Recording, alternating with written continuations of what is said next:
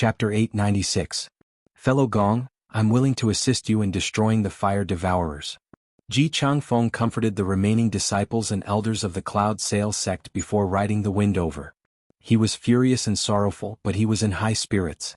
With the assistance of your divine wind, we can definitely take down Fire Melt Mountain and make the fire devourers pay with their blood.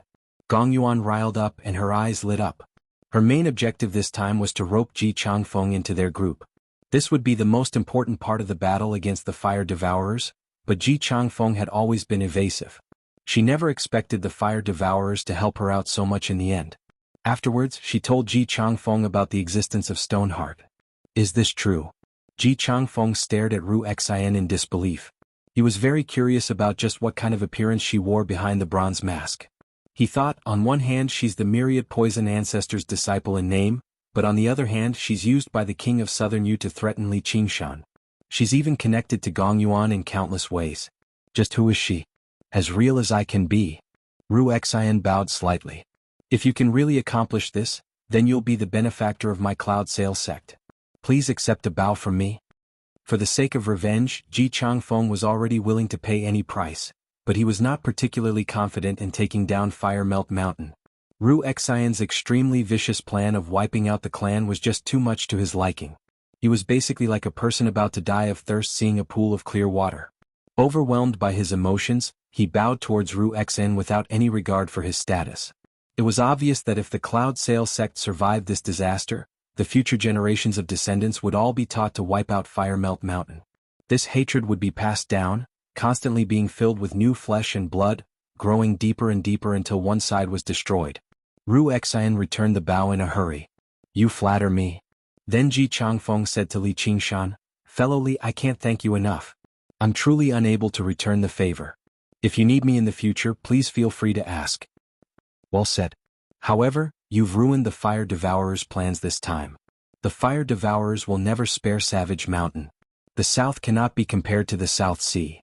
Ji Changfeng analyzed the situation for Li Qingshan. In short, Savage Mountain was very dangerous and so was Li Qingshan. Li Qingshan listened with a heavy expression, but he understood in his heart that Ji Changfeng wanted to pull him on board so that he could have more power for his revenge. Gong Yuan also said, You've witnessed the power of the fire devourers. The divine fire tablets are the divine artifacts of the ancient divine kingdom. They've probably only obtained them recently, so they still haven't unleashed their full power. Once they recover their strength, not only will Savage Mountain be destroyed, but even your life will be in danger. However, for the sake of how you've saved me today, I'll provide you with protection. The two of them echoed each other, which made Li Qingshan secretly sneer. He obviously wanted to take down Fire Melt Mountain very much and obtain the legendary divine Wudong tree, but he would not go so far as to be fooled into fighting to the death with the fire devourers just because of a few empty words. The most important thing to understand was that Gong Yuan and Ji Changfeng needed Li Qingshan's help, not the other way around. As a result, he interrupted them. I'm very glad that the two of you know how to repay a debt of gratitude, but I've already said it in the Philian Hall back then. I don't like these flowery words. First of all, the South is indeed different from the South Sea. The fire devourers can indeed destroy my Savage Mountain, but they have to consider the consequences of other folks slaughtering cultivators, not to mention that I'm a White Hawk commander of the Imperial Court. That's one of the reasons. Do you think the fire devourers have so many misgivings? The world is about to fall into chaos right now, and the Imperial Court is weak. Why would they still care about the South? They've already become honored guests of the king's estate, so there's even less reason for them to fear some White Hawk commander. Gong Yuan retorted coldly. She needed Li Qingshan's power very much to subdue her inner demons and increase her cultivation. And only when the two of them worked together could they push the heart of the abyss to the limit and fend off the fire devourers' divine fire tablets. Otherwise, the battle this time would be extremely horrific. That's why there's still the second reason. If it really doesn't work out, I'll just return to the Green Province. Li Qingshan laid out his hands. Gong Yuan and Ji Changfeng immediately fell silent. Li Qingshan had no grievances with the fire devourers, so there was absolutely no need for him to throw his life at them. Savage Mountain was not the Crystal Palace either. It was just a cultivation dwelling that he had stolen in the first place, so giving it up was no big deal. Gong Yuan said, Just a few threats from the fire devourers are enough to scare the mighty king of savages into running back to the Green Province?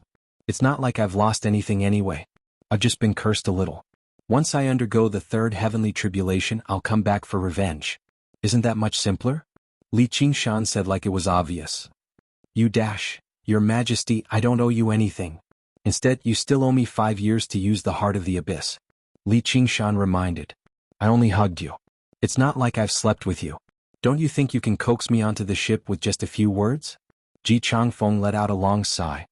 Fellow, are you really just going to leave like this? No, I'll stay behind and assist you in taking down Fire Melt Mountain. Li Qingshan said, but I'm not your savior. I don't need your gratitude or protection. Instead, I need actual benefits. Since it's an alliance, then there should be sincerity.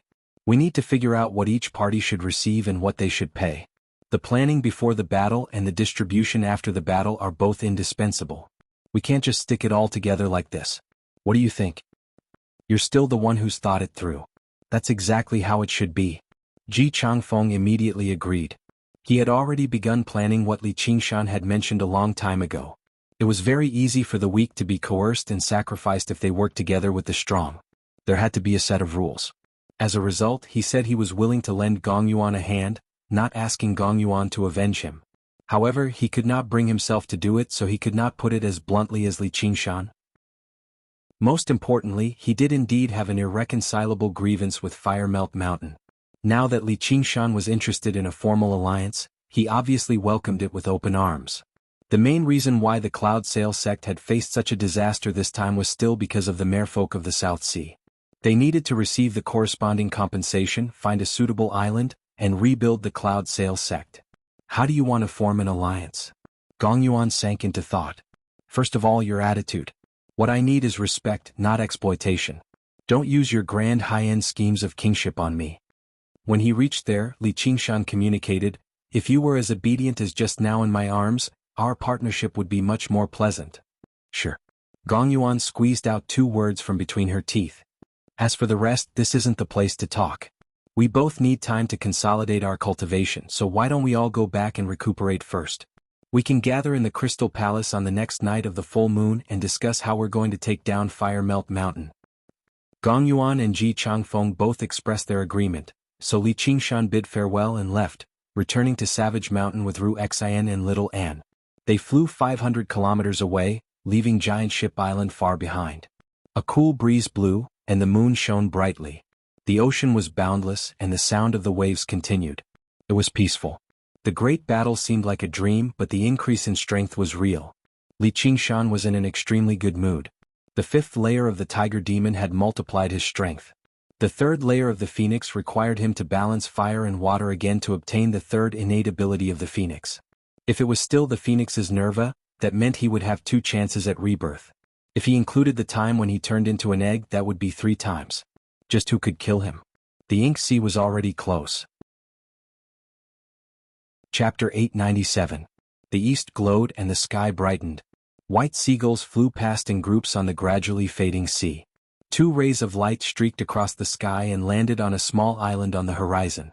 This was the most common isolated island in the South Sea. The only special thing was that there was a volcano on the island. The volcano was not big, or rather very small, only 200 or 300 meters tall. A black pillar of smoke rose from it, and it would erupt from time to time, causing the entire island to tremble. Ru Xian stood on the white beach and looked up at the small volcano. She slowly took off her mask, and her expression was somewhat complicated, as if she had sunk into a distant memory. There was indescribable pain and happiness. Li Qingshan looked at her quietly. He had little in return to Savage Mountain first, and he accompanied Ru Xian to the east all the way here. Along the way she did not say a word, and he stayed silent as well. Ru Xian took a deep breath, and her smile was somewhat forced. Come with me to take a look? Although there's nothing to see. Li Qingshan said, lead the way. Ru Xian walked into the depths of the dense forest, and Li Qingshan followed closely behind. He watched as she stretched out her arms like a child, her fingertips sliding across the trees beside her. Every ordinary branch and leaf seemed to record a distant memory. Their field of vision suddenly widened, and an empty space suddenly appeared in the dense forest. Although it was called an empty space, it was only because there were no trees. In the waist-high weeds, under the slanting sunlight, sat a small wooden house. It was covered in moss and entangled with vines. It had long been dilapidated, but one could still feel a sense of delicacy. Its original owner must have put a lot of effort into it. Ru Xen looked back as if to confirm that Li Qingshan was still behind her. Her expression was like that of a lost child, with an indescribable weakness and confusion. Li Qingshan's heart tightened, and he went forward to hold her hand tightly. It was cold to the bone. The two of them walked along the cobblestone path that was submerged in weeds and came to the door of the hut. The door was tightly locked and rusted, but there were still remnants of the spiritual aura of a spell protecting the hut from the invasion of wild beasts. Ru Xen stretched out her hand and touched it gently. With a crash, the lock of the door broke into pieces. The spiritual aura dispersed and the door was opened. The memories that had been sealed for a long time came rushing back. Ru Xen seemed to have turned into a jade beauty, standing motionlessly in front of the door. The house was not big and everything was neatly arranged. The previous owner did not seem to have left in a hurry. It was just a long journey and he hoped to return one day. However, the thick layer of dust silently indicated that no one had returned. Li Qingshan wanted to say something but hesitated. He didn't know what to do. He felt that it was even more troublesome than facing the giant god of fire. After a long time, Ru Xen softly said, "I'm back." With teary eyes, she smiled at Li Qingshan and said, "It's not as hard as I thought." "Where is this place?" Li Qingshan used his rough big hand to wipe her tears. Although he wanted to be gentle, the effect was not very good. "Don't touch." Ru Xen pushed his hand away. "The place where I was born is also my home. Do you think I like to touch? It's as hard as a rock. Your family is really poor. No wonder you had to run away from home and even seek a living in Qingzhou." "Poor my ass, what do you know?" Li Qingshan chuckled. "As the dignified king of savages, I won't stoop to the level of a poor person. If you have anything to say, say it quickly. I'm in a hurry. I won't tell you even if you beg me." Ru Xen glared at him fiercely. Her eyes turned fiery red in an instant. Li Qingshan was slightly taken aback before coming to a slight understanding. He let out an undetectable sigh. "I'm begging you, great sister Ru Xen, just tell me." Ru Xen considered it. "Fine, since you're begging me like that, it's just an old story anyway. You knew a long time ago that I'm not a pure merfolk bloodline. I'm also a fire devourer, which comes from my father. Don't look at me like that. How would I know what they were doing back then?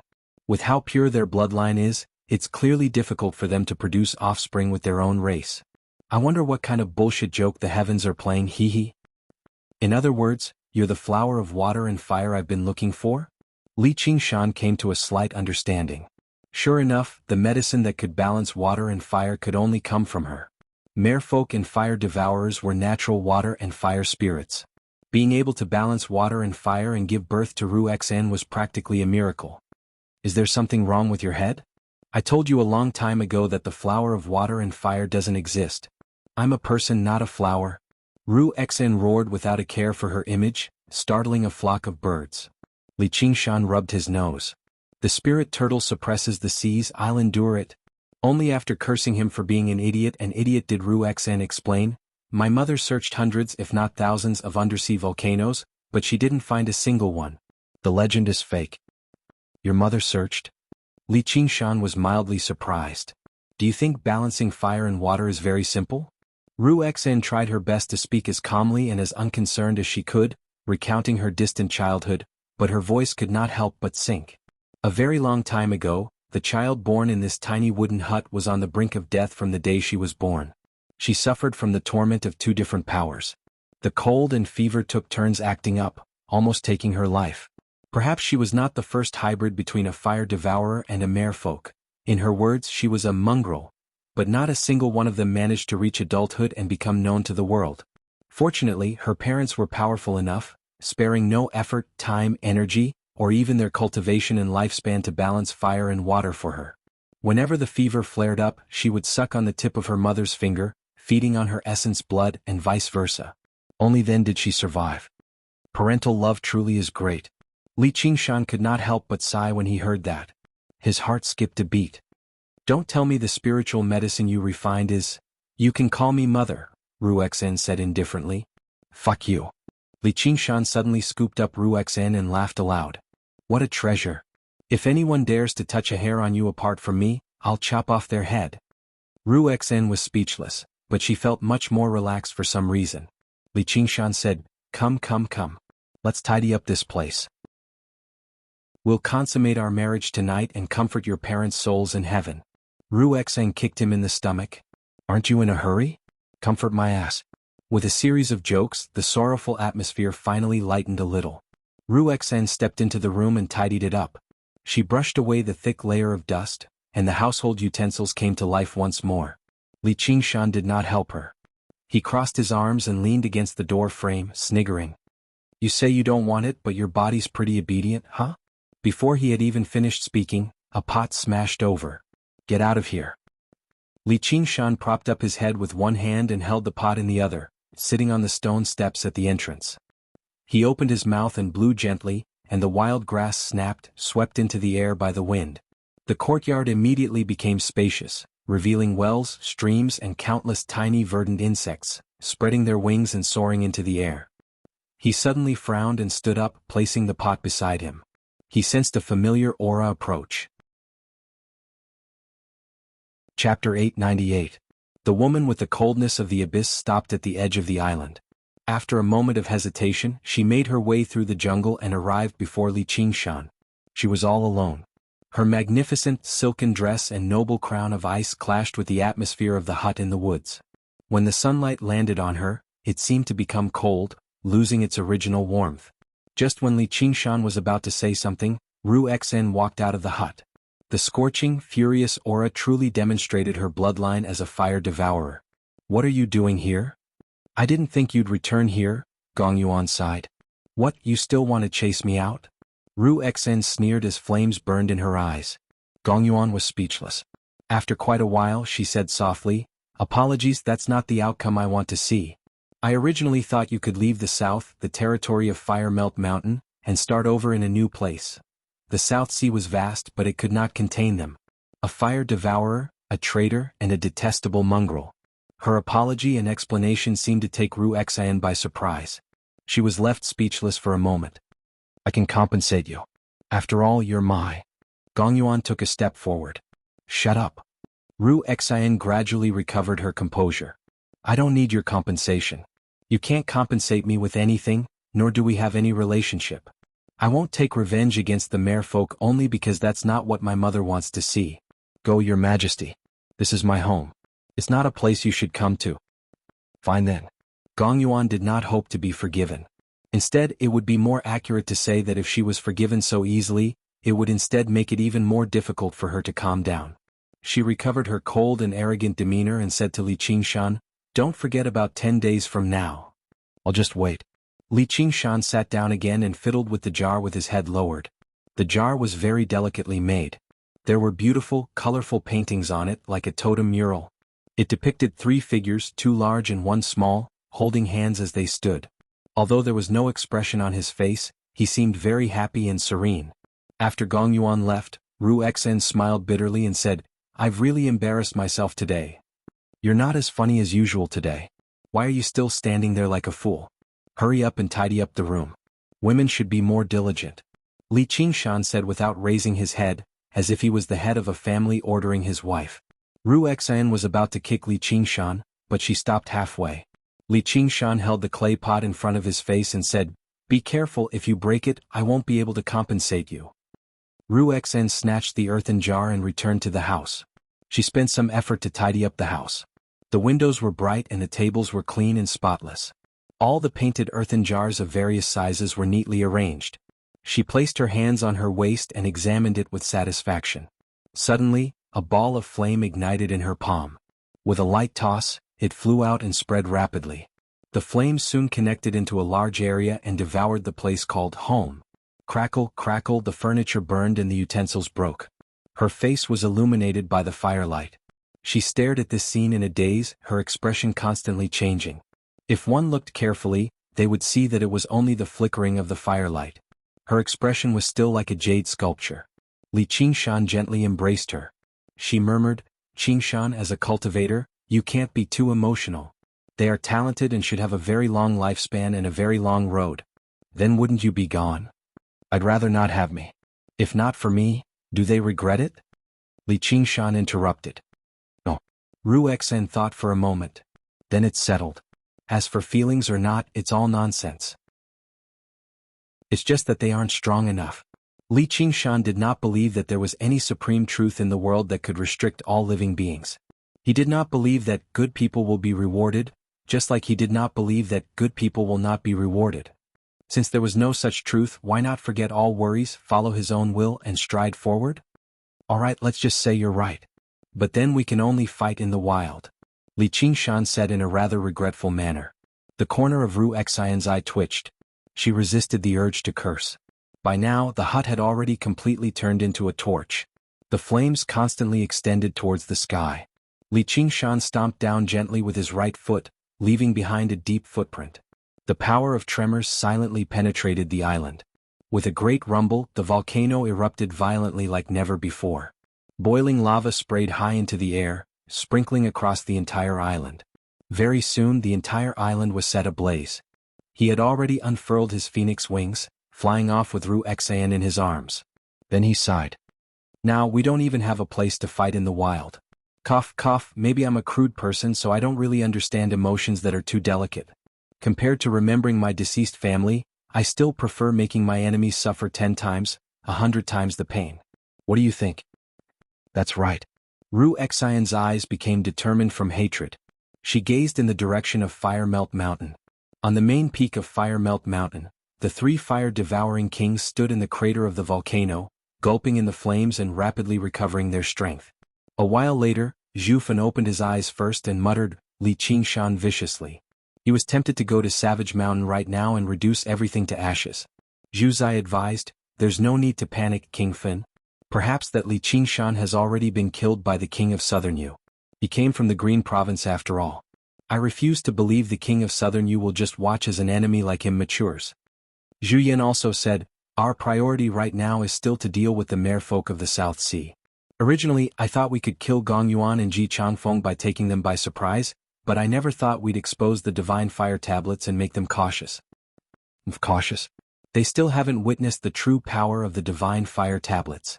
This time it's because Li Qingshan pulled some sort of trick and trapped the fire god, but it's also because your control over the fire tablet of man is still lacking. The fire god only has the appearance, not the inside. He can't summon fire god Zhurong's soul sense, nor can he wield it freely and become one with it. My flames of heaven and the disaster king's flames of earth are much weaker too, or the situation would be completely different. Once we completely comprehend the 3 divine glyphs on the divine fire tablets, we won't even need to launch sneak attacks anymore. We'll directly slaughter our way into the Crystal Palace and burn those damned merfolk to ashes. Zhu Zai and Zhu Yan both expressed their agreement, devoting themselves to the comprehension of the divine fire tablets. At the same time, the fire devourers below the mountain played around in the rivers of lava as they absorbed the flames of the earth to cultivate. Fire devourers were just like their name. They did not eat anything, only eating flames. However, flames of the earth were only one of them. They could also set various items alight to taste flames with different flavors. They even had cooking methods similar to humans, setting various items alight together to create special flavors. As a result, fire devourers liked to set things on fire very much. Just this aspect alone made it impossible for them to establish a close connection with the Banyan Tree King like the Shadow Palace. However, the flames of the earth were still the most important. They were equivalent to the staple food of humans. Chapter 899. Dazzling bright yellow filled their vision, surging, burning and rumbling. This was the sight of magma that would never change. Boom. Nearby, a bubble suddenly exploded. The violent force collided with the spirit turtle's profound shell and cracked. Scorching heat seeped in through the cracks, and the heavy smell of sulfur was suffocating.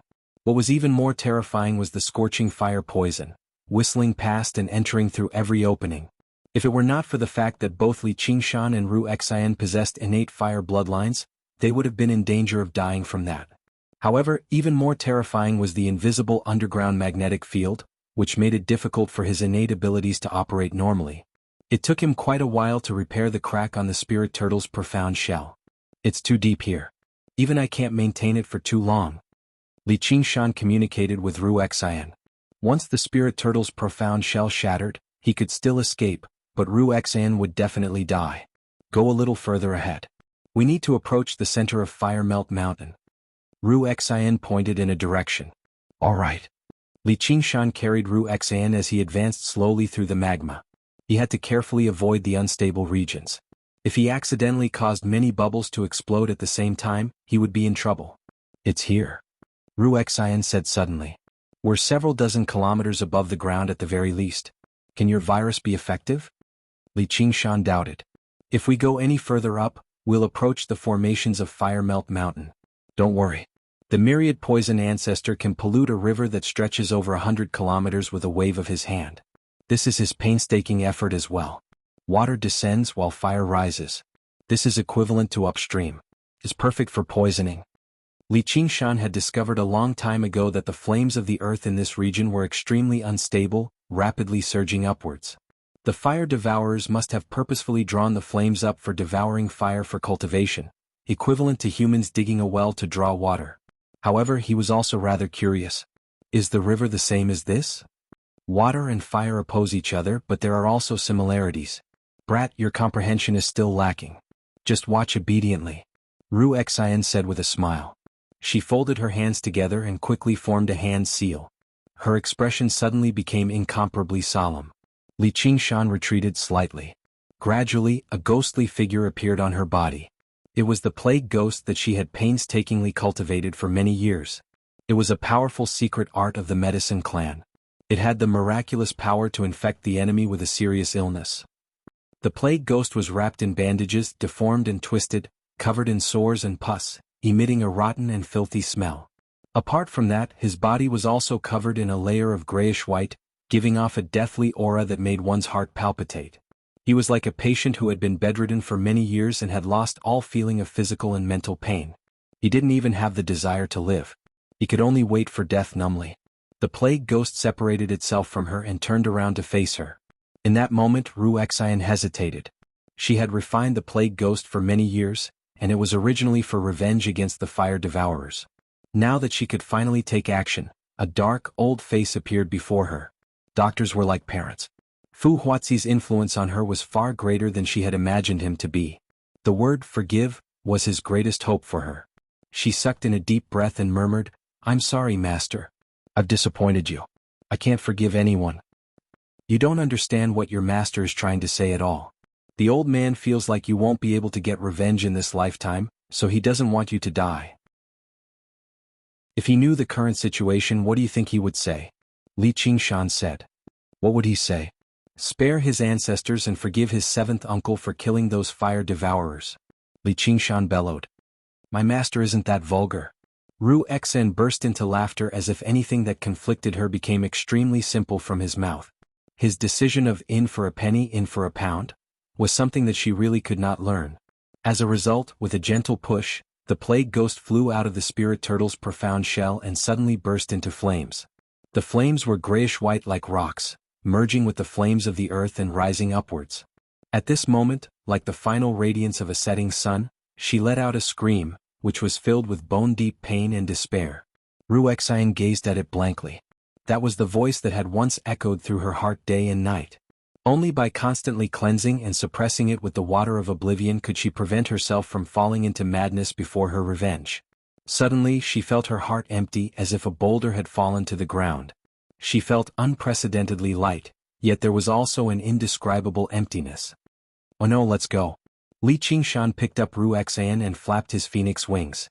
He had only flown a short distance when an earth bubble burst loudly behind him, leading to a series of explosions. A heavy sense of danger surged through his heart. Li Qingshan constantly divined and changed the direction of his flight, dodging the attacks of the earth bubbles at the last moment every single time. The cracks on the spirit turtle's profound shell grew denser and denser. All the volcanoes in the 400 kilometers of Fire Melt Mountain erupted together. In particular, on the main peak, flames surged into the sky, scattering down like a rain of fire. The fire devourers cheered and spread their arms, welcoming the rain of fire from above. They were in a frenzy. Even on Fire Melt Mountain, a volcanic eruption like this was not common. It was treated as a symbol of auspiciousness and celebration, as well as a great opportunity for cultivation. The deeper underground the flames were, the purer they would be. Now doesn't seem like the time to erupt, Zhu Yin said in some confusion. Do you hear something? Zhu Zai turned her head and listened carefully. She seemed to hear a scream, but it also seemed like an illusion within the rumbles of the volcanoes. The surges of the magma have always been unpredictable. Could this be an auspicious omen from the fire god? Let's not worry about that. Let's focus on cultivation and attack as soon as possible. Let's destroy Savage Mountain first. Zhu Fan said. Yes, King Fan. Zhu Yan and Zhu Zai also felt like they had been overthinking things. Were there supposed to be other enemies who would charge through the magma to attack them? That was basically suicidal, and unlike the Cloud Sail sect, the geographical advantage of Fire Melt Mountain could not be destroyed through any means. As a result, they settled down and continued cultivating. A while later, the surface of a tranquil lake surrounded by mountains 500 kilometers away suddenly began to surge. With a great boom, a scarlet figure burst out of the surface of the lake. Flames followed closely behind, rushing into the sky and only dispersing after reaching several hundred meters. The lake immediately began to boil, turning into surging white smoke. Li Qingshan landed heavily on the ground. The spirit turtle's profound shell had already shattered. He unfurled his phoenix wings, and Ru Xian's jade black eyes were currently looking at him. Her face was brimming with an enchanting smile. Seeing how she was safe and sound, Li Qingshan let out a sigh of relief. His eyes suddenly narrowed. As it turned out, her clothes were quite the impressive arcane artifact, but they had been reduced to ashes under the scorching flames of the earth. It was all thanks to the heavenly tome of cloud furnace she practiced that she had refined her body to become as tough as jade, which was why her jade-white body had not been exposed under the impact of the flames of the earth. Li Qingshan's heart skipped a beat. He lowered his head and kissed her faint, pink lips. All he heard was a moan, and the jade-like body in his arms softened. Chapter 900. The white pillar of smoke soared into the sky and blended into the gloomy dark clouds. The world was dark and gloomy. In the dark and dense forest, a white jade-like soft body rippled in the darkness, showing an inhumanly delicate softness. It was slightly less human, but it was so beautiful that it made people's hearts palpitate. Her lips were like red jade, like a red plum blossom on a vast expanse of snow. Her eyes were like black jade, like two spots of thick ink on a white paper, flowing with light and overflowing with color. This exquisite white jade beauty was being held in the arms of a man. His strong and slender body seemed to be cast from ancient bronze. If a beauty was like jade, it would be exquisite, gentle, and elegant. Then he would be rough and unrestrained without any carving. And at this moment they seemed to be one, indistinguishable from each other. Heavy rain poured down, falling on their bodies. The raindrops rolled down but no one noticed. Li Qingshan kissed her deeply as if he had poured all of his attention into the kiss, forgetting about everything around him. What burned in his heart was not the flames of lust, nor was there the excitement and complacency from finally succeeding after yearning for so many years. Instead, there was a deeper tenderness. He wanted to soothe the indescribable pain in her heart. He wanted to obtain all of her reliance and trust. Ru Xian frowned, her eyelashes trembling as if she was enduring great pain, but also enjoying great joy. A tear rolled down from the corner of her eye. At first, it was indistinguishable from the raindrops, but it condensed into a crystal white mermaid pearl in midair. Their lips parted. Ru Xian opened her eyes and saw Li Qingshan looking at her with a smile, holding the mermaid pearl in his hand. In her memory there was someone who looked at her like this, constantly mouthing words to comfort her, "Don't be afraid, don't cry." Then he was swallowed by the flames, turning into ashes. That scene was something she would never be able to forget. It was the most gentle blessing but also the deepest nightmare.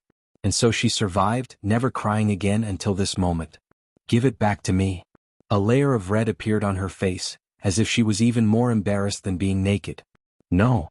He dodged her grasp, already putting away the mermaid pearl. "This is your gift to me." "No, you're not going to do it." She straightened up and stared at him. Although he had long known that she was not as ladylike as she looked, she had a rather fiery and bold temperament. But when he heard this he felt a little overwhelmed. He shrugged and said, "If you don't want to go, then don't. Let me go." She struggled, but he didn't seem to have any intention of listening. Instead, he smiled and hugged her in his arms again. "Let's hug for a while more." Naturally, she was unable to contend against his strength. She could only use her jade-white arms to gently encircle his neck. She quietly nestled in his arms. The rain became more intense. After a long time, he whispered in her ear, "Are you feeling better?" "Yes," she murmured. "Let's go back." "Who are you? Where did you take that lecherous Li Qingshan who's even worse than a beast?" Ru Xen widened her eyes as if she did not recognize him. Li Qingshan rolled his eyes. He could not be bothered with her. Although he had joked about having sex in the open, that was just a joke. He was indeed perverted, but he was not so perverted that he could not control his lower half. She was currently in a state of turmoil. What she needed was peace and comfort, not more stimulation. Ru Xen smiled and stood up gracefully, revealing her slender, pure white body to him without any care at all. She chose a dress from her sumuru ring and put it on before patting his cheek. That's what you get for pretending to be a gentleman. You regret it now, don't you? A little? Hey, you can't escape from me anyway. Li Qingshan leapt up. Once we take Fire Melt Mountain, we'll properly celebrate. Ru Xian smiled and did not comment. Li Qingshan condensed a suit of demonic armor with demon chi again and rushed into the air with her in his arms, heading straight for Savage Mountain. Returning to Savage Mountain, Ru Xian returned to her dwelling to cultivate. Her experiences in the Cloud Sail sect had benefited her tremendously. The distant memories gradually stopped bothering her, and she found some relief in her mind. If she could settle down and completely eliminate her inner demons, it would be of great benefit to her cultivation. She would truly be able to unleash the wonders of the heavenly tome of Cloud Furnace. And she still had to continue refining pills that balanced water and fire for him. You're useless. Li Qingshan watched as Ru Xen returned to her dwelling, and little and said from the side. What did you say? Li Qingshan doubted his ears. So much for asking to return first, and you actually didn't accomplish anything. Little and turned her head away in disdain. What nonsense are you thinking? What we have is pure friendship. Li Qingshan shot a glance at him. Little and immediately smiled. Li Qingshan sniggered and carelessly rubbed her hair. I'll go discuss this with the Tree King. Sitting before the great banyan tree, Li Qingshan told the banyan tree king everything that had happened during this trip, seeking his wisdom. The banyan tree king said, "You've done very well. I didn't think the flower of water and fire actually meant something like this. It's not a natural spiritual herb, but a hybrid nurtured from the powers of merfolk and fire devourers. There really is a very deep fate between the two of you. There's still a very long road ahead of you, so it's right not to rush things. Feelings need time to build up." Li Qingshan was immediately left speechless. I've come to ask you for advice on strategy, not tips on picking up girls. The fire devourers have become guests of the King of Southern Yu. When we attack Fire Melt Mountain, will the King of Southern Yu really not take action? Or perhaps he'll wait until both of us are heavily injured before rounding us all up in one fell swoop. No one can guarantee that, but the chances aren't great. Why? Because logically speaking, it's impossible for you to take Fire Melt Mountain. What? The merfolk have at least 3/3 heavenly tribulation cultivators. Coupled with my cooperation with Gong Yuan as well as the Wind Gale King, the Master of the Sword Pavilion, and the Myriad Poison Ancestor, you think we can't take down a single Fire Melt Mountain? Originally, it would have been enough, but the true power of the Divine Fire Tablet still surpasses your imaginations. The fire god you saw was just a small demonstration of its power. Because it was above the ocean, it was even restricted. If the battlefield was on Fire Melt Mountain, the outcome would be completely different. What do I do then? Li Qingshan sank into his thoughts. If the giant god of fire became even stronger, if its power was not depleted, if it was under Zhu Yan's control, just how terrifying of an existence would they be if the three of them worked together? Right now, all we can do is see the effects of the Stoneheart virus. If it really is as good as Miss Ru Xan says, then the fire devourers will be completely infuriated. Only then will you have the opportunity to take down Fire Melt Mountain. I'll ask the King of Southern Yu for a favor, so you can cultivate in peace for a few years at the very least. Thank you for taking care of me, fellow. Li Qingshan said sincerely. With the Banyan Tree King vouching for him, it could be said to remove his greatest worries. As long as he had a few years, there was a very great chance for him to break through to the fourth layer of the Phoenix's scripture of Nerva. As long as he balanced fire and water, he could become a demon king. By then, there would be nothing for him to worry about anymore. He could go anywhere he wanted in the world. Li Qingshan summoned the cave masters of Savage Mountain to the hall on the top of the mountain again. Many things happened in the Cloud Sail sect this time, but the end result was still pretty good. I've already set a date with the Merfolk Queen Gong Yuan. We plan on forming an alliance in 10 days' time in the Crystal Palace to attack Fire Melt Mountain. You need to prepare yourselves. You must be curious about where Yu Wufeng has gone. He's already returned to the South Sea Sword Pavilion with his master. The master of the sword pavilion has agreed to assist me when the time comes. After this battle I'll remove you Wufeng's blood oath. It's the same for you. I'll remove the blood oath for anyone who dares to fight and kill and contributes greatly. After this battle, I don't plan on leaving behind anyone's name on the blood oath scroll. The cave masters were shocked. Li Qingshan's intentions were very clear. He wanted them to risk their lives in this battle in exchange for their freedom. However, if they avoided battle passively and dragged out an ignoble existence, only death would await them even if they survived. After breaking through to the 5th layer of the tiger demon, Li Qingshan gave off a brutal, bloody aura, which also proved that he was not joking. Don't worry, my king. We'll definitely risk our lives and go through fire and water to help my king take down Fire Melt Mountain. The gentleman of heavenly blubber was the first to stand forward and express his stance. No matter what the other cave masters thought, they all chimed in. Very good. Li Qingshan nodded. He did not care how sincere they were. He stood up and left, leaving behind the 9 cave masters. They were all stern as they looked at one another. The gentleman of heavenly blubber turned around. Don't look like that, everyone. The king of savages has great foresight. Not only is he able to form an alliance with the merfolk, but he even has the guidance of the banyan tree king. Since he's determined to attack Fire Melt Mountain, he definitely has a chance at victory. He won't send us to our deaths. However, I know you've always been on good terms and there are plenty of people who find me an eyesore. But this time, if we don't work together and keep scheming against each other, who's confident they can return alive from Fire Melt Mountain? Li Qingshan had already returned to the 8-point hall in the center of the mountain. He called out to little Anne and they arrived in the Azura field together. He was just about to ask Yin Qing what the huge stone disc that had fallen from the Azura realm was, when he saw Yin Qing circling around the stone disc, touching it as she looked at it. She seemed very excited.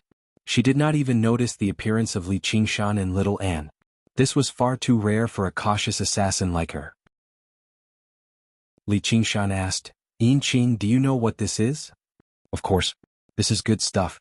This is called the Azura Altar of Armaments. Don't you lack a suitable weapon, my king? With this you'll never lack weapons again. Yin Qing's eyes shone. Only after listening to Yin Qing's explanation did Li Qingshan understand the use of the Azura Altar of Armaments. As it turned out, the Azura realm was constantly at war. No matter what kind of weapon it was very easy to damage them. If an Azura died in battle, they could be reborn as long as their battle spirit remained. However, weapons could not be reborn with them. The Azura Altar of Armaments was connected to the legendary Armory of War and Chaos. As long as a damaged weapon was placed there as a sacrifice, they would obtain a brand new weapon. If a large number of regular weapons were sacrificed, they would obtain extremely powerful weapons. There was even a chance for them to obtain a divine weapon. Chapter 901. The Azura realm is really generous. Li Qingshan praised. He wanted a suitable weapon, so they sent him an arsenal. He then asked Yin Qing, I haven't had time to ask you, but is that voice really the Azura realm itself? This was what he was most curious about. Could it be that as a world, it also had life and consciousness? Sorry, I don't know either. As an Azura commander, I can't come into contact with such a deep secret. You need to explore it yourself in the future. If you're really the legendary person, you'll definitely be able to unravel this secret. Yin Qing watched the battle between Li Qingshan and the giant god of fire, and her attitude towards Li Qingshan became more and more respectful. It was no longer the perfunctory attitude that didn't care about life and death at the beginning. She showed respect from the bottom of her heart. I'd like to ask, what's the legendary person? The Azura realm and the heavenly Tao fight endlessly, but they lose more than they win. It's all because Sakra Heavenly Lord unified the heavens, and all beings in the heavenly Tao work together. On the other hand, the Azura realm is like a plate of loose sand without a leader. It's said that an Azura demon god will appear and lead the masses to attack the heavens, obtaining an unprecedented victory. That sounds interesting. Do you think I look like the legendary person? Li Qingshan spread his arms and made a pose. I've never seen the legendary person, so how can I dare to say you look like one? However, since that mysterious existence gave this Azura Altar of Armaments to you, it must be because it thinks you look like it. Although Yin Qing admired Li Qingshan, it was difficult for her to say that Li Qingshan was the legendary person, as there were far too many legendary people, like that in the Azura realm. Every single Azura king she had seen believed they were one. And there were countless Azuras who received revelations and rewards from the mysterious existence. From this angle, if Li Qingshan entered the Azura realm, he could be considered an elite among Azura. He had the spirit and strength to dominate an area, so he was worthy of her loyalty. However, compared to other elites, he wasn't that extraordinary. Li Qingshan smiled. It's not like you'll die if you say something nice. Forget it, I'll try out the magical effects of this Azura altar of armaments. But what kind of weapon should I change to? If you can't decide, why not let the Azura altar of armaments decide? That works? My weapon wasn't a circular blade back then. I got a revelation from the Azura altar of armaments and exchanged it for a void arc. Unfortunately, it was burned. Yin Qing sighed. Don't worry. You fought for me, so I'll help you get a weapon that's no weaker than your original. Li Qingshan patted Yin Qing's shoulder. Yin Qing smiled. In short, Azura believes that the choice of weapon a warrior chooses is a desire from the depths of the soul. It is a kind of fate. Then I'll give it a try. What is my fate? Qingshan, Li Shan, Yura, Emperor, Dao. Qingshan to say Shan, Lin Shan to Takama, to, then Yura, Lin. In an instant he saw tens of thousands of weapons floating in the air. The number far exceeded the 18 weapons, but they were all shrouded in a layer of shadow. He waved his hand and a long sword flew into his hand. He waved all the sword techniques he'd learned in his life and sure enough, the sword chi crisscrossed, exquisite beyond compare. However, something seemed to be missing, and the shadow on the long sword never faded. He shook his head, threw away the long sword and picked up a sledgehammer. Time passed bit by bit. Yin Qing in little and stood to the side, watching as Li Qingshan gestured with his empty hands, as if he was using all kinds of weapons. The weapons engraved on the Azura altar of armaments lit up one by one, then dimmed one by one. Li Qingshan frowned. In the blink of an eye he'd already used 70 to 80 weapons. However, he'd used a dozen sword-type weapons, including giant swords, long swords, short swords and double-edged swords. There was no need to talk about the others, but he still didn't like them. Yin Qing said that finding a weapon was like going on a blind date, so what he lacked now was love at first sight. He looked around, wondering if something was missing here. Wait, why wasn't there a saber here? Among all kinds of weapons, if one had to say which one was the most common and had the most types, it would definitely be the saber. However, in this space there were all kinds of weapons but not a single saber. Not a single saber. So he roared, "Give me a saber." And then there was a saber. It was a very inconspicuous little saber, short and small. It couldn't be called a weapon, but it made Li Qingshan feel that it was very familiar. He reached out and held the little saber in his hand, waved it casually, and suddenly remembered that this was the first weapon he'd ever owned. In that shabby cowsheet with the bonfire boiling meat soup, he'd held this little saber, and forced back his brother and sister-in-law who'd bullied him. It was also this saber that helped him kill his first enemy on that moonlit night after he'd gotten drunk. Li Qingshan was suddenly enlightened and he let out a long roar. The gods are watching, justice is only in the saber. With two clangs, the two spiked clubs were first thrown at his feet, and then the various spirit weapons and magic weapons he'd obtained from previous battles were piled on the Azura altar of armaments. 10 weapons, 100 weapons, 300 weapons, 500 weapons. When he put down 527 weapons, the Azura altar of armaments suddenly lit up. Li Qingshan sensed something and knew that this was the limit. It wasn't that the legendary armory of armaments didn't have better weapons, but that with his current cultivation, killing intent and weapon capacity, he could only exchange for weapons of this level. Li Qingshan felt slightly regretful inside, but Yin Qing was very surprised on the side. She had once seen an Azura king use the Azura altar of armaments to exchange for weapons, but the number and quality of the weapons he sacrificed was about the same. As a matter of fact, it was even slightly inferior. This was because the stronger a weapon was, the better. Once it surpassed the user's level of control, the weapon would immediately backfire and even become the master. This kind of thing was common in the Azura realm. Divine weapons had spirits and they wouldn't recognize the weak. With his cultivation at the second heavenly tribulation, he was actually able to obtain the recognition of the armory of armaments. Truly inconceivable. If he went to the Azura realm, he would simply be a proud son of heaven, an elite among the elites. Sacrifice. Li Qingshan bellowed out, and the 527 weapons all flew up, spinning into the Azura altar of armaments and vanishing. When the last weapon disappeared, a blood-red light suddenly shot into the sky. When the blood-red light dissipated, a weapon was stabbed into the Azura altar of armaments. Why is it a sword? I clearly wanted a saber. Li Qingshan's expression changed and he realized that he'd seen wrong. It really was a saber, but it was long and straight without any curve. If it weren't for the fact that it only had a single edge, it would look more like a sword at first glance. The saber was dark red, as if layers of blood had condensed, and it looked somewhat dim. Apart from that, there was nothing else worth mentioning. There was no guard, no decorations, and even the hilt was straight. Not only did it look very boring, but it also didn't have any sharp aura.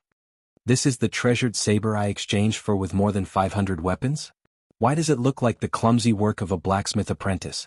I was supposed to forge it into a sword, but my craftsmanship wasn't good enough, so it became a saber. Li Qingshan muttered inwardly as he held the saber hilt. Yin Qing frowned in thought. She felt that this saber was a bit familiar, but she also felt that it shouldn't be. After all, the Azura realm was just too big and there were countless weapons. No matter how experienced and knowledgeable she was, she couldn't possibly know all of them. It wasn't until Li Qingshan held the saber hilt that his heart suddenly jumped. Could it be that saber? Your Majesty, be careful. A sharp pain suddenly came from Li Qingshan's palm. There seemed to be many spikes on the saber hilt that didn't even have decorations, and these spikes were constantly twisting and piercing into the depths of his palm, greedily sucking his blood. As expected, there's something strange. Li Qingshan wasn't shocked. Instead, he was happy. He wasn't afraid of a demonic saber or a demonic saber that would devour its owner. He was only afraid that this saber was too weak. It could pierce through his skin in an instant. Even though he wasn't on guard, it also proved that this saber was unusual. He ignored the pain in his palm and pulled the saber out of the Azura altar of armaments. The originally heavy saber was now covered in dense red lines that looked like blood vessels. Li Qingshan held the saber horizontally in front of him. His left hand lightly brushed the blade, and the dense capillaries spread out from the saber. They pierced into his palm and sucked his blood. Li Qingshan didn't stop it, allowing the strange saber to suck his blood. He wanted to see just what kind of changes this saber would undergo. You want to suck my blood? I might as well let you suck to your heart's content. Li Qingshan backhanded the saber and pierced it into his heart. The strange saber was like a man dying of thirst in the desert who suddenly saw a clear spring, and it madly sucked his blood. Gradually, Li Qingshan's body turned pale, but his eyes became brighter and brighter.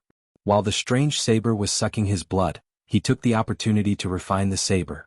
The refining process was unexpectedly smooth. It wasn't that the strange saber didn't have a spirit, but it was very welcoming of its new owner. The reason for this made Li Qingshan's expression a little strange. He murmured, "Bloodjaw." This was the name of the saber. It was quite a spirit, but it only had one requirement, and that was blood. It didn't matter if it was the blood of the enemy or the master. The thicker and purer the blood, the more powerful it was. The reason why it didn't resist and let Li Qingshan refine it was because there was no blood to suck in the arsenal of armaments. Secondly, it was extremely satisfied with Li Qingshan's blood. Li Qingshan cultivated the 9 transformations of demons and gods, fusing the 4 bloodlines of the ox demon, turtle demon, and phoenix. Each bloodline could be said to be peerless. Although it hadn't reached the 9th tier and couldn't be considered truly pure, it was already very rare. After a long while, Li Qingshan slowly pulled out Bloodjaw. He had lost a lot of weight and his face was very haggard. However, the saber in his hand was blood red, and he was full of vigor. He had a vague feeling that this saber could even break treasured swords like the Fogbow sword and the Demon Dragon sword. This was indeed the strongest weapon he had obtained in his life. And because it was shaped like a sword, it was even more helpful in slowly converting the sword Dao that he cultivated to the saber Dao. It's just that this blood-sucking is a little ruthless. My physique is now stronger than the average demon king's, and with the tiger demon transformation, I don't care about physical injuries. The phoenix transformation can maintain my vitality and make it endless. If an ordinary person were to use this saber, they would probably be sucked to death before they could kill the enemy. Chapter 902. Li Qingshan's face was ashen as if he was terminally ill. There was not the slightest bit of life in him, but his craggy bones stood out even more. His eyes shone brightly, and his might did not diminish in the slightest. Yin Qing's words made him ask, "Why is it fortunate and why is it unfortunate?" Yin Qing said, "This Bloodjaw blade is truly a rare treasure blade. Its destructive power is astonishing, and there is almost no weapon of the same level that can compare to it. However, this blade is famous not because of its power, but because it's too difficult to use. The only way to unleash this blade's power is to make it drink its fill of blood, and the quality of the blood is very high.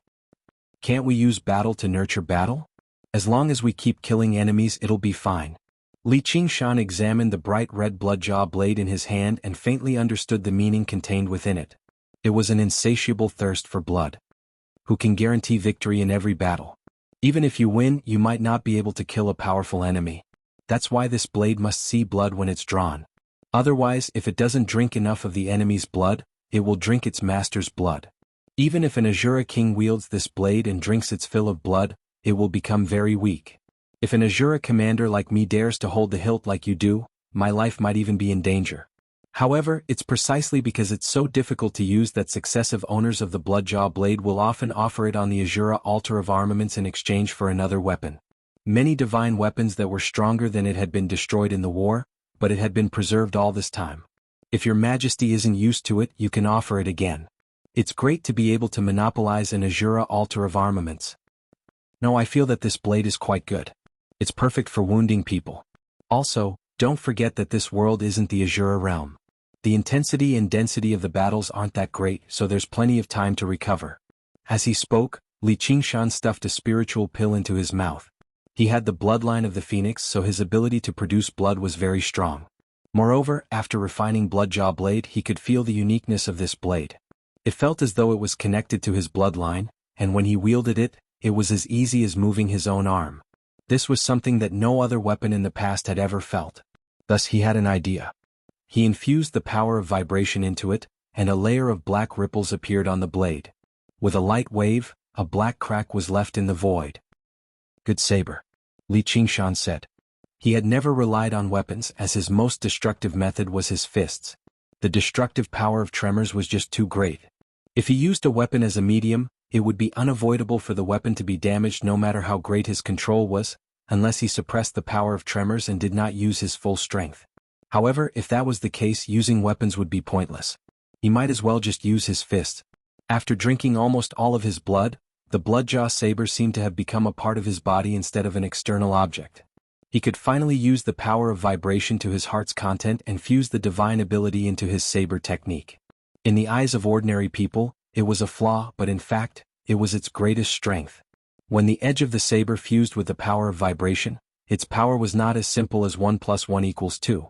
It allowed his destructive power to reach an unprecedented peak, like a tiger with teeth. The Bloodjaw saber also trembled as if it had met a bosom friend. There was a natural compatibility between man and saber. Li Qingshan caressed the blade. Since you're my saber, I have to give you a good name. Bloodjaw is too uncouth. Let me think about it. Jaw also means tooth. This is equivalent to your name. And because of my tiger nature, I obtained the approval of the Azura realm and obtained you. This is our fate. From now on you will follow my surname, Hu. Let's call you, Huya. Li Qingshan raised Tiger Fang proudly and asked little Yin Qing, what do you think of this name? Perhaps it was because of the successful example of naming himself, Qingshan. He had always been blindly confident in his naming skills. Of course, the name Little N was also his masterpiece, not inferior to Qingshan. As expected, Little N said sincerely, all right. Yin Qing stammered, her expression slightly vexed. She wondered if there was something wrong with her sense of beauty, or if she didn't understand the customs of this world. She thought to herself, Tiger Fang, isn't this the nickname of the mountain children? No matter how I look at it, it sounds much more uncouth than Bloodjaw. However, changing the name of a saber like this was not a simple matter. If I were Bloodjaw Saber, I would never be willing to change it to Tiger Fang. The name of a weapon with a spirit like this could not be changed at will. It had to be approved by the spirit. Back then, Li Qingshan had completely subdued and refined the soaring dragon sword before he could change it to the demon dragon sword. Under the gazes of the three, the long saber flickered with a bloody light and suddenly dimmed. A portion of the veins lit up and the words Tiger Fang appeared in blood. Although the saber had a spirit, it did not have a complex intelligence. It would not fake like humans. This undoubtedly meant that it had approved of the new name Li Qingshan had given it from the bottom of its heart. Furthermore, it had done so without any suppression or coercion. If someone else obtained this saber in the future, the name they would obtain would be Tiger Fang, and not Bloodjaw. Alright then. Yin Qing sighed silently. After all, weapons were famous because of the person in the battle. Do you have any objections, little Qing? Li Qingshan swept his gaze over and asked with a smile. Little Qing? Yin Qing shivered all over. No, no. This name is very good. As expected of your majesty. She hesitated for a moment. However, your majesty, please call me by my name. Little Qing? She could not stand it at all. In the end you've stayed in the Azura realm for too long. All you know is fighting and killing all day. It's inevitable that you lack a good or bad eye for names. This is not your fault. Alright, go activate the Azura altar of armaments. You must exchange it for the best weapon. Li Qingshan patted Yin Qing's shoulder in a comforting manner. Yin Qing was flabbergasted, unable to explain herself. 10 days passed in the blink of an eye. Li Qingshan ate spiritual pills every day and his face finally recovered some vitality. He was no longer so haggard, but he still looked as if he had just recovered from a serious illness. His face was pale, but he did not seem to care as he played with the Tiger Fang saber in his hand. The saber was equipped with a sheath. Because the blade was perfectly straight, it seemed more like a sheath. The Banyan Tree King had crafted it personally from a tree branch. It was completely dark green in color and seemed like it had just been broken off from a branch. It still carried the grain of tree bark and had not been carved at all. There was only a ring of aerial roots around it, sealing the vitality of the Tiger Fang inside, preventing it from leaking out at all. Not only did it ensure that Li Qingshan's blood would not go to waste, but it also concealed the killing intent. No one could imagine that such a vicious blade of blood would actually be hidden in such a simple and natural sheath. Li Qingshan hung the Tiger Fang saber on his waist and said to Little Anne, "Let's go. We'll go to the Crystal Palace and take a look." Through the divination of the spirit turtle, there would be many disturbances on this trip, but he was even more fearless now. Chapter 903. On the main peak of Fire Melt Mountain, in the center of the magnificent scarlet-red palace was a place that resembled a small flower. The divine Wutong tree was planted there. Its bark was red like fire, and its leaves were like flowers, overlapping and weaving into a huge canopy. Although it was nowhere close to the size of the Banyan Tree King, it was still an extremely magnificent sight, shining with pure crystalline light. The scarlet-red branches wove into a huge nest, which was where the phoenix had perched in the past. This noble divine bird had once rested here, sang nirvanic rebirth and ascended. When the phoenix flew away, no one knew whether it had any feelings of nostalgia or not. The three fire-devouring kings sat under the divine Wutong tree, each holding a divine fire tablet. Their auras were connected, becoming inseparable as they constantly practiced and worked together in their seas of consciousness. 10 days had already passed since the eruption of the volcano. To them it was almost as short as a split second. Afterwards, this split second passed, and they basically felt a shadow envelop their hearts at the same time. They opened their eyes and looked at one another.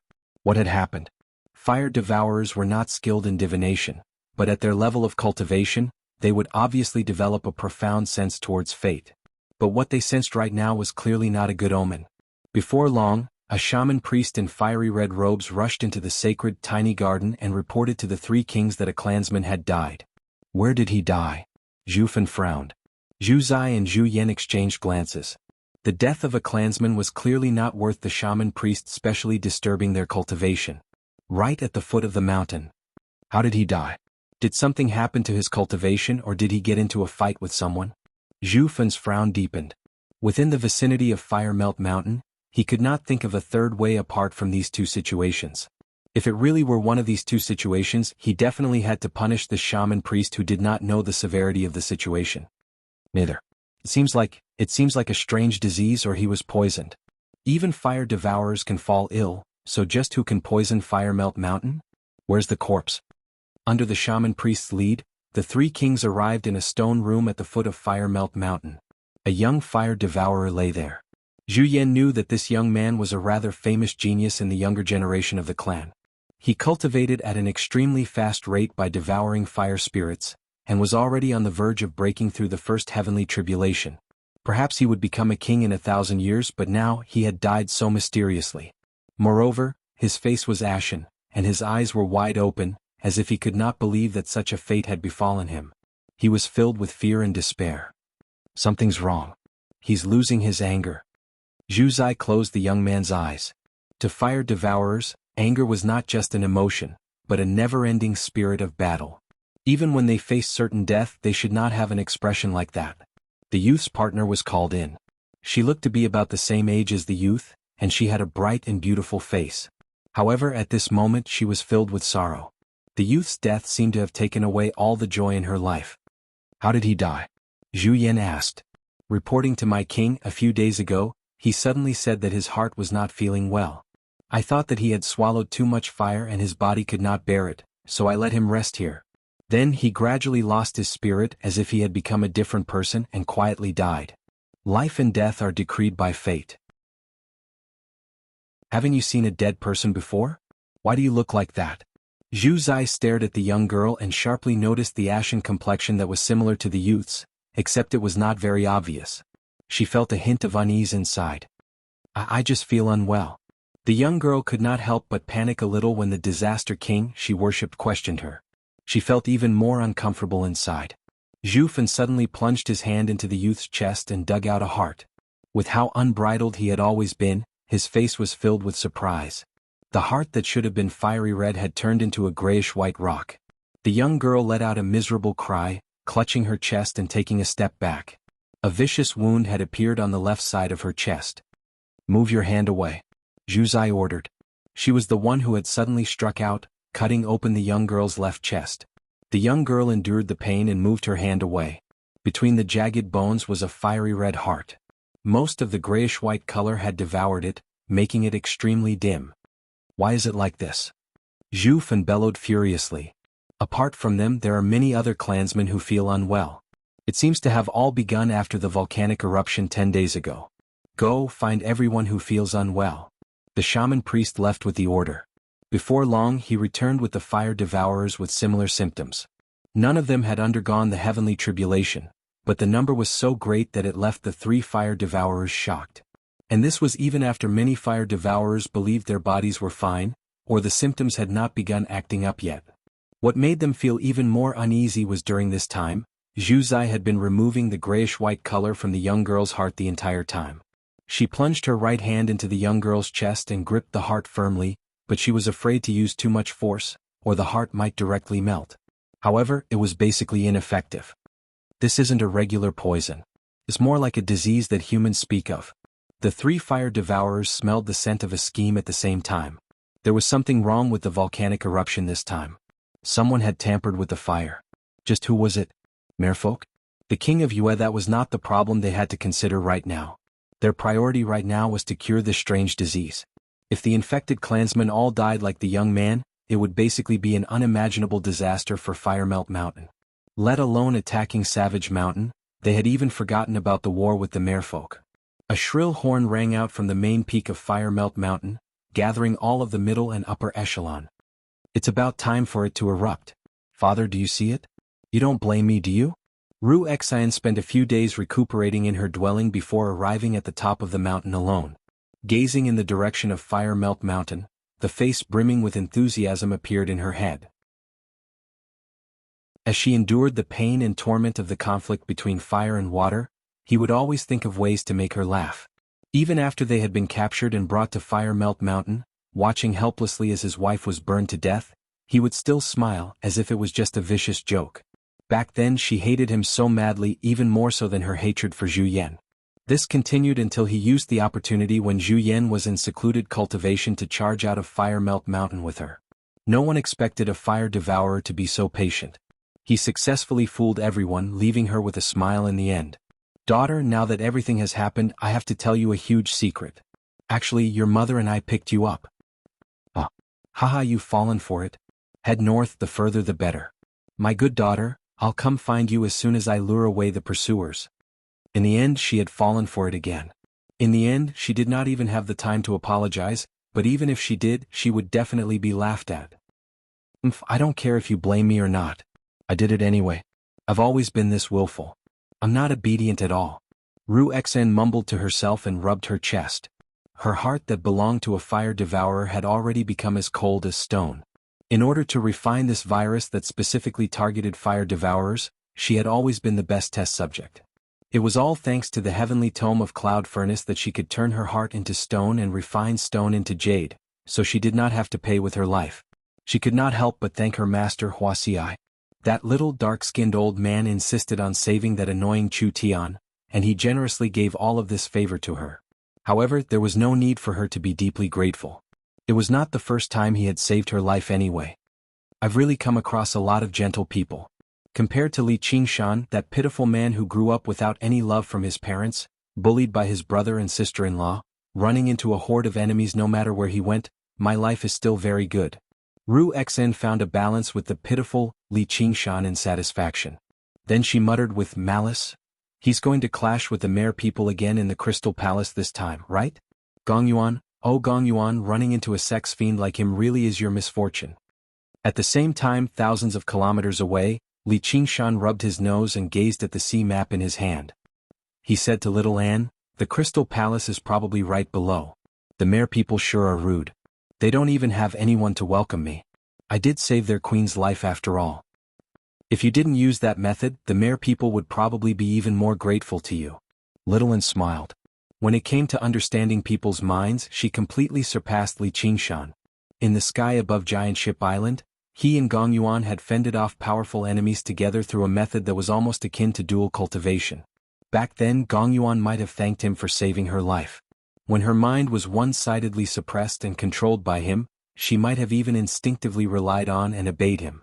However, now that the person in question was involved, it was a completely different attitude. She was the mighty merfolk queen, so noble and cold and proud, yet she was actually embraced by a human man in front of everyone. That was already enough to make her feel humiliated and furious. However, compared to the humiliation of having her mind invaded and controlled, this was nothing. And this man had ignored her dignity right from the very beginning. When he saved her, he had done it through a transaction. He could not be regarded as acting bravely for a just cause.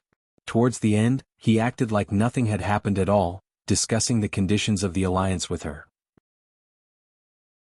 If it were not for the sake of dealing with the divine fire tablets of the fire devourers, if it were not for the sake of finding a way to deal with her inner demons, she would probably be willing to never see him again for the rest of her life, or even directly kill him.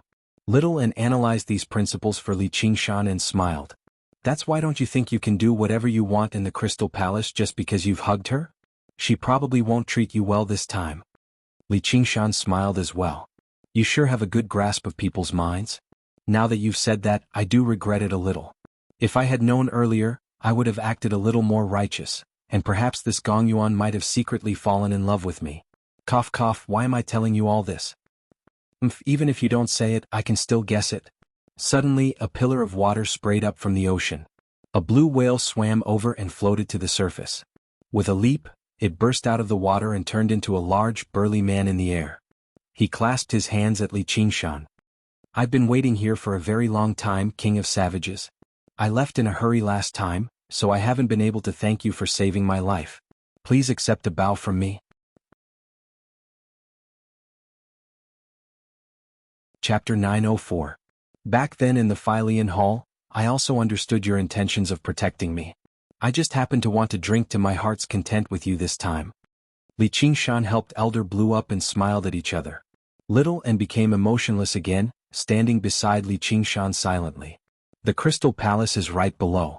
I didn't calculate when you would arrive, so I was a little impolite. Please don't take offense," said Elder Blue. She also knew that her words could not stand up to scrutiny. She was afraid that Li Qingshan would leave in a fit of anger. "It's just a small matter. There's no need to mention it. Let's go." Li Qingshan waved his hand. He had never been a person who cared about etiquette. As long as others treated him sincerely, he would treat them with sincerity without hesitation. Elder Blue thought, "His true strength far surpasses mine, enough to stand on equal footing with the queen, but he doesn't look down on me just because I'm willing to serve as the queen's mount. He definitely doesn't pretend to be polite like Mr. Ram of the King of Yu's estate either.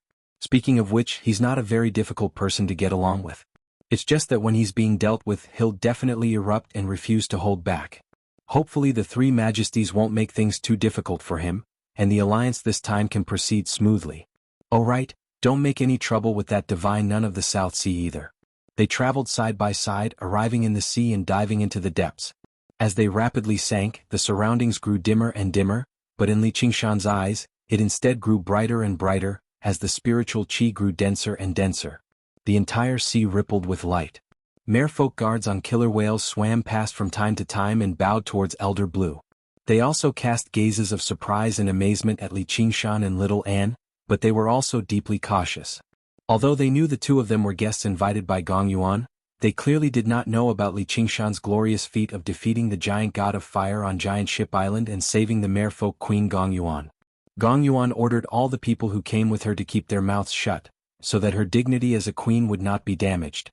What the ordinary mermaids and mermen knew was how she used her methods to fight back from the brink of death, and how she used the heart of the abyss to turn the tide. Li Qingshan looked around at the rare scenery of the deep sea. Huge and colorful strange fish swam past him. His gaze finally returned to little Anne. Her seaweed-like long hair swayed in the waves, and her ethereal eyes seemed to be able to contain the entire sea, making his mind calm. Little Anne looked back and smiled, causing Elder Blue to be stunned for a moment. He thought to himself, this little girl is really strange. This seems to be a charm technique, but it doesn't seem like it. An old whale, am already like this. If I were a human, how could I escape from her charm? He noticed that along the way, several merfolk guards had watched her figure vanish into the deep sea in a daze before continuing their patrol reluctantly. They had completely forgotten about the disdain merfolk had for humans. There was a glint in the corner of Li Qingshan's eye. He could not help but turn around and let out a sigh. So this is the Crystal Palace. It really does live up to its reputation. In the deep sea, a palace constructed from crystal stood alone on an undersea mountain. The towering obelisks shone with azure light, as magnificent as a castle from a fairy tale. At the same time, it gave off an unfathomable sense of coldness and dignity. Behind the mountain was a bottomless, black abyss. Passing through the various formations, he finally arrived before the Crystal Palace. Li Qingshan was amazed by its loftiness once again. He did not notice it from afar, but up close, the Crystal Palace was extraordinarily large. He had once used the profound light illuminates all to observe the palace on Fire Melt Mountain. Originally, he thought the Crystal Palace of the merfolk would only be of a similar structure, but he never thought the Crystal Palace would actually be 100 times, 1,000 times larger. It basically seemed like a mountain formed from crystal. The Crystal Palace was originally constructed by the merfolk for a true dragon, which is why it's so large. Elder Blue introduced. A true dragon. That sure has been around for a long time. Li Qingshan could not help but think about the underground world of the Clear River Prefecture, where the night roamers had constructed Cobweb City for Helicoverpa Rosa. Then he thought about how the demons, or in other words dragons, ruled over the world 1,000,000 years ago. Afterwards, the godfolk overturned the situation, and now the humans established an imperial court and ruled over the 9 provinces. History was ever-changing. Who could remain at the top forever? Though, it's said that the true dragon prefers to sleep in the sea abyss at the back. Elder Blue smiled, but she furrowed her brows in an undetectable manner. Gong Yuan actually did not send anyone to receive him. Fortunately, Li Qingshan seemed to be submerged in his thoughts about history, so he did not realize this was another breach of etiquette. A gust of wind blew over from the Crystal Palace. As it turned out, Ji Changfeng had come out to receive him. In the depths of the Crystal Palace, in the tallest obelisk, a few pairs of eyes stared at this through the projection on the crystal walls. Yuan, are you mistaken? Did he really save you on Giant Ship Island? But he hasn't even undergone the 3rd heavenly tribulation. A graceful and noble old woman asked Gong Yuan beside her in doubt. Yes, Granny. He defeated the giant god of fire summoned by the fire devourers using the divine fire tablets and helped me suppress my inner demons, controlling the heart of the abyss. If it weren't for the King of Southern Yu's interference, the 3 fire devourers would basically have remained in the South Sea. Gong Yuan said politely. This was not the first time the other 2 merfolk kings had heard about this, but they were still surprised.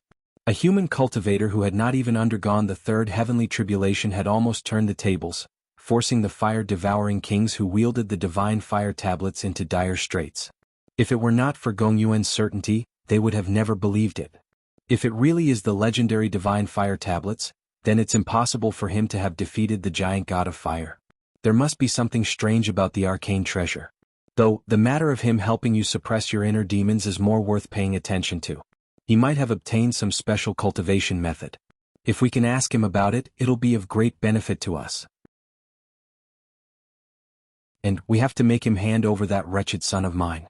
You were wrong about this back then. You shouldn't have let them leave the South Sea. Granny said each sentence as if she had already treated Li Qingshan as a fish on the chopping block, ready to be slaughtered at any time. That Li Qingshan isn't someone who gives in so easily, and he saved my life after all. He's come to help us fend off the fire devourers this time too. Even the king of Southern Yu has to show him some respect. Gong Yuan frowned slightly.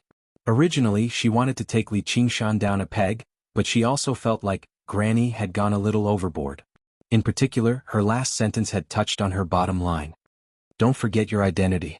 Since you're the current king, you should put the interests of the merfolk first in everything you do, not your personal preferences. Granny, his voice suddenly became stern. If you don't like it, Granny, you're more than welcome to remove me from the throne. Gong Yuan smiled coldly and radiated with coldness.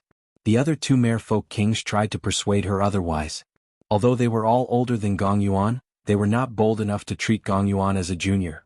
As someone who practiced the all-water to ruin's end and wielded the heart of the abyss, only Granny, who had the highest cultivation, could rival her in actual battle prowess. In the war against the fire devourers, her strength was even more important than Granny. And due to her inner demons, her temper had always been very bad. Why you've changed? Granny sighed helplessly. She said to the old nun beside her, my family's matters aren't going well. I've made a fool of myself, fellow.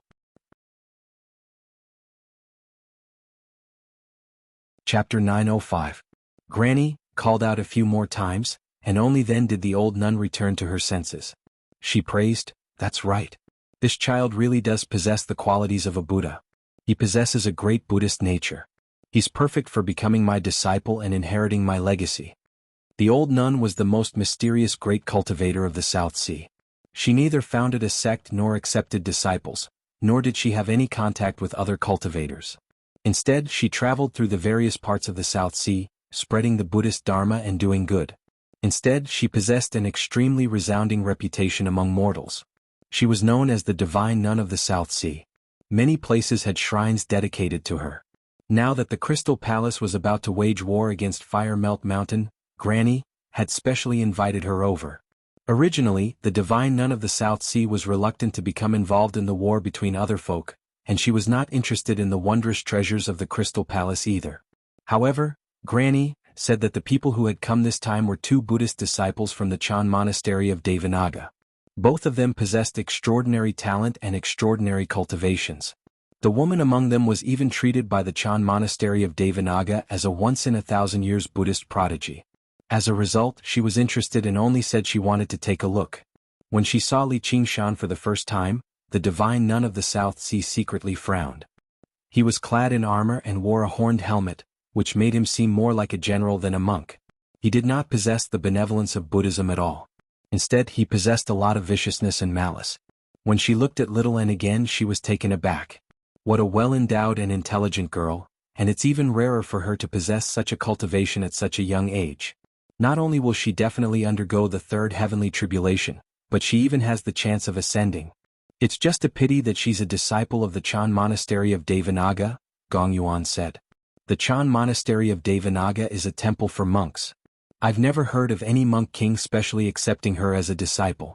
It's not necessarily impossible for her to join the abbess. Granny shot a glance at Gong Yuan. Gong Yuan thought otherwise. After witnessing Little Anne's attack in the Philian Hall, she no longer dared to underestimate this expressionless girl. Granny wanted to use her to rope in the Divine Nun of the South Sea, but she only treated her as a regular cultivator. This scheme was not that easy to pull off, and Li Qingshan beside her was no pushover either. As they spoke, Li Qingshan and the others had already passed through the crystal corridor and arrived outside the hall. Elder Blue reported and invited them in. Li Qingshan smiled and cupped his hands.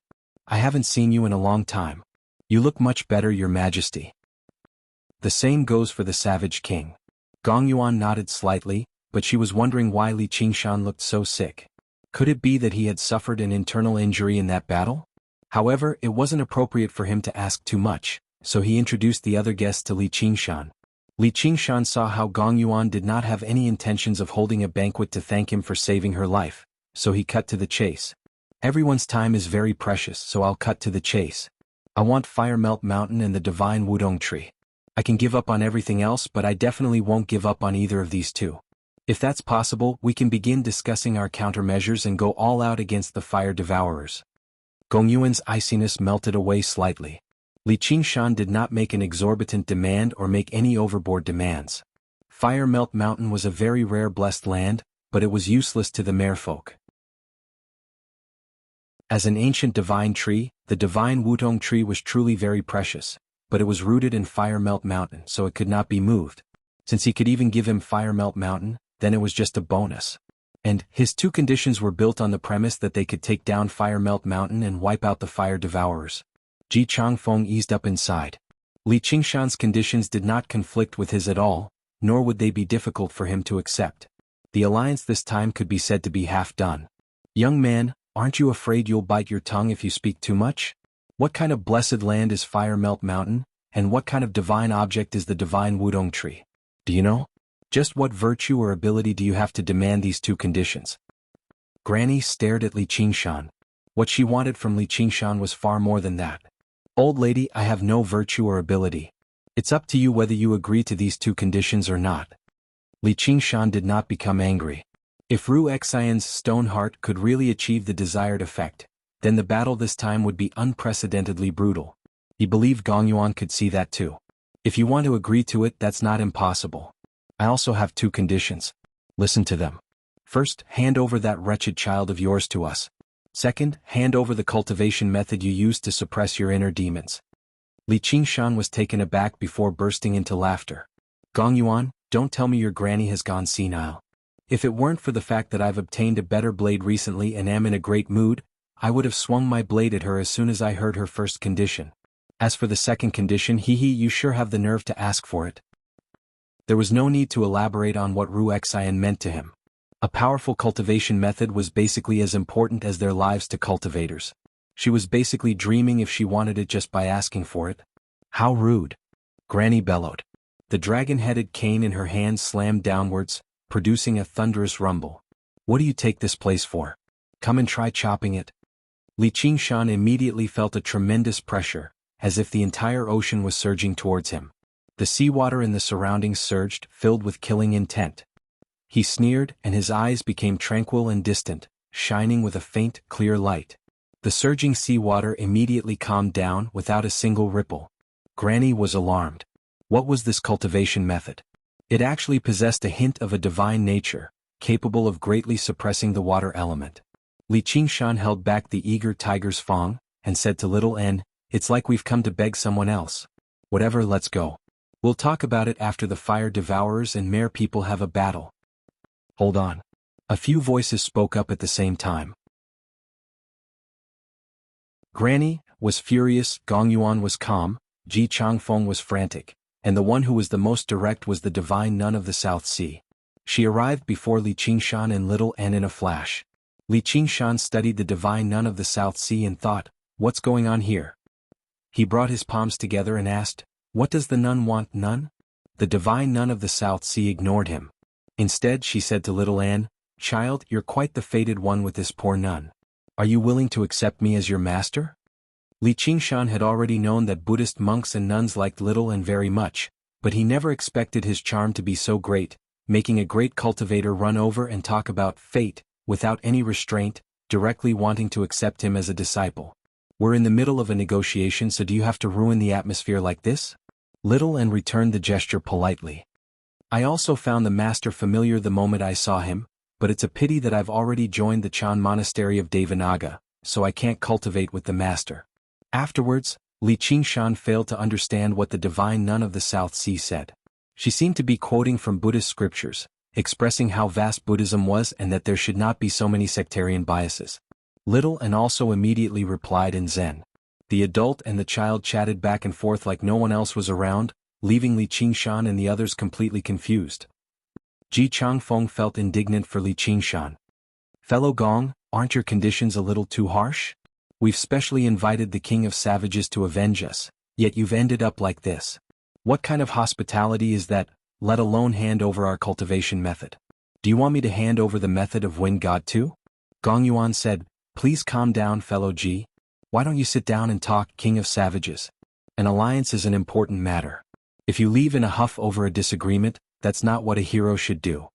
Li Qingshan glanced at Little Anne, who had been entangled by the divine nun of the South Sea and arrived before Gong Yuan. He did not take a seat, sitting down casually on the jade table and crossing his arms. Then I'd like to hear what your majesty has to say. Since you know an alliance is an important matter, you shouldn't let an ignorant person spout nonsense here. You'll lose the respect we've built up after so much difficulty. Before Gong Yuan could say anything, Granny flew into a rage. You're just a mere human, yet you still dare to spout nonsense in my crystal palace. I'd like to see what you're capable of. Gong Yuan frowned. Now that Granny had lost her temper, she struggled to deal with it. Most importantly, the two other merfolk kings were reluctant.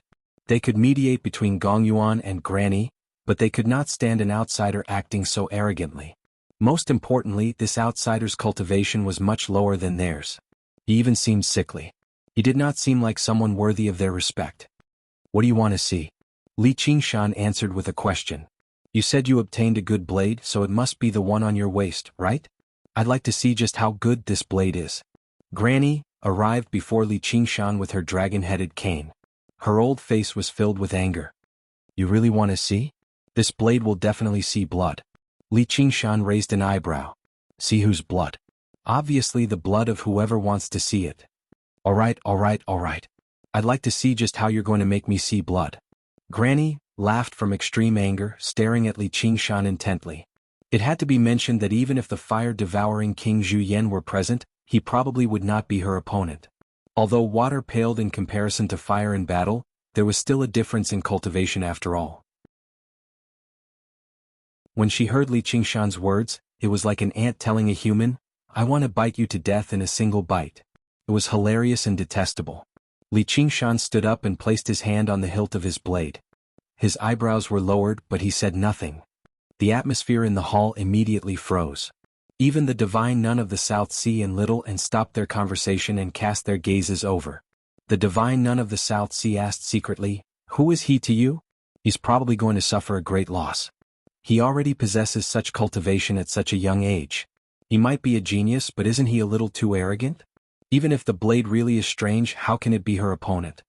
Little and shook her head gently. He's asking for trouble. A while later, Li Qingshan put down the hilt of the blade and sighed. Looking at how old you are, I really can't bring myself to do it. Whatever. I'm old, so I take advantage of my seniority. It's normal for me to spout some nonsense. Gong Yuan, aren't you going to do something about it? Gong Yuan was speechless. What, are you afraid? Granny said in disdain. It was laughable that she had actually taken it a little seriously just now. She raised her dragon-headed cane high into the air. Then I'd like to see your blood. Chapter 906. Grandma revealed a look of horror and instinctively retreated. She waved her dragon-head crutch to block the attack. That dragon-head crutch was also a magical treasure. It was carved from a dragon bone and contained a faint spiritual nature. It spat out waves of dragon roars, but in the midst of the crazy roars, it seemed a bit weak. A foul smell filled the surroundings as killing intent surged into the air. Li Qingshan went from a sickly man to a supreme tiger demon. The blade in his hand was the tiger demon's fang. Ever since he obtained Tiger's Fang, he had never had the opportunity to swing it. Even when he faced Granny's provocation, he did not really want to use it, as the price he would have to pay was quite great. At this moment he could finally swing it to his heart's content. He had never learned any proper blade techniques. Although the blade was based on the way of the sword, it was more of a casual swing, a style of its own. There was no hint of the way of the sword at all, but it gave off a carefree feeling. Sure enough, I should use a blade. With that thought, the blood-red light collided with the dragon-headed cane. Above the bloody light, there was a circle of black cracks that vibrated rhythmically. Like a saw, it cut into the dragon-head crutch and cut it in half. Then it cut into the protective spiritual light of Grandma, cut through her skin, cut into her flesh and greedily sucked the blood. Granny's face was filled with disbelief. Everyone's faces were filled with disbelief. Only Little and remained expressionless. The divine nun of the South Sea suddenly understood what she meant. As it turned out, she was not referring to Li Qingshan by asking for trouble. Li Qingshan held back Tiger's Fang's bloodthirsty desire and sheathed his blade. He stood before the jade table without moving at all and asked, "Did you see it?" The blood-red blade of light remained before everyone's eyes for a very long time. Just now it dispersed, leaving them speechless for a moment. Granny clutched her wound. Her face was sheet white, but the others wondered what would have happened if the blade had been aimed at them. Granny returned to her senses. She was both surprised and furious as well as some lingering fear. She called out, "Why aren't you taking down this madman with me?" "Granny, calm down." Gong Yuan pressed down on Grandma's shoulder and poured a gust of cold air into it, freezing the wound caused by the long knife. That long blade was extremely strange. Even with the merfolk's healing techniques, it was actually unable to heal the wound immediately. "You want me to calm down?" Granny was even more furious. It was not that she had never been injured before, but it was the first time she had been injured in the Crystal Palace. Furthermore, she had been injured by a human, which was a great humiliation. "Don't forget what you taught me. Please put the interests of the merfolk first," Gong Yuan said coldly. Granny's expression changed. Li Qingshan's strength had far exceeded her imagination. If she used the formations of the Crystal Palace, she was confident she could subdue him, but it was difficult to say whether she would be injured or not. War against Fire Melt Mountain was imminent too, so this was no different from destroying herself. No one knew which side Ji Changfeng would stand on. Even if Ji Changfeng remained neutral, this alliance would undoubtedly be stillborn. If she put the interests of the merfolk first, she definitely could not fall out with Li Qingshan right now. The divine nun of the South Sea glanced at Li Qingshan in great surprise and also tried to persuade her. "You can't blame me for that." She wanted to see it no matter what. Li Qingshan sat back down on the jade table and shrugged. If he did not even possess this bit of strength, why would he be bold enough to form an alliance with the Crystal Palace? Originally, he thought even if Granny tried her best not to lose her temper, she would definitely leave in a huff. However, he never expected Granny to walk over again a while later and sigh. "I've really gone senile, failing to recognize the heroes of the world. Just now, I've offended you with my words, so please forgive me, King of Savages." Her figure suddenly became much more hunched. I'm young and impetuous. I've offended Granny, so please don't blame me, Granny." Li Qingshan did not push his luck. He had already achieved his objective with his attack. The other two merfolk kings who had yet to take action were both cautious and filled with many doubts. "It really is a fine blade. Is that how you killed the giant god of fire?" Gong Yuan said in understanding. Her attitude towards Li Qingshan became much gentler. After all, she did not see him directly fight back then on Giant Ship Island, so she was rather doubtful. She suspected that there was something strange about the Azura field, which was why the giant god of fire had been trapped to death. Only when she saw him just now could she not help but sigh in admiration over his strength. Li Qingshan only smiled. He understood his own situation very well. Although the attack earlier seemed extremely powerful, he could only swing it a few times if he used his full strength. Moreover, as the blood in the blade was depleted, it would become weaker with each swing. Although he had absorbed some blood unless he killed Granny, it was impossible to make up for this loss. He still had to rely on his own blood to nourish it. It was no wonder that even Azura refused to use this blade. It really was quite a pain in the ass. However, it really was powerful enough. He actually had the opportunity to kill Granny just now, but that did not mean he was stronger than Granny. If they clashed normally, defeating her would have been very difficult. Granny was just looking to die. She was not skilled in close combat in the first place, and coupled with her old age and feeble body, she was actually bold enough to stand before him and provoke him. Why didn't she take a look at what Li Qingshan was capable of? The strength of the ox demon, the eruption of the tiger demon, and the foresight of the spirit turtle were all in that attack. With the King of Savages' assistance, why should I worry about not getting my revenge? Ji Changfeng said from the bottom of his heart. I still need everyone to work together. I can't take down Fire Melt Mountain alone. Getting back to the main topic, my condition just now. No problem. Fire Melt Mountain and the Divine Wudong Tree are both yours. Gong Yuan said immediately. The three other merfolk kings had no objections either. It was far too beneficial for an expert like that to take action and offer a price like that. Then your condition earlier? Let's not talk about the first condition. I owe her. I just hope she can live a happy life in the future, without becoming entangled in her past grievances. As for the second condition, I don't want your cultivation method, but I hope you can help me suppress my inner demons and increase my cultivation. Only then will we have a better chance in this battle. That goes without saying. The outcome of this battle hinges on how much strength you can unleash, Your Majesty. And I also need you to communicate with Ruin's End. This is beneficial to both of us. Li Qingshan smiled. Gong Yuan eased up slightly. Since Li Qingshan also needed her, then it was not a one-sided request from her.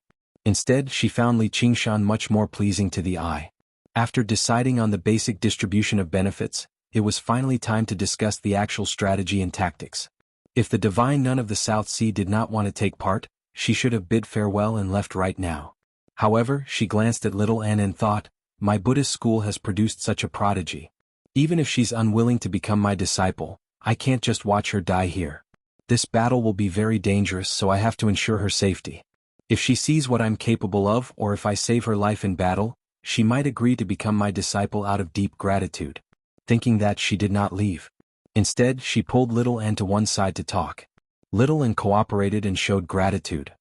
Gong Yuan told Li Qingshan everything about the plan that the Crystal Palace had come up with. Fire Melt Mountain has a great geographical advantage. It's very effective against us. If we can't weaken them, attacking Fire Melt Mountain will just be empty talk. But since they can draw out the flames of the earth from the sea and destroy your geographical advantage, can't you summon clouds and rain from Fire Melt Mountain? Theoretically they can, but have you seen Fire Melt Mountain before? Just how much effort does it take to maintain the clouds there? Before we even clash with the Fire Devourers, we'll already have too much of our strength tied up. The Fire Devourers can draw out the flames of the earth from the sea because they have the divine fire tablets, and they can only do that on islands. Tell them to try it out in the deep sea. Since you know everything, you must have a countermeasure. That's right. They have the geographical advantage, so we have to use the timing. Before long, a great storm will appear on the South Sea, blowing in the direction of the south. I see. Li Qingshan understood. With the merfolk's understanding of the climate of the sea and some methods of divination and prediction, knowing about a storm beforehand was nothing difficult. The storms of this world were far more powerful than those of his past life. Sometimes they would even merge with the atmospheric winds in the sky, making them even more terrifying. If even the merfolk called it a great storm, then it was a terrifying storm that even regular cultivators would encounter. A storm like that could easily sweep across several thousand kilometers. It was a terrifying might of the heavens that even great cultivators struggled to contend with. It could indeed suppress Fire Melt Mountain's geographical advantage. Though it's not like you raise the storm. The direction of the wind can change at any time, and Fire Melt Mountain is relatively far away from the coastline. If it's just the shockwaves, it probably won't have much of an effect. That'll depend on what you're capable of, fellow Ji. Gong Yuan looked at Ji Changfeng. She had personally gone to Giant Ship Island to ask for Ji Changfeng's help, precisely so that he could control the storm so that it could reach Fire Melt Mountain accurately. This was far more helpful than him directly fighting the Fire Devourers, and it was also much more difficult. Even if it was the Wind Gale King, just how useful could he be before the terrifying might of the world? Until that day came, no one would know. Even if I have to risk my life, I'll definitely make the Fire Devourers pay. Ji Changfeng was already planning on putting his life on the line. When the time comes, I might be able to lend you a hand, fellow. After breaking through to the fifth layer of the Tiger Demon, Li Qingshan gained some more understanding over the control of wind. However, it had been far too short of time, so his cultivation was still unstable. If he could take part in a great storm like this and contend against the powers of the world, it would definitely be of great assistance to his cultivation. Then I'll thank you here first. Ji Changfeng clasped his hands with a smile. Li Qingshan also clasped his hands with a smile before saying seriously, but before that, why don't we check out the effects of Stoneheart first? If it really is as good as we anticipate, we might as well provoke Fire Melt Mountain and make them give up on their geographical advantage and attack the Crystal Palace. That way we'll have the geographical advantage. He did not know much about war strategies, but mocking the enemy was a piece of cake for him. He would use it whenever the opportunity presented itself. And he had his own considerations too.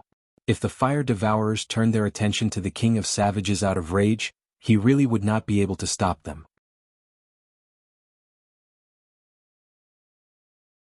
Chapter 907. The 400 kilometers of Fire Melt Mountain was no longer teeming with life like before. It had become much quieter. There were no longer many Fire Devourers playing around in the rivers of fire and magma. A few Fire Devourers would appear from time to time, but they were all in a hurry, as if they were facing an imminent disaster. The strange illness spread at a speed that surpassed all the Fire Devourers' imaginations, erupting with extraordinary intensity. Whether it be the elderly or the children, men or women, their hearts all turned to stone. Even when all the powerful Fire Devourers worked together, They could only maintain the illness of a few fire devourers, preventing them from dying from the illness so quickly. Day by day more and more fire devourers died. It had already surpassed half of all the fire devourers on Fire Melt Mountain. This was a number that had taken who knew how many years to reproduce. Every single surviving fire devourer was filled with pain and fury. Over the past few days, several fire devourers lost control of their inner demons during cultivation, blowing up into a ball of fire. The shadow of despair loomed over Fire Melt Mountain. Just who did this? Zhu Yan furiously questioned the heavens. The high spirits he had when he first obtained the Divine Fire Badge were no longer there. Without a large number of clansmen to serve as a foundation, strengthening the fire devourers and rebuilding the divine kingdom on earth would be like water without a source. No matter how powerful the divine fire tablets were, it would be impossible. He had already questioned the sky countless times furiously and suspected many people, such as the myriad poison ancestor who was skilled with poison, the king of Southern Yu who wanted to use them as fighters and so on. However, he never had the opportunity to investigate. Large numbers of clansmen died every day. This time he did not count on the heavens to answer his question either. He was purely venting, but a voice actually rang out from the sky, an extremely familiar voice. A white cloud had drifted over Fire Melt Mountain before anyone knew it, assuming the appearance of the merfolk Queen Gong Yuan. She said, "Zhu Yan, when you launched a sneak attack on me on Giant Ship Island, did you ever think a day like this would come?" The vast voice rang through the entire mountain. The fire devourers all emerged from their stone rooms and raised their heads at the sky. "It's you? It really is you, Gong Yuan." Zhu Yan gazed at the sky and ground his teeth furiously. He had suspected many people, but he was not particularly suspicious of the merfolk, as they had been at war for so many years. If the merfolk could do something like this, they would have used it a long time ago. And infiltrating the magma in the depths of Fire Melt Mountain and poisoning it was not something the merfolk could achieve. So what if it was me? I'll help you reduce some of your burdens and ties. You can also cast aside your worries and wholeheartedly serve as a dog for the Yu Prince's estate. Perhaps you can even obtain other bones.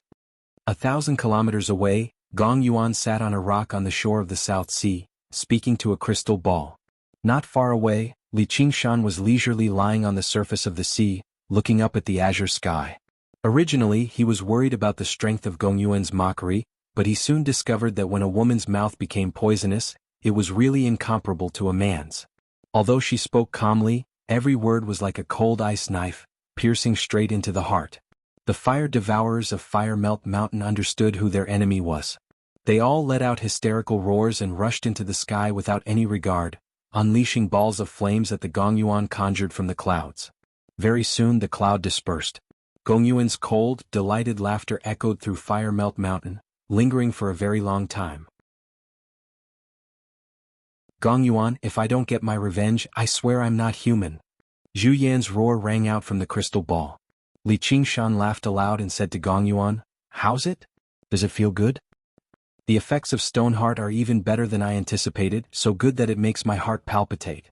The legend says that the flower of water and fire will definitely bring disaster to the fire devourers and merfolk. Sure enough, it's true." Gong Yuan let out a long sigh. "Doesn't the legend bring peace? Peace is only peace between two people, but disaster is disaster for the two races." Gong Yuan's eyes shone with cold light. If there was a virus similar to Stoneheart that specifically targeted merfolk, what would happen then? As long as you don't have any ill intentions, the legend won't come true, or disaster will definitely befall you. Li Qingshan stood up and stared straight at Gong Yuan. His voice was filled with a warning. "What, you've fallen in love with her?" Perhaps because she had just vented, Gong Yuan was in an extremely good mood. She did not react to Li Qingshan's warning. Instead, she was curious. "If you're talking about falling in love, that's not exactly it. However, I won't allow anyone to touch a single hair on her." Li Qingshan thought about it. Although he had basically done it with Ru Xian, there might not have been much love between a man and a woman. Instead, it was more of a friendship. On the path of cultivation, friendship often lasted longer than love between a man and a woman. However, his possessiveness was real. Even if he really refused to give her to him, he would not mind. However, he would never allow anyone else to touch her either. That's her luck. Gong Yuan sank into her thoughts. "Let's go. The fire devourers might come after us." Li Qingshan had specially accompanied Gong Yuan here precisely because he was afraid the fire devourers would use this opportunity to hunt them down. If they ended up losing a core member of their side from a single provocation, it would only be a loss that outweighed the gains. Originally, it was Ji Changfeng who came, but he had already ventured south now, observing the storm that was forming. And it was easier for Li Qingshan to work with Gong Yuan. Originally, he had considered setting up an ambush, but the three fire-devouring kings wielding divine fire tablets were not people that could be dealt with schemes. He could only rely on actual strength. Suddenly, his heart skipped a beat. They're here. He flew over to the reef and wrapped his arm around Gong Yuan's waist. He unfurled his phoenix wings and flapped them gently. Fierce winds swept up, rushing into the air and straight into the atmospheric wind layer. The wings of wind gathered the atmospheric wind and sped up slightly, flying in the direction of the Crystal Palace. Originally, Gong Yuan was reluctant to be hugged like this, but when he accelerated, she gave up on the idea of struggling. She stared at Li Qingshan in surprise. This speed is enough to rival the Wind Gale King, and those wings seem like the legendary phoenix. Just how many other tricks is he hiding? After breaking through to the fifth layer of the Tiger Demon, Li Qingshan's body was enough to rival Demon Kings. His strength and speed even surpassed regular Demon Kings. Coupled with his various bloodlines of the demonic and divine and his startling number of innate abilities, regular Demon Kings definitely stood no chance against him. Gong Yuan could not help but think of something that many people had thought of in the past. If he underwent the third heavenly tribulation, just what kind of strength would he possess? Making an enemy out of someone like that is truly a disaster. Soon after they left, before the turbulent ocean had even settled down, a triangular gate of fire appeared in the air. The three fire devourers emerged from the gate and looked around. They've run away. They just left not long ago. They seem to be traveling with Ji Changfeng. Zhu Yan's voice was filled with irrepressible fury. The flames on his body constantly surged. If he did not kill all of the merfolk, he would struggle to resolve his hatred. This was the terror of hatred. Not only would it not disperse with time, but it would instead accumulate with each battle. No matter how broad-minded they were no better than mortals when it came to a feud like this. Instead, they would remember this hatred even more clearly due to their long lifespans. Zhu Zai only said one word, after them. No, stop them. The hot-tempered Zhu Fen was instead the most rational one. Although Fire Melt Mountain had suffered extremely heavy losses this time, he had already grown accustomed to this sort of brutality from the countless battles he had experienced. The three of them swung the divine fire tablets again and unleashed the gate of divine fire together. They arrived several thousand kilometers away in a single moment, exactly between where they were just now and the Crystal Palace. They gazed at the water and sky in the distance and expanded their soul senses, searching for Gong Yuan, but she was nowhere to be seen. Li Qingshan divined slightly before taking a great detour with Gong Yuan before diving into the depths of the sea. He unleashed the spirit turtle's profound shell and concealed all of his aura. He smiled at Gong Yuan. Let's see how they find her. Gong Yuan touched the spirit turtle's profound shell gently. The familiar feeling arose spontaneously once again. She asked, just what is this cultivation method of yours? Why is it so compatible with the power of Ruin's End? Actually, she was extremely tempted by Granny, a second request. If she could obtain a cultivation method like that and pair it with the all-water to Ruin's End, not only would it bring great benefits to her, but it would bring even greater benefits to the entire merfolk race. However, she was not stupid enough to use coercion to achieve her objective. Instead, she considered other methods. You can stop dreaming. Even if I give this cultivation method to you, it'll be useless.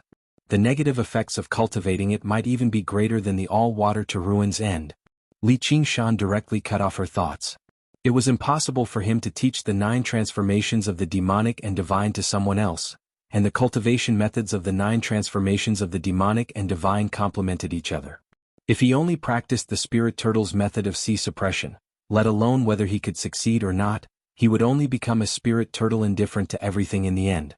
He would lose himself. Move your filthy hands away. Gong Yuan's face turned cold. Do you have to be so realistic? Don't tell me you'll be able to do something else if I teach you the cultivation method?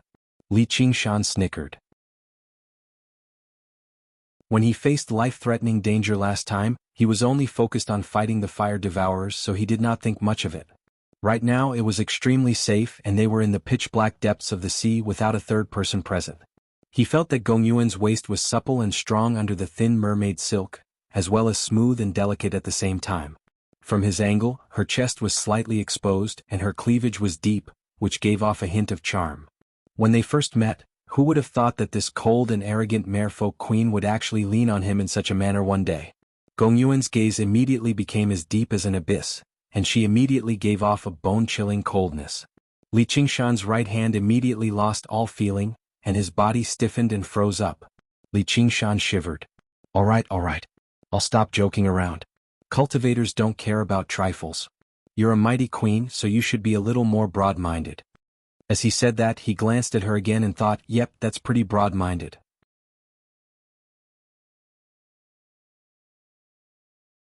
Chapter 908. Only then did Gong Yuan withdraw her coldness slightly. Please watch your words and actions. Don't forget your identity as the Wild King. Although she acknowledged his strength and identity, he was also the person with the least bearing she had ever seen. Even those damned fire devourers possessed the bearing of a king more than him. I've worked hard on cultivation and increased my strength not to watch my words and actions. You might as well say it's the exact opposite. Li Qingshan smiled. A warm stream flowed through his body, and his frozen body recovered very quickly. Gong Yuan snorted coldly. Her deep blue fishtail swayed gently, and she swam towards the crystal palace. She moved extraordinarily quickly, turning into a winding blue streak of light in the end. Only then did Li Qingshan realize he had still underestimated her.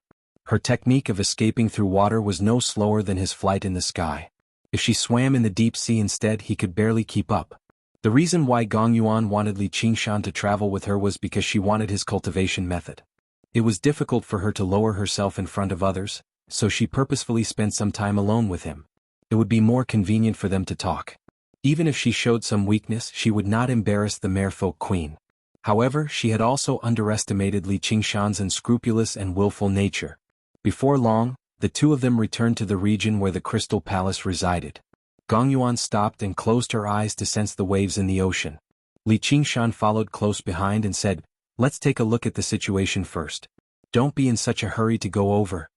He casually used the profound light illuminates all and zoomed in on the situation close to 500 kilometers away.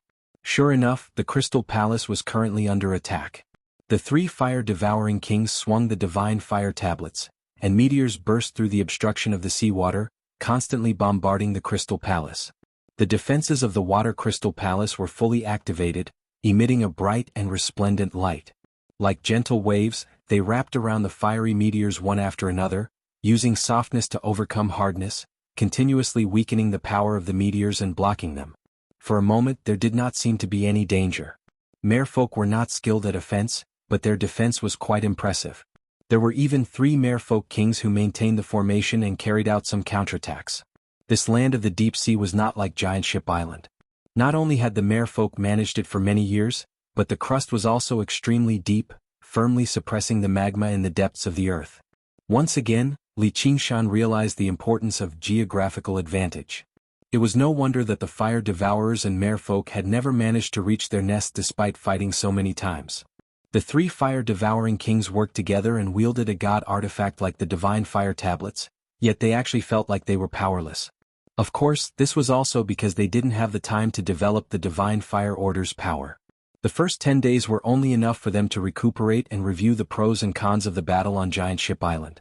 Afterwards, all of their time and effort were spent dealing with the Stoneheart virus, leaving them exhausted both physically and mentally. Now that they had been provoked to attack, they were not as imposing as when they destroyed the Cloud Sail sect. At the same time, Li Qingshan gained a deeper understanding of the difficulty of attacking Fire Melt Mountain. If he did not possess a powerful siege weapon like the Silver Dragon King, it would be far too difficult. The ancients said, timing is better than geography, and geography is better than harmony of people.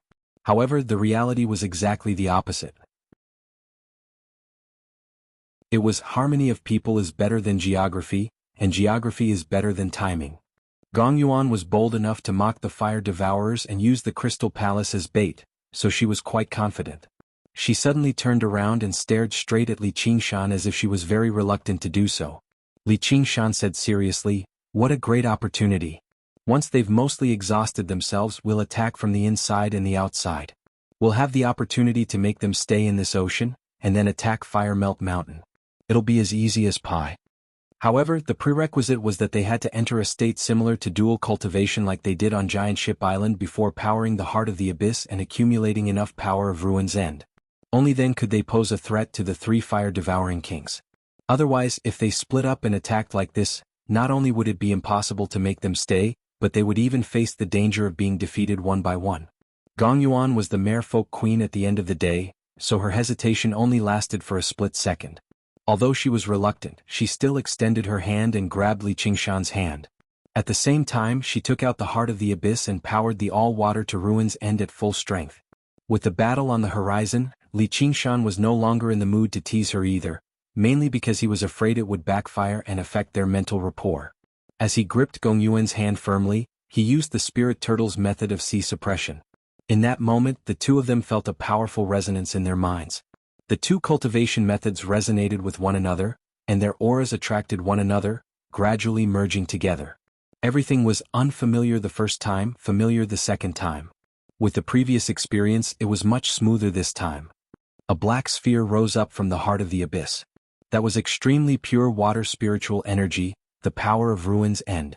It gradually swallowed the two of them.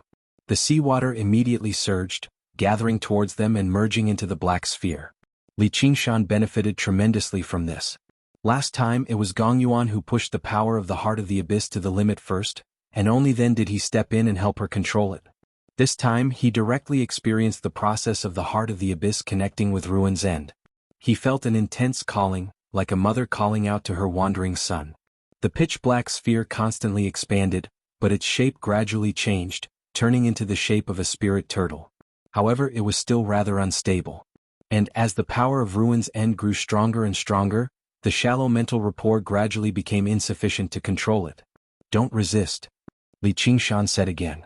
He wanted to use the spirit turtle to suppress Gong Yuan's will again so that he could control everything.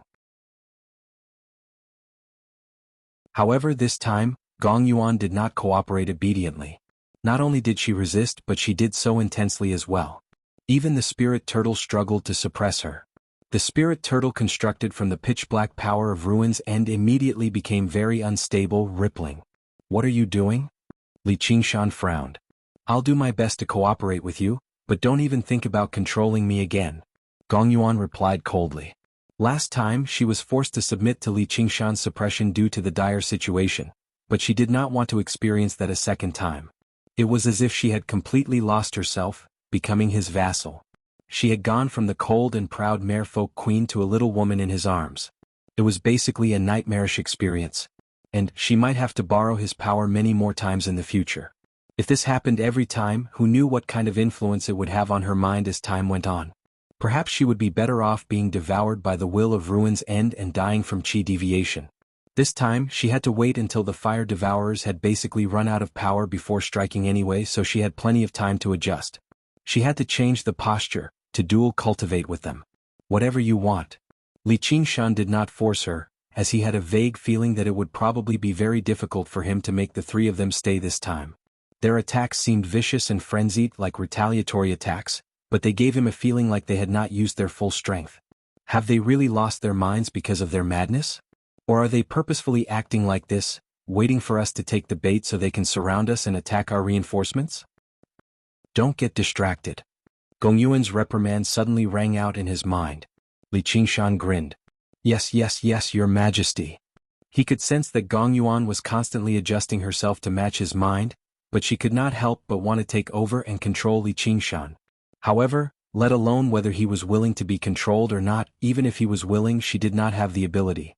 At the end of the day, he was helping her suppress her inner demons, preventing the power of Ruin's End from losing control and devouring her will. Once she tried to take over, this balance would be upset. Li Qingshan was forced to carefully control such a powerful power of Ruin's End. Once it backfired, it would be no laughing matter. Let alone Gong Yuan, he would suffer too. He said impatiently, "Have you been a queen for too long? Don't always think about controlling me and making me work for you. How many times have I told you? Respect. Respect. Do I not respect you enough right now?" Gong Yuan said angrily. She was irritated by the constant failure of the union. "But you still can't forget your identity, your cultivation, and even your race." Li Qingshan knew that these godlings had a natural sense of superiority when facing humans and demons. Furthermore, Gong Yuan was a queen among godlings. She had overcome all obstacles along the way and experienced countless hardships to reach her current position. There was no need to mention this sense of pride. At a time like this, it had instead become a hindrance. Gong Yuan could not help but sink into thought. Actually, I agree with your opinion. The situation on Giant Ship Island is indeed not a very good way of dual cultivation, because the most important aspect of dual cultivation is equality, not one-sided control and slavery. This is definitely not conducive to unleashing our greatest power. However, I am willing to be equal to you. Are you willing to be equal to me? Apologies. In my eyes, you are just a petty person who does not know the immensity of heaven and earth. Apart from being powerful, you have nothing else. You don't have any of the bearing that a great cultivator or demon king should have. Wine, women, wealth, and pride are all over your chest. You are just like a despicable mortal. Gong Yuan was provoked by Li Qingshan and decided to vent in one breath, opening up her venomous tongue. However, to her surprise, Li Qingshan did not become angry. Instead, he smiled and said, "Although it is a little extreme, there is nothing wrong on the whole. Yes, I am a mortal with great power. When I first started cultivating, I swore that I would drink fine wine, sleep with beautiful women, and fight powerful enemies. It is all because of wine, women, and pride. The essence of the great Tao and the philosophy of life are just tools to realize these things. As for the bearing of an expert and the bearing of an expert, they are even less than bullshit. But so what? The first three things that Brother Ox wanted him to do were to eat meat, drink wine, and kill people. All of them to his heart's content. Was this not the kind of happy life he sought in his life?" Gong Yuan was slightly taken aback. She said disdainfully, "Nothing much. I just don't like you." "Who's interested in me? We're dual cultivating, not talking about love. I have a wife." "Then what do you think we should do? You cultivate the all-water to Ruin's End and borrow the power of Ruin's End. Why don't you let go of your obsession and merge with the will of Ruin's End? There will naturally be equality between you and me. You make it sound so simple. If I am not careful, my will be assimilated by Ruin's End, and I will be doomed eternally?" If Li Qingshan could think of it, Gong Yuan naturally could as well. However, the risk of doing so was just too great. "I am here," Li Qingshan said resolutely. "You are not alone." Gong Yuan was taken aback. She frowned and fell into deep thought. At this time, the power of Ruin's End was becoming stronger and stronger. A huge whirlpool of 5 kilometers in circumference was formed above the ocean, and it was still expanding as if it wanted to devour everything. The Zhu Fire tribe and the other two immediately sensed the familiar energy ripples. Just as Li Qingshan had expected, they did not attack the Crystal Palace with full force. They even purposely showed weakness and waited for them to appear. Even without the giant god of fire, they were quite confident in killing Gong Yuan with a combined strike from the divine fire tablets. They glanced at one another and abandoned the Crystal Palace without the slightest hesitation. They swung the divine fire tablets and opened the gate of divine fire again. Li Qingshan pressed down on Gong Yuan's shoulder. "I don't need you to think highly of me, respect me, or like me. I just need you to believe in me." In Gong Yuan's memories, she had always been alone after her little sister's betrayal. She no longer trusted anyone wholeheartedly, including her clansmen. Yet now she had to trust a man who she could not tell whether he was a human or a demon. A triangular gate of divine fire suddenly appeared above the whirlpool. 3 burning figures could be vaguely seen in there. Yin Qing suddenly appeared. A circular blade whistled over, slicing towards the gate of divine fire. A huge hand suddenly extended out and grabbed the circular blade firmly.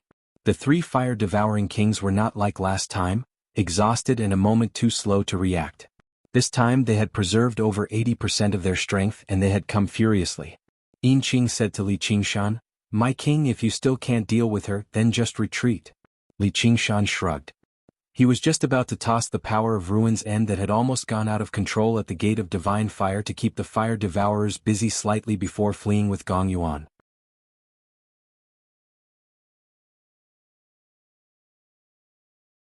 Chapter 909. Li Qingshan smiled. "Isn't that it? Hurry up, they're coming out."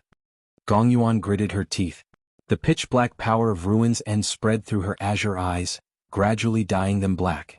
It was a deep darkness that prevented even a sliver of light from passing through. The entire time, her process of practicing the all-water to Ruin's End had been like walking on a tightrope over a bottomless abyss. She was constantly afraid of taking a single wrong step and falling into the abyss, doomed forever. Yet now she was about to leap into the abyss, believing that this man she looked down on could catch her. She rapidly sank into the endless darkness, heading towards the bottomless ruin's end. Suddenly, a strong arm wrapped around her waist. The man appeared in her mind and smiled. "I've caught you." She was unable to describe what she was feeling. In short, she really hated this man. The three fire-devouring kings stepped out of the gate of divine fire and gazed at the ocean below. Zhu Zai frowned. "It's still that heart of the abyss. I didn't think it would actually possess such power when powered at full strength."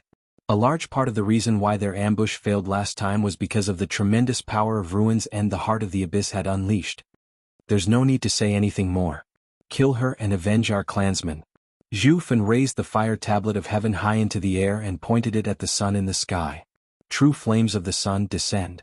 Zhu Yan and Zhu Zai both assumed a posture of worship, gathering their surging power on him. Right now the sun really did shine brightly. With Zhu Fan's action, the sun in the sky suddenly lit up. With the fire tablet of heaven as the center, a totem revolved and expanded, enveloping a radius of 100 kilometers. The totem was constructed from golden flames, split into two halves.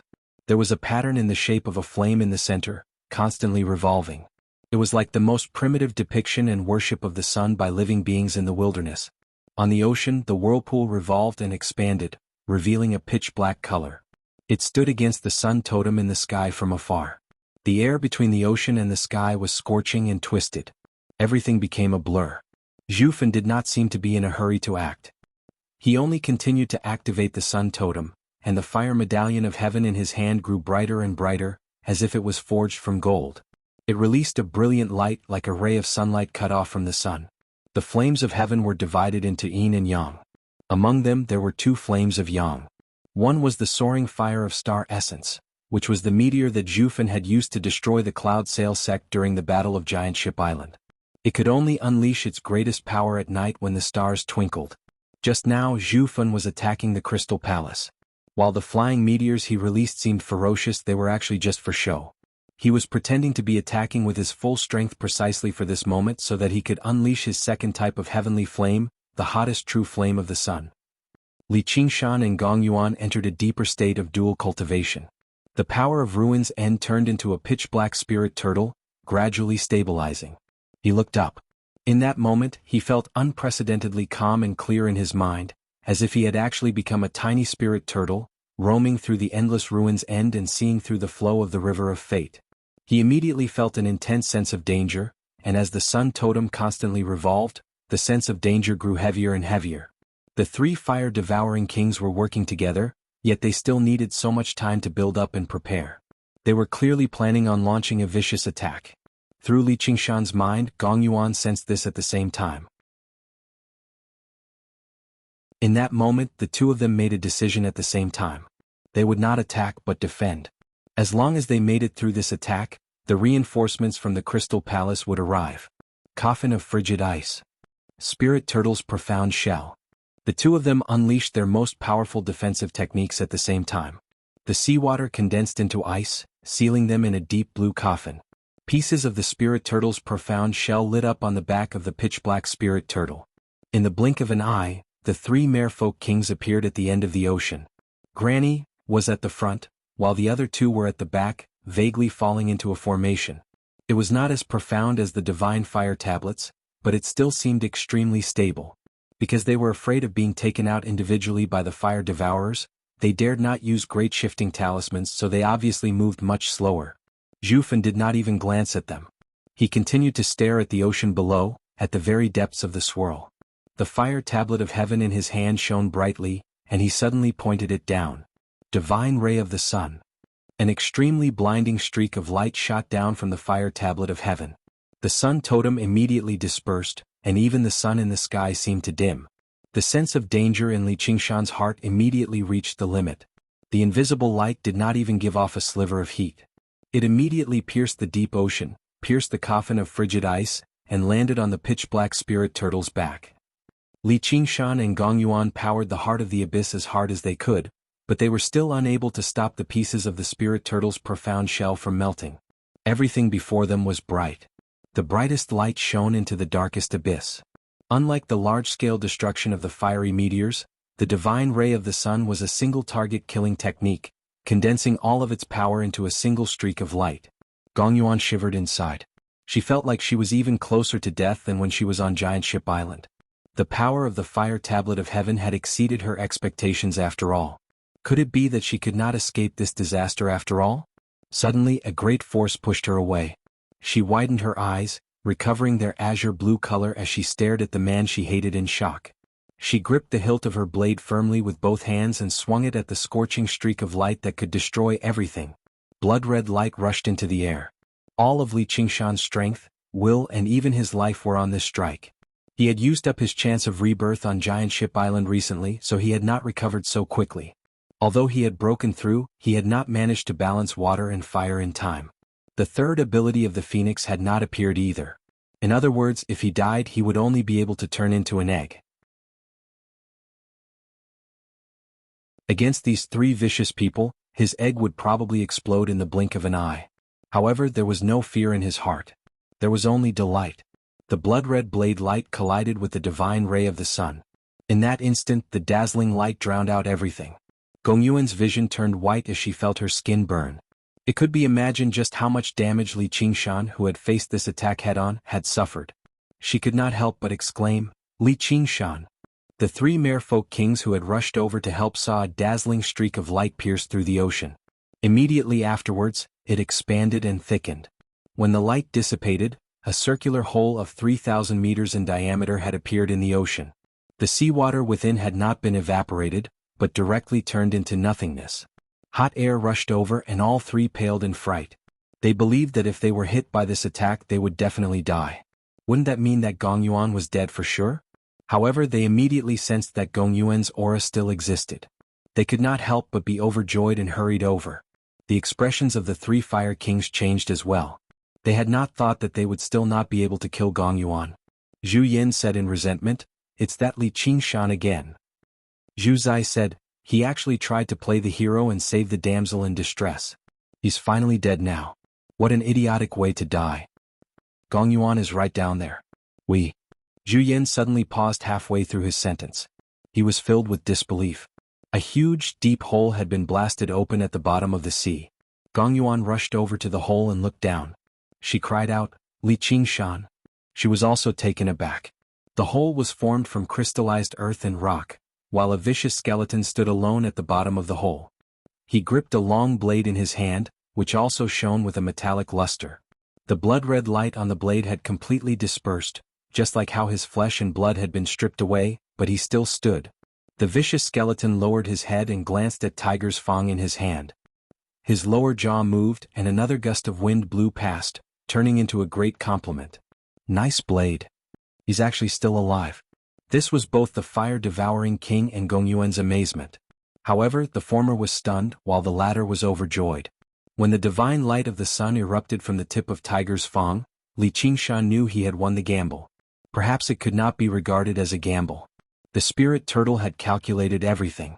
The divine light of the sun was terrifying, but after piercing the coffin of frigid ice and the spirit turtle's profound shell, it had weakened by quite a lot. The purpose of his strike was not to block the power. That was impossible. Perhaps only after breaking through to the third heavenly tribulation, but to release the power that the divine light of the sun had condensed to the limit. The scorching flames of the heavens had devoured all of his flesh and blood, but after breaking through to the fifth layer of the tiger demon, his tiger bones had become even tougher. Under the tempering of the flames of the heavens, not only were they not destroyed, but they even seemed more consolidated. The tiger demon was belligerent by nature. The more powerful the opponent, the more power it could unleash. The extremely dangerous strike had completely consolidated Li Qingshan's cultivation of the fifth layer of the tiger demon. He had gained a deeper understanding of the blade as well. The seawater gushed towards the hole as if the sky was collapsing. Before he was swallowed up by the seawater, Li Qingshan brandished Tiger's Fang and leapt up, charging towards the three fire-devouring kings. "Kill him!" Zhu Yin roared furiously. The fire tablet of man directly smashed towards Li Qingshan's head. With a clang, the blade collided with the fire tablet of man. Zhu Yin felt an unstoppable force surge over, as well as a wondrous power of tremors. He almost lost control of the fire tablet of man. The fire tablet of heaven and the fire tablet of earth crushed down at the same time? Sparks flew. Li Qingshan and his blade took on the 3 fire-devouring kings alone. Icebound domain. Gong Yuan spread her arms and walls of ice rushed out from the seawater, sealing off the region. Mist-sealing maze. The 3 merfolk kings struck out at the same time. A hazy mist immediately rose up between the ice walls, adding another layer of seal. They had to make the 3 fire-devouring kings stay behind. The 3 fire-devouring kings stared at Li Qingshan before them. Their eyes seemed to spew fire. They were tempted to smash his skull in with the divine fire tablets in their hands. Forcefully holding back this urge, the 3 of them communicated with their soul sense and reached a consensus. Retreat. The divine ray of the sun had depleted quite a lot of their strength. If they remained here, they might even be in danger of dying. This time, the king of Southern Yu would not come to save them. Urgent rush of lightning and fire. Zhu Zai turned around and swung the fire tablet of earth. Zhu Fun and Zhu Yen grabbed her shoulder at the same time. Before the mist could envelop them, there was a rumble of thunder, and they turned into a streak of lightning and fire, forcefully smashing through an ice wall and whistling away. Compared to the battle on Giant Ship Island, they still had a lot of strength left over. The icebound domain that Gong Yuan unleashed with her own strength was nowhere close to what it was on that day. There's no need to give chase. Gong Yuan called out to the 3 merfolk kings who wanted to give chase. These 3 guys are far too difficult to deal with. Li Qingshan cursed, but he also understood that existences that had undergone the 3rd heavenly tribulation were extremely difficult to kill, let alone the fire-devouring kings who were united as one and wielded divine fire tablets. Right now he was extremely worried. Even if he destroyed Fire Melt Mountain, would he be able to kill them?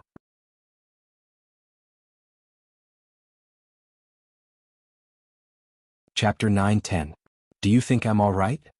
Li Qingshan controlled the stream of wind, which passed through his ghastly fangs and produced a hollow voice. As long as you're not dead, Gong Yuan said coldly, but she eased up inside and thanked him vaguely. I told you to trust me, so I definitely wouldn't let you die. Anyway, you've done very well this time. It's just a pity that you were still a step too slow, or you could have gathered even more power of Ruin's End. Perhaps you could have forcefully blocked that strike. What a pity, what a pity. Li Qingshan shook his head and sighed.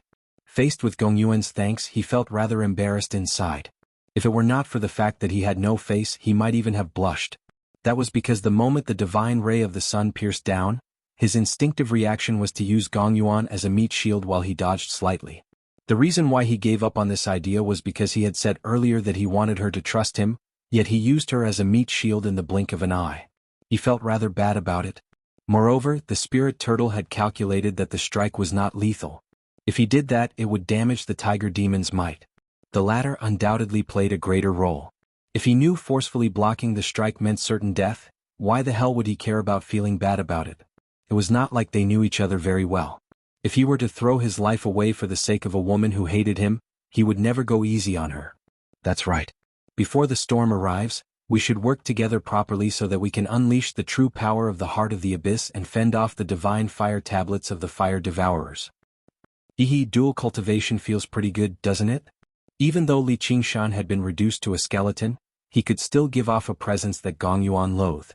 Gong Yuan frowned. Don't let your thoughts run wild. This is just to deal with Fire Melt Mountain. You might have saved my life this time, but that's only natural in battle. Don't expect me to repay you. As she said that, Gong Yuan extended her hands and released a ball of azure mist that enveloped Li Qingshan. Flesh and blood gradually grew on his vicious bones. I didn't think too much about it and I didn't expect you to repay me. Li Qingshan, on the other hand, felt that this was good. He was a person who could clearly distinguish between gratitude and grudges.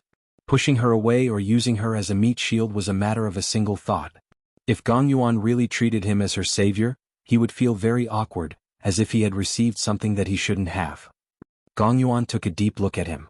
His face, which had just regrown and was not covered by skin, looked very horrible and ugly.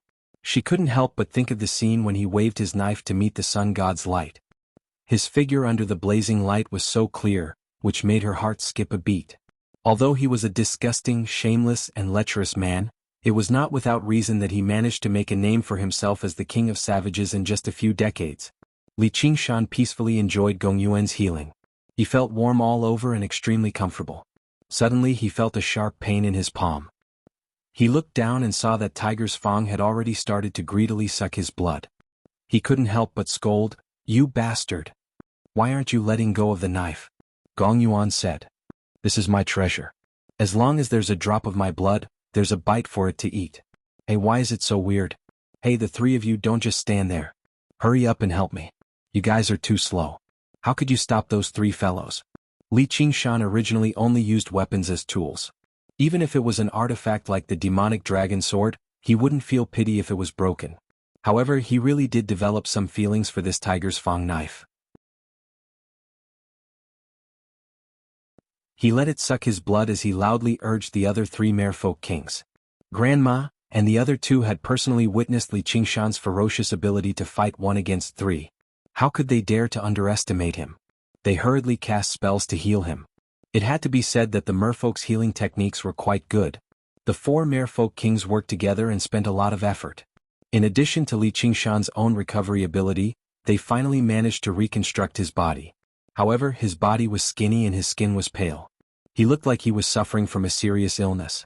However, Tiger's Fang in his hand had recovered another 50 to 60% of its blood.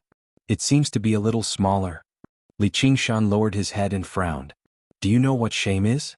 Gong Yuan said. "One comes naked and leaves naked. What shame is there? It's not like I asked you to see it.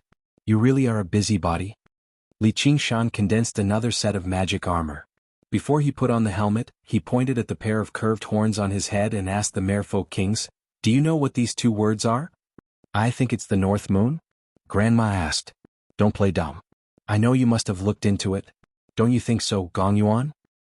Li Qingshan knew it was impossible for Gong Yuan to not understand the 2 words after he took off the helmet on Giant Ship Island that day. As a result, he just laid it out. "I know you were once hunted down by the Dragon King of the Sea. Don't worry, we won't expose your identity." The Dragon King of the Sea's pursuit of the North Moon to the Mist Province had caused quite a stir in the past. It did not take Gong Yuan much effort to understand his identity. She had also considered using this to threaten him, but he had clearly already joined the Banyan Tree King's side. Even the King of Southern Yu had given up on the idea of killing him. Not only would she not be able to threaten him, but she would instead turn an ally into a sworn enemy. It was far too much of a waste, so she gave up on this idea. The Green Province was too far away from the South Sea. It was over 100,000 kilometers away, so Gong Yuan could only receive news of it. It would only be a few major matters. It would be very difficult to understand the ins and outs, so in the end he could only consider it from the perspective of his own interests. He would not do anything that would harm others or himself. Since Li Qingshan had made it clear, he might as well give him a guarantee. "Alright, as long as you say that. I trust you too." Li Qingshan smiled before asking, "Oh right, where's little Anne?" He was fighting outside, yet little Anne did not come to help him. That was just far too strange. Only when he returned to the Crystal Palace did he understand the whole story. He had no idea how to react. As it turned out, little Anne wanted to come, but she was stopped by the Divine Nun of the South Sea. The Divine Nun of the South Sea had never really wanted to take part in this battle. In particular, after witnessing the power of the 3 of them when they worked together, she remained in the Crystal Palace to watch over the place, saying that she could prevent people from taking advantage of the situation. At the same time, she grabbed little Anne and said to her, "It's very dangerous outside. You can't leave the Crystal Palace. The 3 merfolk kings have already gone to provide support. What can you do with your cultivation? You better stay here and listen to my lectures." Her love for him left little Anne very helpless. Surely he could not use the path of white bone and great beauty and tell the old nun that he was actually very powerful and that there was no need for her to worry about him.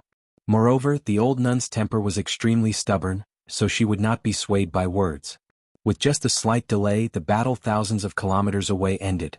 All Li Qingshan could do was say to the Divine Nun of the South Sea, "Thank you for your kindness, Divine Nun, but young people still need to go through some tempering. We've all gone through many trials and tribulations to reach our current cultivation." "You're right, fellow.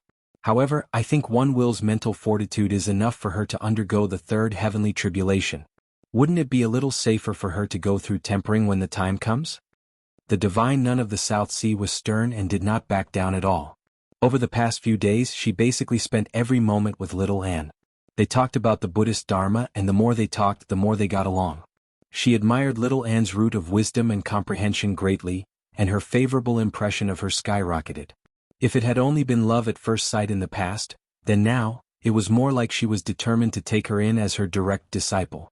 Little Anne really did not have a suitable master. Although she had once taken the Annihilum Lightchan master as her master, they had not spent a lot of time together, and with her current cultivation the Annihilum Lightchan master had no right to be her master. In the past, the Annihilum Lightchan master had directly taken Little Anne as his disciple instead of a disciple. If the divine nun of the South Sea cultivated in the Chan monastery of Devanaga, then taking Little Anne as her disciple would make perfect sense.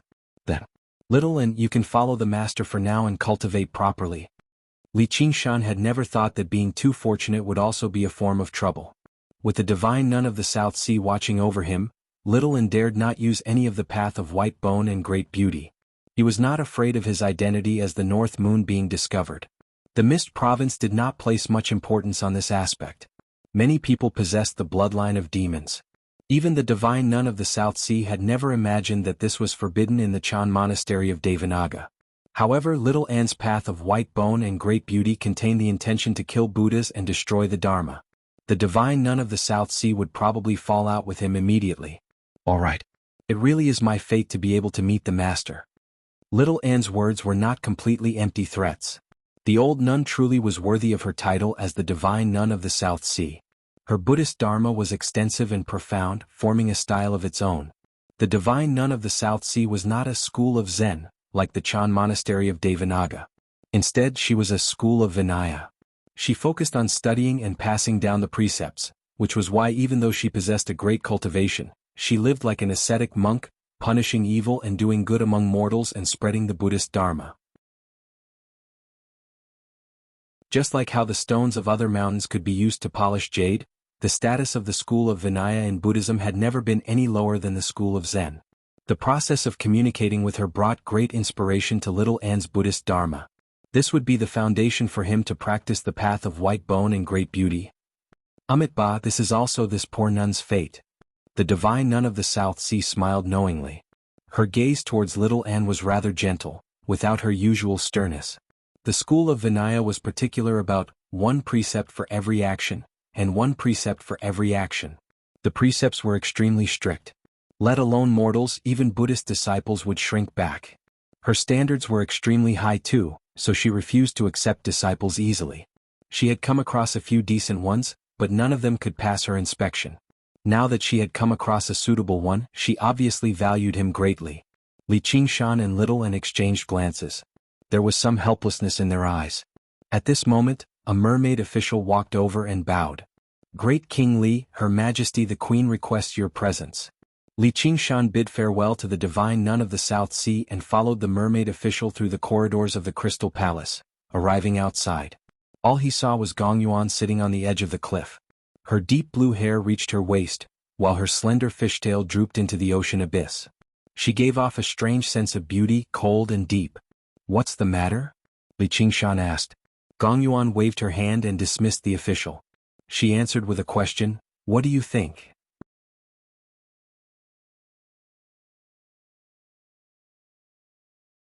Chapter 9:11.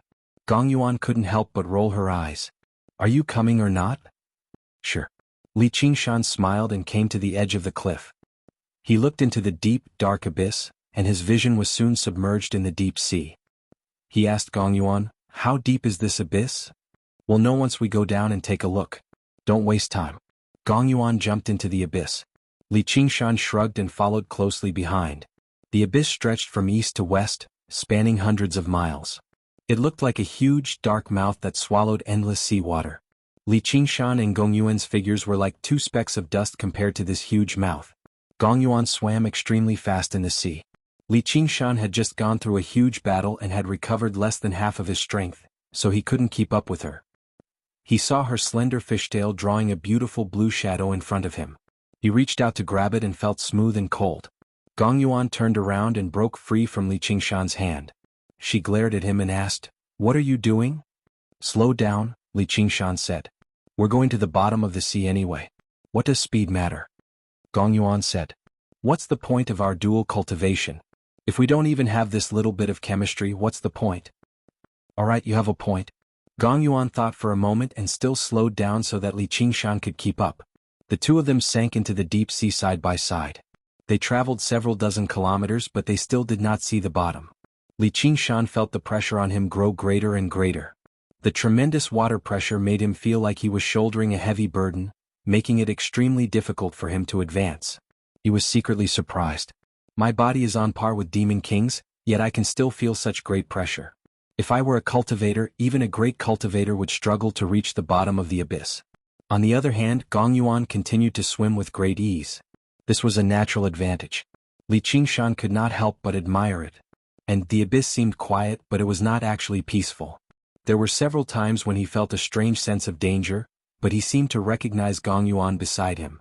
The vague sense of danger did not turn into actual attacks. After all, she was also the ruler of this region of the sea. Otherwise, fighting against the dangerous aquatic creatures in such an environment definitely would not be easy. If the final battle could take place here, then Gong Yuan would have no problems taking on 3 fire-devouring kings alone. Even with the divine fire tablets, they would not be able to unleash much of their power. After diving another 5 kilometers or so, just when Li Qingshan suspected that the abyss was bottomless, he finally saw the ground he had not seen in a very long time. He landed on the ground.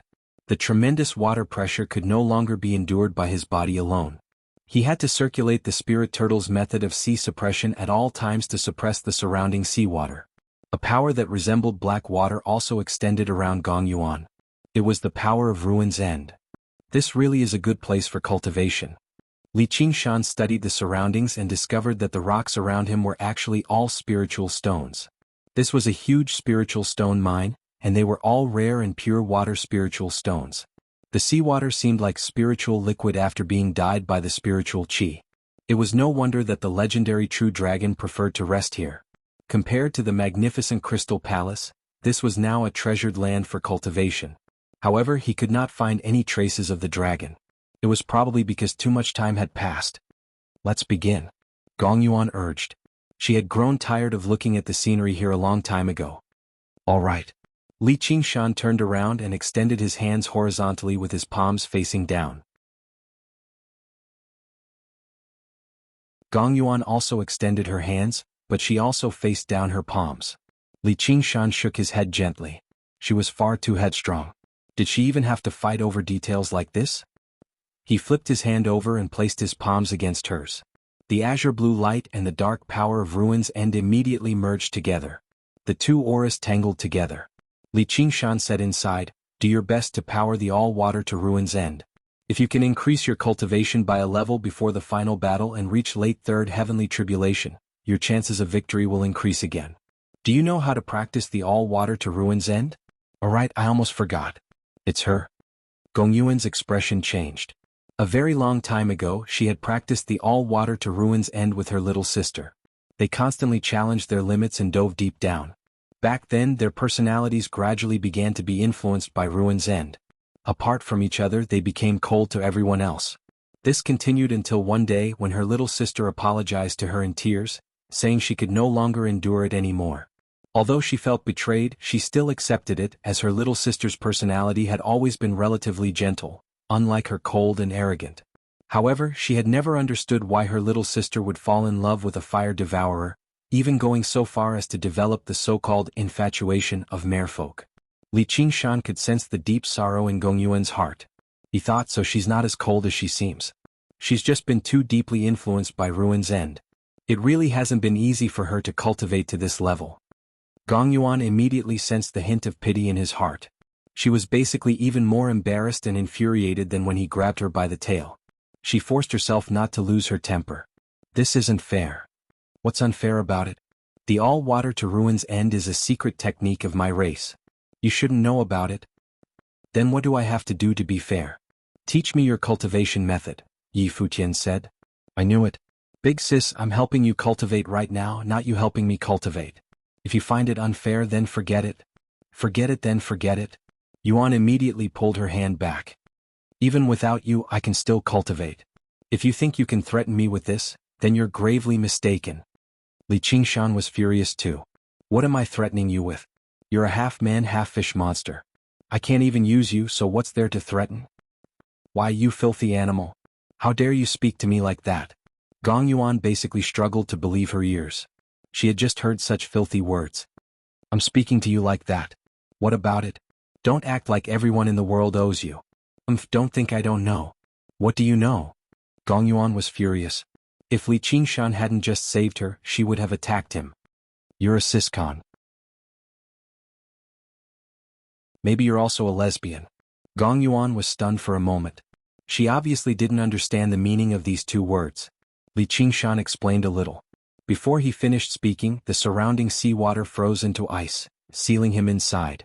The pitch-black ice shattered under the huge water pressure. He felt like he was about to be torn apart. What? Did I say it right? You damn siscon. Actually, siscon isn't shameful. What's shameful is that you actually failed. Your sister was taken away by someone else and by your enemy. You're really a failure. Li Qingshan was still unscrupulous. Stop. Ma. Gong Yuan's voice seemed to come from the bottom of an abyss. In fact, it was indeed so. It was so cold that it seemed to be able to freeze water into ice. In fact, it was indeed so. Their dual cultivation plan had been in a deadlock from the beginning. Li Qingshan fell silent for a moment before suddenly smiling. Siscon. All water to ruin's end. A great battle was about to erupt. Waves of black water surged out from Gong Yuan's hands, whistling towards Li Qingshan with a deep, deathly stillness. Just now was a gentle treatment, but now it had become a lethal attack. Spirit turtle suppresses the seas. Li Qingshan bellowed out, and the figure of the spirit turtle appeared, suppressing the black water. The bottom of the abyss that had remained silent for who knew how many years suddenly surged violently. Under Gong Yuan's full-powered attacks, the seawater within a radius of 50 kilometers was drawn over. Li Qingshan truly understood the merfolk queen's strength. Fortunately, his spirit turtle's method of sea suppression was extremely effective in suppressing the power of Ruin's End, or he would have been in danger of dying immediately. The dual cultivation had completely turned into a fierce battle. However, while Gong Yuan's attacks were ferocious, there was no method to them at all. She did not use the heart of the abyss either. It was more like she was venting her anger. Li Qingshan did not draw Tiger's Fang the entire time either. He faced her barehanded. An hour later, Gong Yuan showed a hint of exhaustion. She glared at Li Qingshan nearby viciously. Many parts of Li Qingshan's body that had just been reconstructed were frozen and dead. His paleness was covered in a layer of frost, which made him seem rather miserable. However, the smile on his face remained the same. He asked, "How's it? Do you feel better now? You do seem a little more human now." Gong Yuan was slightly taken aback. Did he purposefully provoke me, stirring up emotions in me so that he could eliminate the influence of the power of Ruin's End? After she became the merfolk queen in the Crystal Palace, she was second only to one and above all. Only the granny could say a few words to her. The other two merfolk kings were very polite to her, not because they were afraid of her power, but because they admired her sacrifice. They all knew that she who cultivated all water to Ruin's End had a strong inner demon, so they understood her bad temper and tried not to provoke her. As for the other merfolk, it went without saying. They could only bow down and worship her. Never had anyone been bold enough to speak to her like Li Qingshan did, exposing her scars without any qualms at all. However, her expression immediately became colder and colder. "Do you think I'll forgive what you said just because you said that? Ha, who needs your forgiveness? Darling, you think too highly of yourself. You think you have to take responsibility for the merfolk, so you exiled her. Afterwards, you think you're the one who caused her death. Isn't that so? What should I do? What can I do? What if it was you?" Gong Yuan turned into a smear of blue light and instantly closed in on Li Qingshan. Her cold hand strangled his neck. "If it was me, I would protect her. You can't even protect your family, yet you say you want to protect the merfolk. Isn't that laughable? Even now, you still refuse to admit that you've done wrong." Li Qingshan stared fearlessly at Gong Yuan. He felt the hand strangling his neck gradually loosen. Gong Yuan said absent-mindedly, "Am I wrong?" "You're gravely wrong." "Did she say that to you?" Gong Yuan was asking Ruexian. Otherwise, there was no need for Li Qingshan to risk his life to say those words to her. "No, this is my opinion. That fellow is too awkward. If it was me, I would definitely scold you. I might even beat you up to vent my anger. If the world was filled with people like you, then things would be simple. However, if you want to beat me up, you still don't have the strength." Gong Yuan said with slight disdain. "Don't waste any more time. Hurry up and start cultivating. The storm waits for no man." Li Qingshan suddenly said to her with incomparable seriousness, Actually, don't be too discouraged. Even if your lower body is a fish, your upper body can still be used.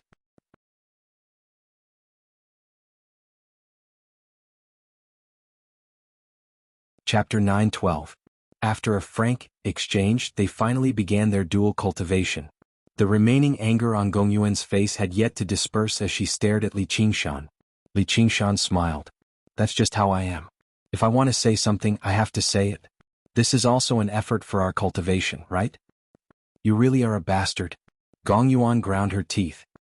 He clearly possessed such a powerful cultivation, yet he did not possess the corresponding bearing. Bitch. Li Qingshan did not hold back at all. He would seek revenge for the smallest grievance. All right. Cultivation comes first. The storm waits for no one. Li Qingshan grabbed Gongyuan's legs. Gongyuan sucked in a deep breath. Normally she was as calm as still water. It was extremely rare for her to be angered to the point where she needed to calm herself down. She took out the heart of the abyss and hesitated slightly before placing it in her mouth. This was because she needed to dual cultivate with Li Qingshan, so they needed to maintain a certain amount of physical contact. She did not like being held in his arms, so it was basic for their palms to meet. The surging undercurrents gradually settled down. As she powered the heart of the abyss, the deathly heavy power emanated from Ruin's End once again. In the deep abyss, it seemed especially powerful. Anger, sorrow, and even nostalgia. All of her other emotions fell silent. Her emotions were vanishing. However, humans were not plants. They could not be emotionless. Even little Anne's path of white bone and great beauty maintained a deep hatred for Buddhism.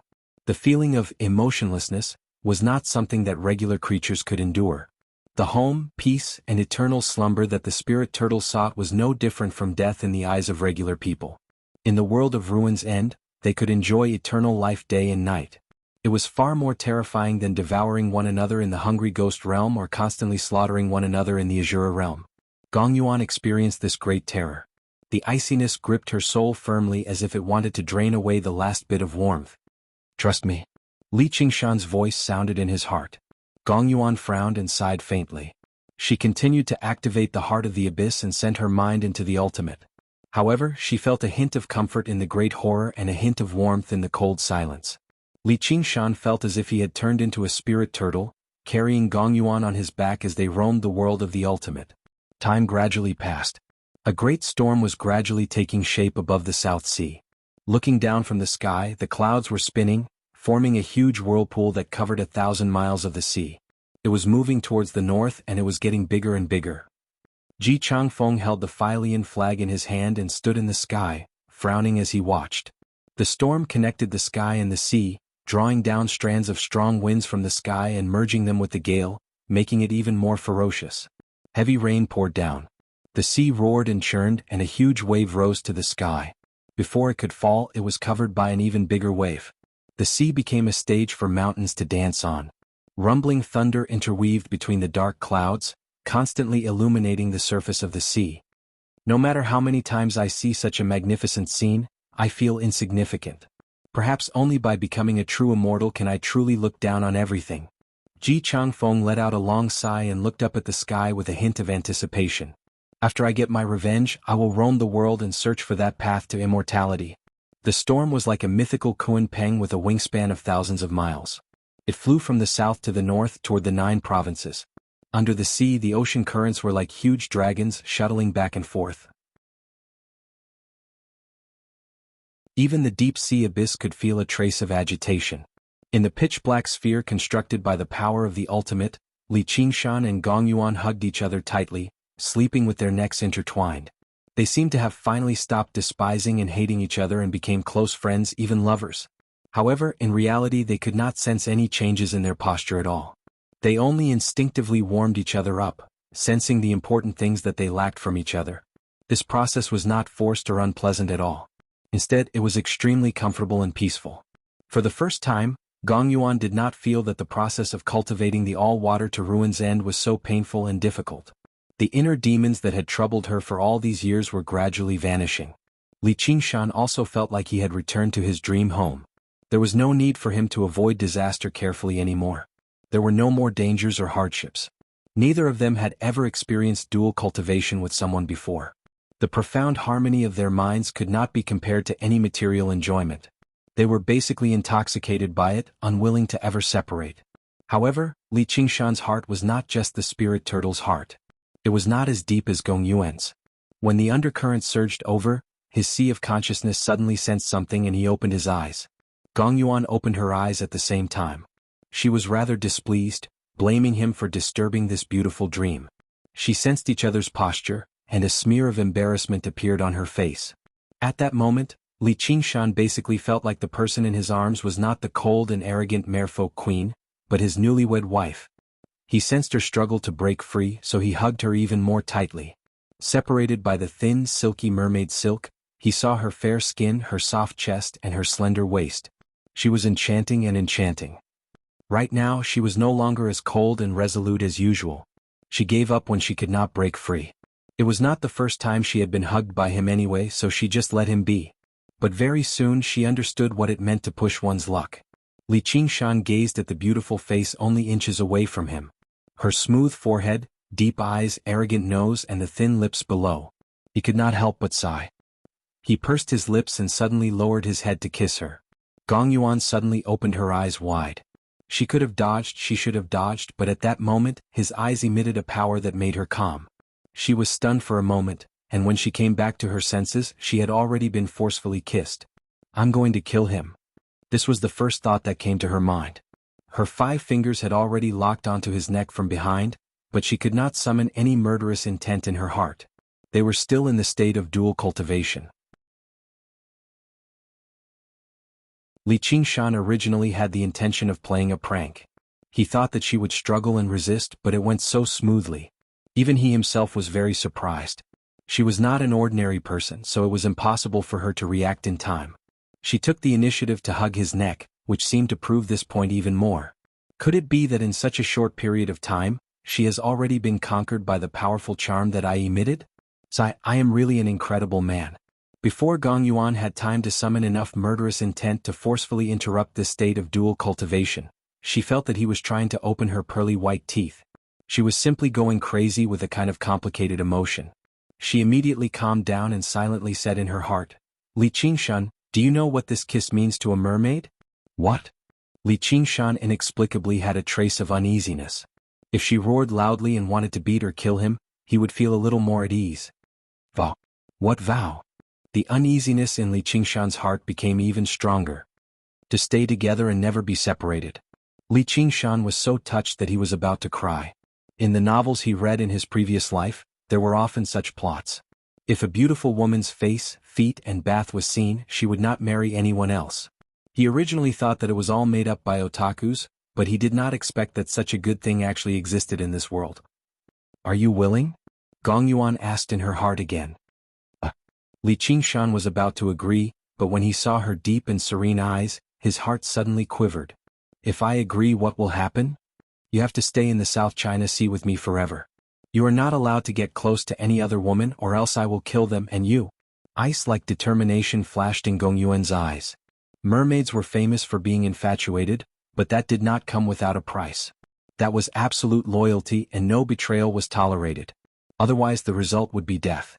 There were many such tragic cases in the South China Sea.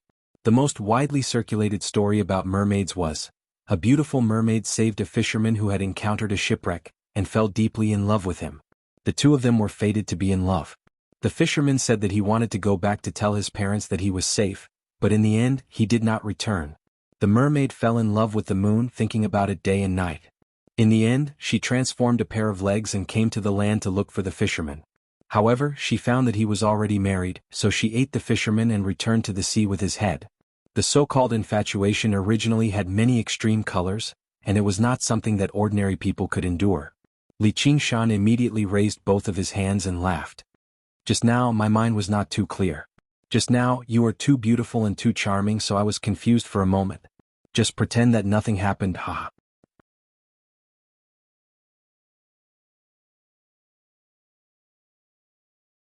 Chapter 9:13.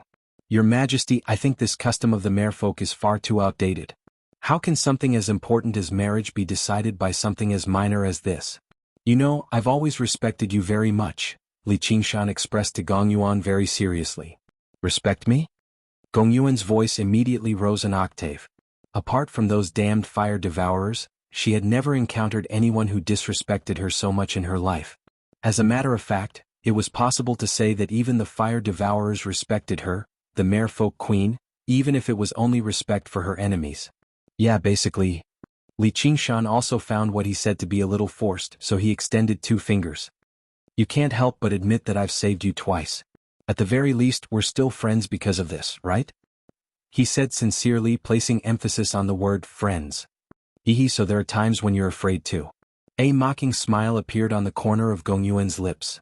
She had grown accustomed to his fearless and unbridled attitude, so this was quite a novelty to her, which also made her a little surprised and furious. Afraid? What do I have to be afraid of? Li Qingshan let out a few dry laughs.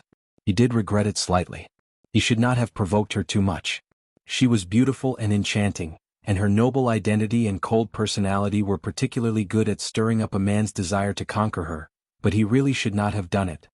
If you're not afraid, why did you back away? What, you're the mighty king of savages, yet you're afraid to admit to what you've done. Gong Yuan pressed closer and was delighted. If you regret it, then kneel down and apologize to me. Perhaps I can forgive you? Aha, in your dreams. Li Qingshan would never kneel to anyone. Instead, it aroused his rudeness. So what if I admit to it? You're the mighty merfolk queen. Aren't you embarrassed to marry a human like me? He could tell that Gong Yuan was not actually interested in him. Who knew how far away she was from being infatuated? Let alone the fact that this custom was only her side of the story, even if it really did exist, was she really going to devote herself to a man she loathed over a mere custom with her personality? That was impossible. She was clearly using this opportunity to blackmail him. After seeing through this, he immediately regained his unbridled demeanor. I dare to marry you. Do you dare to marry her? Gong Yuan stared at him coldly. On the contrary, this made him even more certain of his deduction. He crossed his arms and said, There is nothing that I, Li Qingshan, do not dare to do. Remember what you said. Exactly what I said. At this point, the two of them glared at each other fiercely, as if they were not talking about marriage. Instead, he wanted to perish together with his enemy. After a long time, Gong Yuan took a deep breath. He closed his eyes and continued using all water to Ruin's End to break through the bottleneck. Li Qingshan secretly heaved a sigh of relief. Fortunately, I'm brave enough to not be intimidated by her. If it was 10 years ago, I might have dreamed of such a good thing. Actually, after this dual cultivation, his impression of Gong Yuan had changed drastically. She was not as cold and arrogant as she seemed on the surface. She also possessed an indescribable sense of pain and weakness, which made him feel a hint of pity for her. Apart from the evil prank in the kiss, he was not completely unmoved. This was probably love at first sight for cultivators. Such a deep level of dual cultivation had an extremely great influence on the minds of both parties. It was even more unforgettable than a kiss or even a real kiss. Even if it were two men, if they could dual cultivate like this, they would become close friends and treat beauties as dirt. If it weren't for the huge difference between them and their strong pride, becoming dual cultivation partners would actually be a natural thing. Otherwise, with Gong Yuan's pride, she definitely would have done everything in her power to redeem herself after being forcefully kissed. She would not have threatened him with something like this. She did not even display any actual hatred. Li Qingshan also silently practiced the spirit turtle's method of sea suppression, which shone with tranquil, clear light. It passed through the pitch-black power of Ruin's End and shone on Gong Yuan. Gong Yuan opened her eyes slightly and glanced at him before closing them again. The power of Ruin's End was withdrawn and condensed, rapidly absorbed by her. Her entire body was covered in a layer of black ripples. A long while later, the black water dispersed, completely fusing with her body. She suddenly opened her eyes, which had become pitch black and deep, like the heart of the abyss. Not only did her aura not grow stronger, but it became even deeper and more withdrawn instead. Surging water spiritual energy gathered towards her. Congratulations. Li Qingshan knew that she had finally broken through the mid-nascent soul realm and reached late-nascent soul realm. If she continued like this, reaching the peak was only a matter of time. There was even a chance for her to ascend. Suddenly his ears perked up. He could vaguely hear the roar of the wind and the roar of thunder from the distant surface of the ocean. The undercurrents became more and more turbulent. The storm was currently passing through. Gong Yuan stopped her cultivation method, and the color of her eyes turned back to a deep blue. She raised her head and said, "It's time." "That's right. Today is the day we take down Firemelt Mountain." Li Qingshan smiled. The dual cultivation during this period had brought him many benefits. His body and mind had completely recovered. Even the tiger's fang on his waist had absorbed enough blood. "Don't forget what you said," Gong Yuan said gently. "Don't worry, I won't forget. I'll be waiting for that day." Li Qingshan was already certain that she was trying to scare him, so he did not care at all. His attention had already been drawn away by the upcoming battle. He was eager to try it out. "Let's go." On the cliff behind the Crystal Palace, the three merfolk kings were currently waiting, discussing whether they should go down or not. They were afraid that Gong Yuan would miss the time to set off, but they were stopped by Granny. "Yuan Er's cultivation is more important. The storm this time is a once-in-a-century event. Once we miss it, who knows when we'll have to wait for the next one. Undue delay is fraught with problems." The merfolk king, who seemed like a middle-aged man, said with some worry. Not only was this an opportunity for Li Qingshan to take down Firemelt Mountain, but it was also a heaven-sent opportunity for the merfolk. It was not just the storm. There were two powerful reinforcements in the King of Savages and the Wind Gale King, and the Divine Nun of the South Sea had agreed to assist them too. If they waited another century, who knew what would happen to the situation again? Granny frowned too. She leaned on her cane and gazed into the abyss. Suddenly she riled up. "They're here." In the sea abyss, a current surged upwards. Li Qingshan and Gong Yuan arrived side by side. Although they maintained a slight distance, their auras were connected, so they moved with startling speed. In the blink of an eye, they rushed off the cliff and did not stop, flying straight towards the surface of the sea. Gong Yuan's voice rang through the entire region of the sea. "Take down Firemelt Mountain and destroy the fire devourers today." In the Crystal Palace, thousands of merfolk called out together, "Take down Firemelt Mountain and destroy the fire devourers." The three merfolk kings glanced at one another. They were all in high spirits, following closely behind her. Several thousand merfolk warriors who had been waiting for quite some time rushed out of the Crystal Palace and fell into a battle formation, following their kings into battle. On a square tower, the Divine Nun of the South Sea said sternly, "One will, since you insist on going, I can't stop you. However, don't stray too far away from me, all right?" "Yes, master." Littlein gave up on fighting. He planned on just using the chant of Devanaga to hold the fort.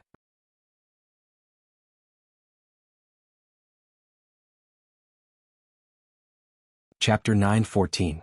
Li Qingshan charged out of the surface of the sea alone. An extremely majestic painting unfurled before him. The sea was furious. The waves surged and the mountains piled up. The sky was furious, the rain poured down and the thunder roared. He felt at ease and he could not help but let out a great roar. He flapped his wings of wind and dove into the storm. Ji Changfeng rode the whirlwind and flew through the storm. His green robes and white hair fluttered in the wind. From time to time he would swing the Philian flag and gusts of wind would whistle out. Although he was known as the Wind Gale King, he was insignificant compared to the power of the entire storm. However, he understood the habits of the wind very well. Over the past few days, he had been following and observing the formation and expansion of the storm. Every single gust of wind he sent out would hit a critical point, changing the direction of the storm ingeniously. Although it was only a millimeter's difference, it was truly 1,000 kilometers away when it was 5,000 kilometers away. Suddenly, a figure flew over in the storm. The whistling storm failed to affect his speed. Instead, it made him even faster, arriving before him in the blink of an eye. "He's here." Ji Changfeng looked at Li Qingshan in great surprise. Originally, he thought Li Qingshan was just joking when he said he could lend him a hand. However, Li Qingshan's control over the wind had far exceeded his expectations. "He's here." Li Qingshan nodded. With some guidance from Ji Changfeng, Li Qingshan understood how to influence the storm. He opened his mouth and spat out a gust of wind, which whistled through the air for over 5 kilometers. It was no weaker than Ji Changfeng's gust of wind from the Philian flag. Instead, it gave him greater control over the wind like it was his own arm. Demons did not know as many techniques as humans, but they possessed an innate advantage when it came to grasping their innate abilities. The Tiger Demon's mastery of the wind. The Tiger Demon was currently at the 5th layer, so it was even more powerful than the Spirit Turtle. "Nice." Ji Changfeng could not help but praise. Originally, he found it rather difficult to control the direction of the storm, but he was willing to pay any price for revenge. Now that he had a powerful ally, he was completely confident. Ji Changfeng gave Li Qingshan even more detailed guidance. That gust of wind just now should turn another 500 feet to the southeast and cut in along with the rotation of the storm. After all, Ji Changfeng had lived in the South Sea for 1,000 years. The way the storm worked, he had a deep understanding of the nature of wind, and he had his own views on it as well. With the Wind Gale King's hands-on teaching, Li Qingshan had a deeper understanding of the wind. The wind is formless and traceless. It was vast and mighty. It operated all the time, and its nature was very different from that of water and fire. The fire master rises, the wind master circulates. After breaking through to the 5th layer of the tiger demon, he never had the time to stabilize his cultivation. Now he took this opportunity to rapidly absorb and learn, constantly adjusting the flapping of the wings of wind. He felt as if he had turned into the wind, dancing freely between heaven and earth, unrestrained and unrestrained. Once the wind lost its freedom, only death awaited it. His lack of demon chi had always been his greatest shortcoming. In the beginning he would have to rest for a while after using the tiger demon's breath, but gradually he learned how to use the storm. He opened his mouth and sucked in deeply, and the fierce wind surged in before blowing hard again. He repeated this endlessly. The tiger demon's breath no longer seemed as sharp as before. Instead, it moved more and more freely like a snake slithering through the storm. Ji Changfeng personally witnessed Li Qingshan's growth. He thought, this kid's future prospects really are limitless. It's no wonder he's made such a name for himself in such a short period of time in the south. Boom, boom, boom. Lightning dragons struck the ocean, dispersing into a swath of lightning that slithered about. Blue light rippled beneath the surging surface of the ocean. Gong Yuan led the merfolk along with the surging ocean currents, advancing with the storm. It made the storm seem even more magnificent. The storm sped towards the north as if it could devour the world.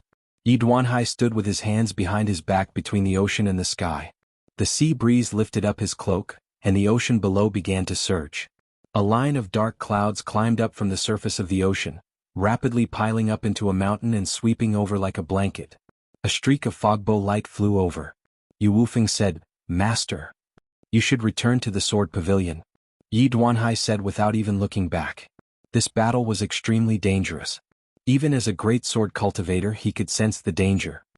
Wufeng is willing to go into battle with Master. Yu Wufeng rarely disobeyed his master's orders. Then come. Yi Duanhai cut right to the chase. The path of a sword cultivator naturally had its own persistence and pride. In the storm, Li Qingshan clasped his hands at Yi Duanhai from afar. He turned around and called out, "Little Anne."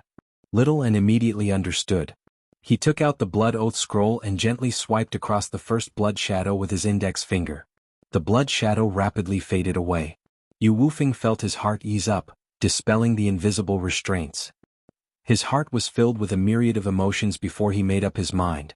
He saw the gateway to the third heavenly tribulation. Before they were swallowed by the storm, the master and disciple rushed into the sky on their swords, arriving above the clouds. As far as the eye could see, the storm had yet to completely cross the surface of the ocean. They could not help but sigh inside. The power of the world truly was unbelievable. The storm had always been a once-in-a-century occurrence, but under Ji Changfeng and Li Qingshan's encouragement, it grew stronger and stronger, heading straight for the 9 provinces. On the shore of the South Sea, the towering trees suddenly began to tremble. The fierce wind whistled over, becoming more and more violent. The sun in the sky was gradually swallowed by the dark clouds. The surroundings became gloomy, filled with the roaring of the wind. Even the thunder seemed to lose its sound. It could only flash again and again to prove its existence. The moment the storm reached the shore, thousands of trees were destroyed, crushed, and uprooted. Li Qingshan unleashed the profound light illuminates all and gazed at Fire Melt Mountain 500 kilometers away. Are you ready? On Fire Melt Mountain, the 3 fire-devouring kings overlooked all the fire devourers. Every single fire devourer wore a fiery red ribbon on their head. This was the fire devourers' etiquette for mourning for their loved ones. The plague had killed over 60% of the fire devourers. The weaker the children and the elderly, the more difficult it was for them to survive. The flames of fury burned in every single fire devourer's eyes. Their fiery hair surged like torches. The ribbons made from fire cloth became bright red in the flames, like blood. The merfolk are coming. Zhu Yan sat on a fiery red rock and only said that with his head lowered. What responded to him were thousands of furious roars, like thousands of erupting volcanoes. There was no need for any motivation or encouragement. Fury and hatred were the best fuel, making every single fire devourer's heart burn so hot that it almost melted. Zhu Yan rubbed his forehead. Between his fingers, his eyes shone like fire. All he saw was the dark clouds leaping over the southern horizon, sweeping through everything along the way as easily as they could, casting down the shadow of war. Zhu Fan let out a furious roar and leapt into the horizon. He pointed the fire tablet of heaven at the twinkling stars in the distance. Thousands of sparks rose into the sky, lighting up with thousands of scarlet stars. The stars became even more resplendent. Zhu Zai patted Zhu Yan's shoulder and flew down from Fire Melt Mountain. She knelt on one knee and stabbed the fire tablet of earth into the ground. Rumble. The ground began to shake violently. Boom, boom, boom. Every single volcano in the 400 kilometers of Fire Melt Mountain began to erupt. The ground cracked and magma flowed. Many new volcanoes even formed, destroying and swallowing the structures one by one and turning it into a burning sea of fire. For this battle, the fire devourers had already cast aside everything. They were determined to die with the enemy. Only the main peak of Fire Melt Mountain remained silent, as if it was brewing something. Zhu Yan suddenly gripped the fire tablet of man firmly. A roar rang out from the crater behind him, drowning out the sounds from the erupting volcanoes. A huge, scarlet hand suddenly grabbed the edge of the crater, and soon afterwards, a huge head the size of a small mountain extended out. It had a simple face and a furious expression crawling out of the crater. Its scarlet-red body was as large as a mountain, with 2 fire dragons coiled around it. The fire devourers all knelt down and called out the name Zhurong. This happened to be the giant god of fire that Li Qingshan had once fought against, except it had a clearer face and an even larger body, as well as unprecedented intelligence, or in other words, divine nature. The giant god of fire opened its mouth, and the surging flames whistled in. Its chest swelled up, and it suddenly erupted with a furious roar that could shatter the world. Fight! Fight! All the fire devourers bellowed out together. Zhu Yan stood up and glanced at the south deeply before turning around and throwing himself into the giant god of fire's body. In that instant, the giant god of fire's face became clearer and clearer, vaguely resembling Zhu Yan's. Its body became even more solid as if it was alive. It leapt out of the crater of the volcano and stood in the sea of fire. In that moment, the sea of fire within 400 kilometers seemed to gather towards it. The 2 fire dragons let out loud cries. The storm swept over, obscuring the starry sky and swallowing Fire Melt Mountain in a single gulp. Between the clouds and mountains, the 3 merfolk kings led all of the merfolk warriors into a battle formation, gathering all of their strength. Under their control, the storm turned into a raging torrent that surged towards Fire Melt Mountain and crashed into the protective formation. Li Qingshan was shocked. This was a legendary battle between gods. Sure enough, there was a reason why other folk were called godfolk in ancient times. Only by gathering such tremendous strength into such a torrent could they have a chance at breaching Fire Melt Mountain. No matter how vicious the natural storm was, it was impossible for it to directly breach the royal court of the fire devourers. It could only be used to suppress and destroy the terrain. The core of the attack was this battle formation. At this moment he suddenly raised his head. Thousands of scarlet stars flickered in the thick cloud layer and fell. A fiery meteor with a long trail of fiery light broke through a tall cloud mountain in front of it and flew straight towards the battlefield. Hundreds and thousands of fiery meteors followed closely behind, tearing the cloud mountain into pieces. Compared to the meteors he had seen on Giant Ship Island, this meteor shower was more than 10 times more vicious and densely packed. Yes, that was only a hasty sneak attack and it was over the ocean while the attack right now had been prepared for a long time.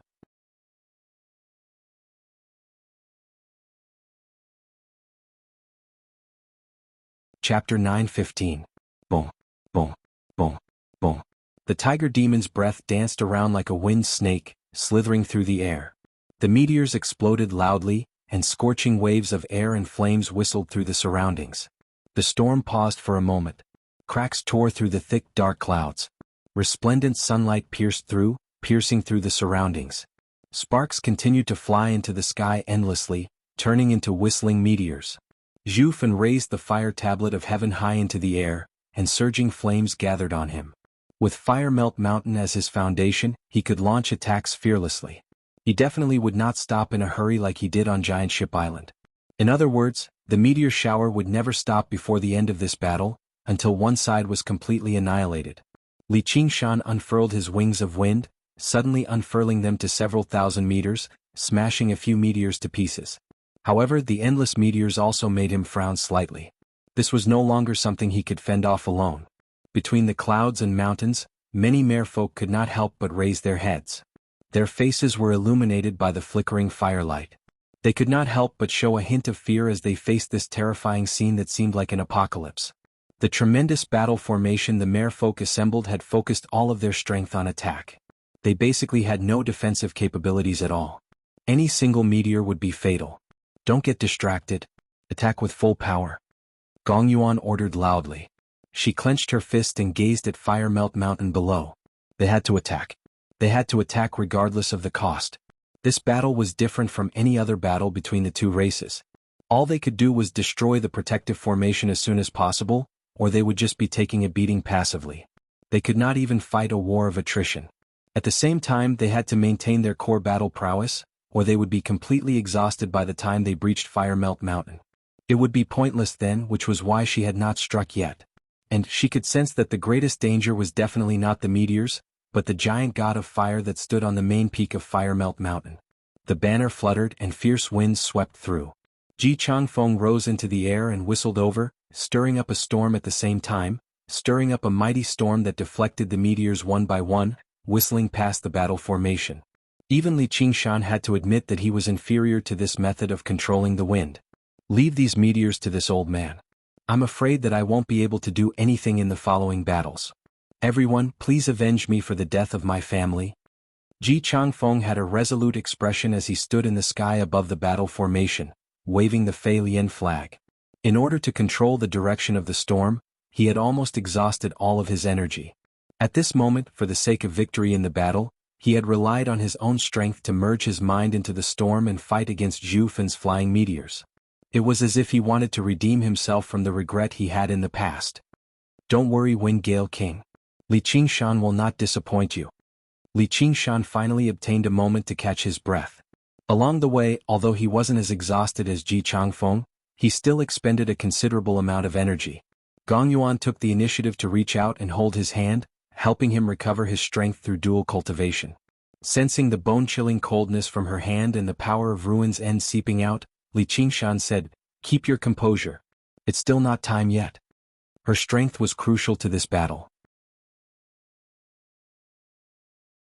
When the two of them worked together, his role was mostly to help her stabilize her mind and control the power of Ruin's End, so it did not matter even if he expended some of his strength. However, he had to conserve her strength as much as possible. Bang, bang, bang, bang. The surging torrent piled up into mountains of water with a great momentum that could swallow everything, slamming against the protective formation wave after wave. The storm passed by, continuing forward due to inertia. The region outside Fire Melt Mountain had become a vast ocean, surrounded by a burning sea of fire that spanned 400 kilometers. The two tremendous powers of water and fire began a mad clash, clashing in every inch of space. The thick clouds were illuminated by the flames, turning into magnificent clouds of fire. Millions of raindrops fell in the wind, illuminating the flames and leaving behind millions of streaks of fire in the air. Li Qingshan's eyes shone brightly as he stared at this magnificent sight. He could not help but purse his lips. All of the blood in his body began to boil slightly as Tiger's Fang in his hand thrummed gently.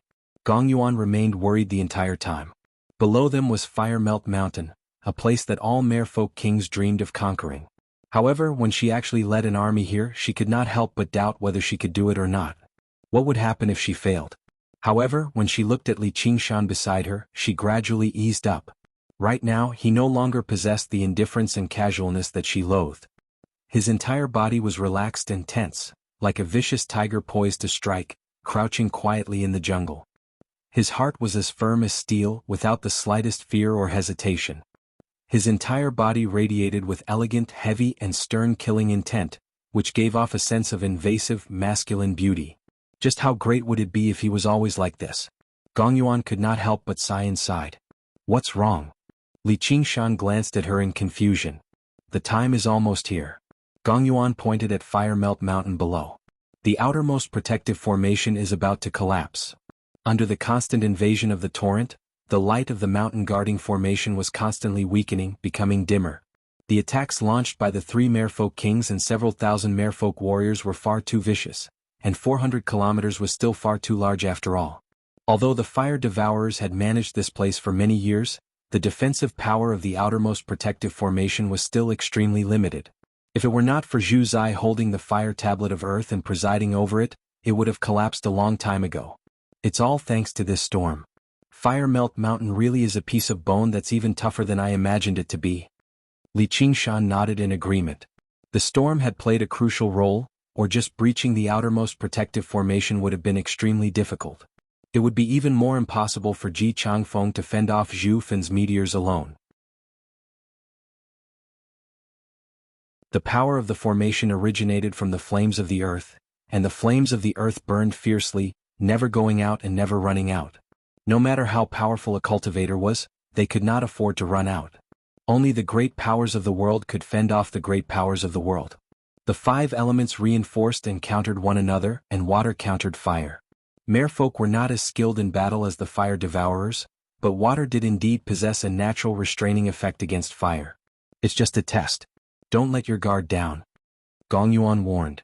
The 3 fire-devouring kings had yet to unleash their true strength. In particular, the giant god of fire that stood still with a furious expression was even more alarming. She had no idea what kind of terrifying existence it would be. Of course, if this is all the fire devourers are capable of, then it'd be far too disappointing. Before she had even finished speaking, a sense of warning suddenly rose up in Li Qingshan's heart. The meteors suddenly stopped falling. Do it! Zhu Fan bellowed out. A spark rose up from the tip of the fire tablet of heaven, growing larger and brighter, like a scarlet sun. Fire dragon of the land, lightning and fire devastation. Zhu Zai barked. The black pillars of smoke from thousands of volcanoes suddenly twisted and gathered above Fire Melt Mountain, turning into a huge dragon of black smoke that was tens of thousand meters long. It opened its lava-like eyes and extended its claws. Bolts of lightning crisscrossed through its body like a creature from a nightmare. The giant god of fire leapt up and landed on the dragon's back. It raised the spear of fire high into the air and pointed it at the people in the sky. A scarlet sun fell from the sky, illuminating the surroundings and serving as the backdrop.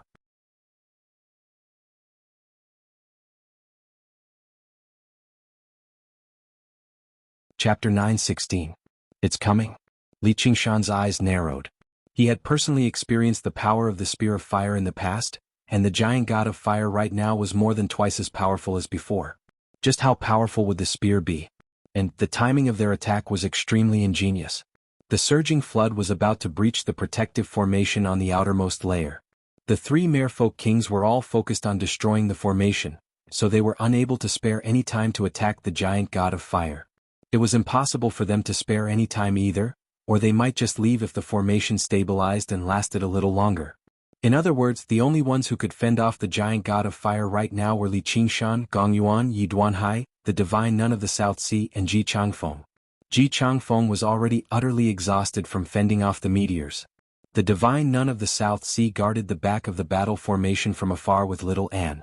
No one was certain how much effort she would put in, or perhaps she would directly leave when she saw that the situation was not right.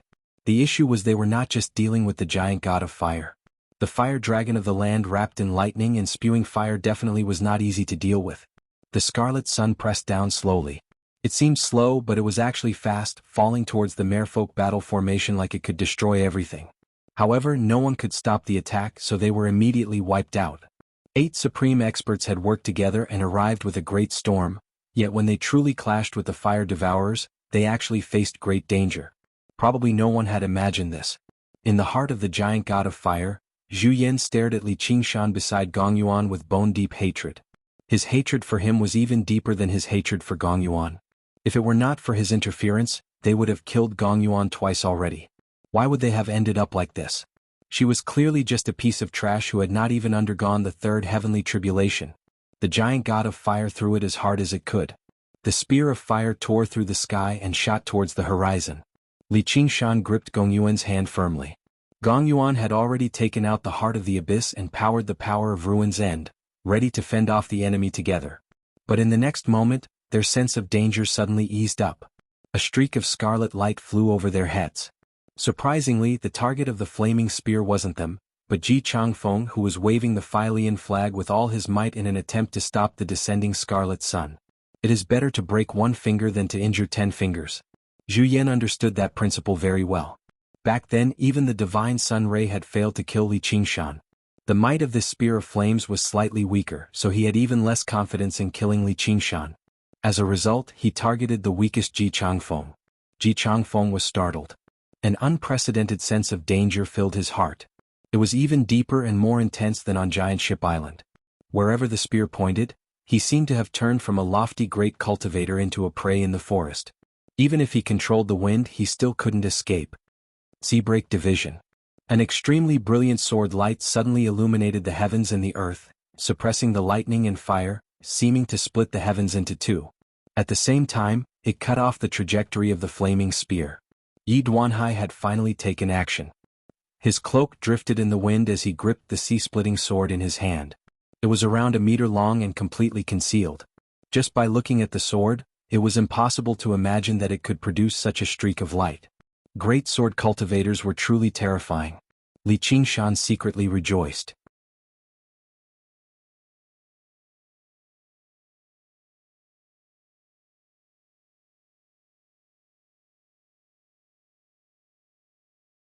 This time Zhu Yan did not attack anyone else.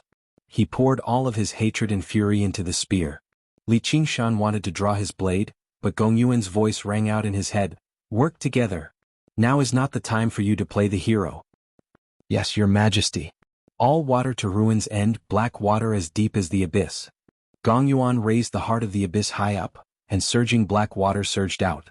Although it was not as violent as the flood below, it possessed an even deeper and colder feeling.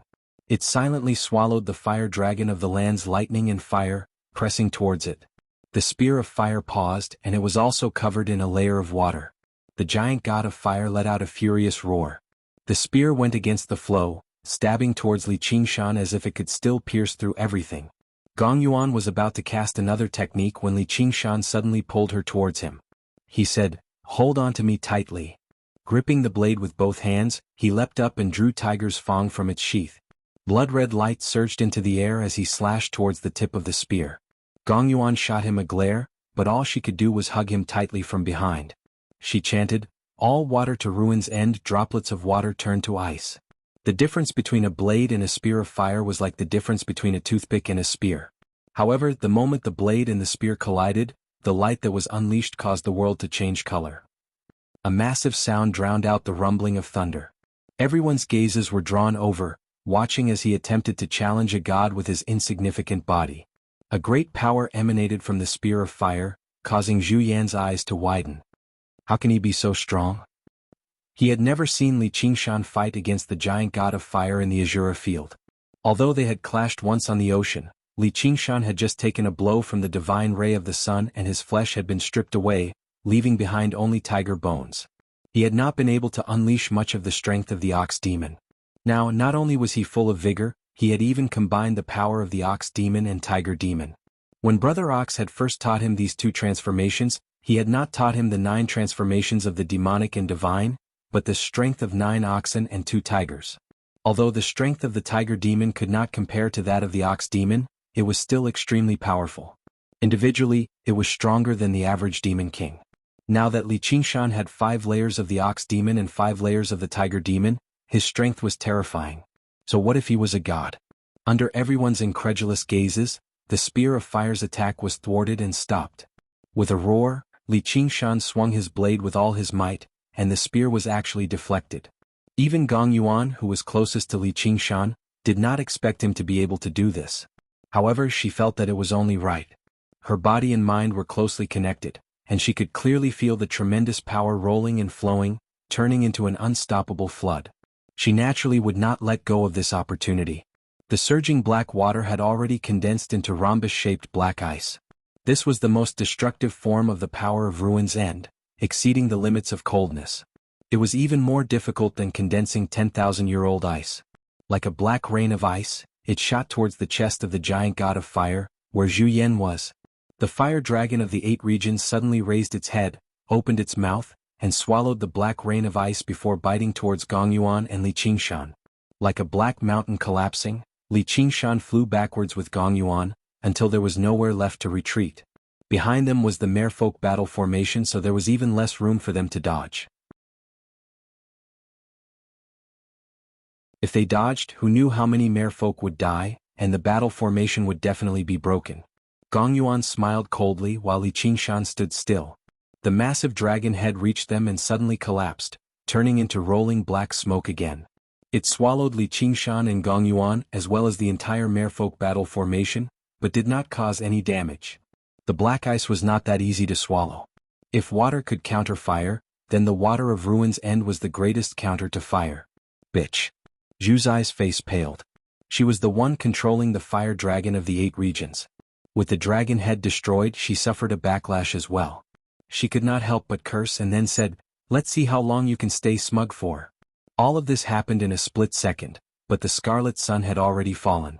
It was over 100 times larger than regular meteors. Some of the weaker merfolk could not help but cry out miserably, as if they had been incinerated by fire. They gave off the smell of being roasted. Yi Duanhai was helpless too. Sword cultivators were powerful, but they did not excel at forcefully clashing with others. Zhu Fan had always been the strongest fire devourer, and he had the 400 kilometers of Fire Melt Mountain as his foundation. The Scarlet Sun's overall destructive power was far more terrifying than the divine ray of the sun. Meanwhile, Li Qingshan and Gongyuan had to face the giant god of fire and the rapidly recovering fire dragon of the 8 regions under its feet. They could not spare any of their strength at all, and from such a distance, even if they struck down the Scarlet Sun, the resulting explosion would be enough to kill off most of the merfolk. The 3 fire-devouring kings were delighted, but the 3 merfolk kings paled in fright. The granny called out, "What are you waiting for, divine nun?"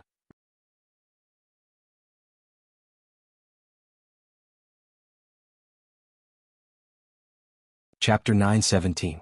The voice was ancient, grand, stern, and methodical.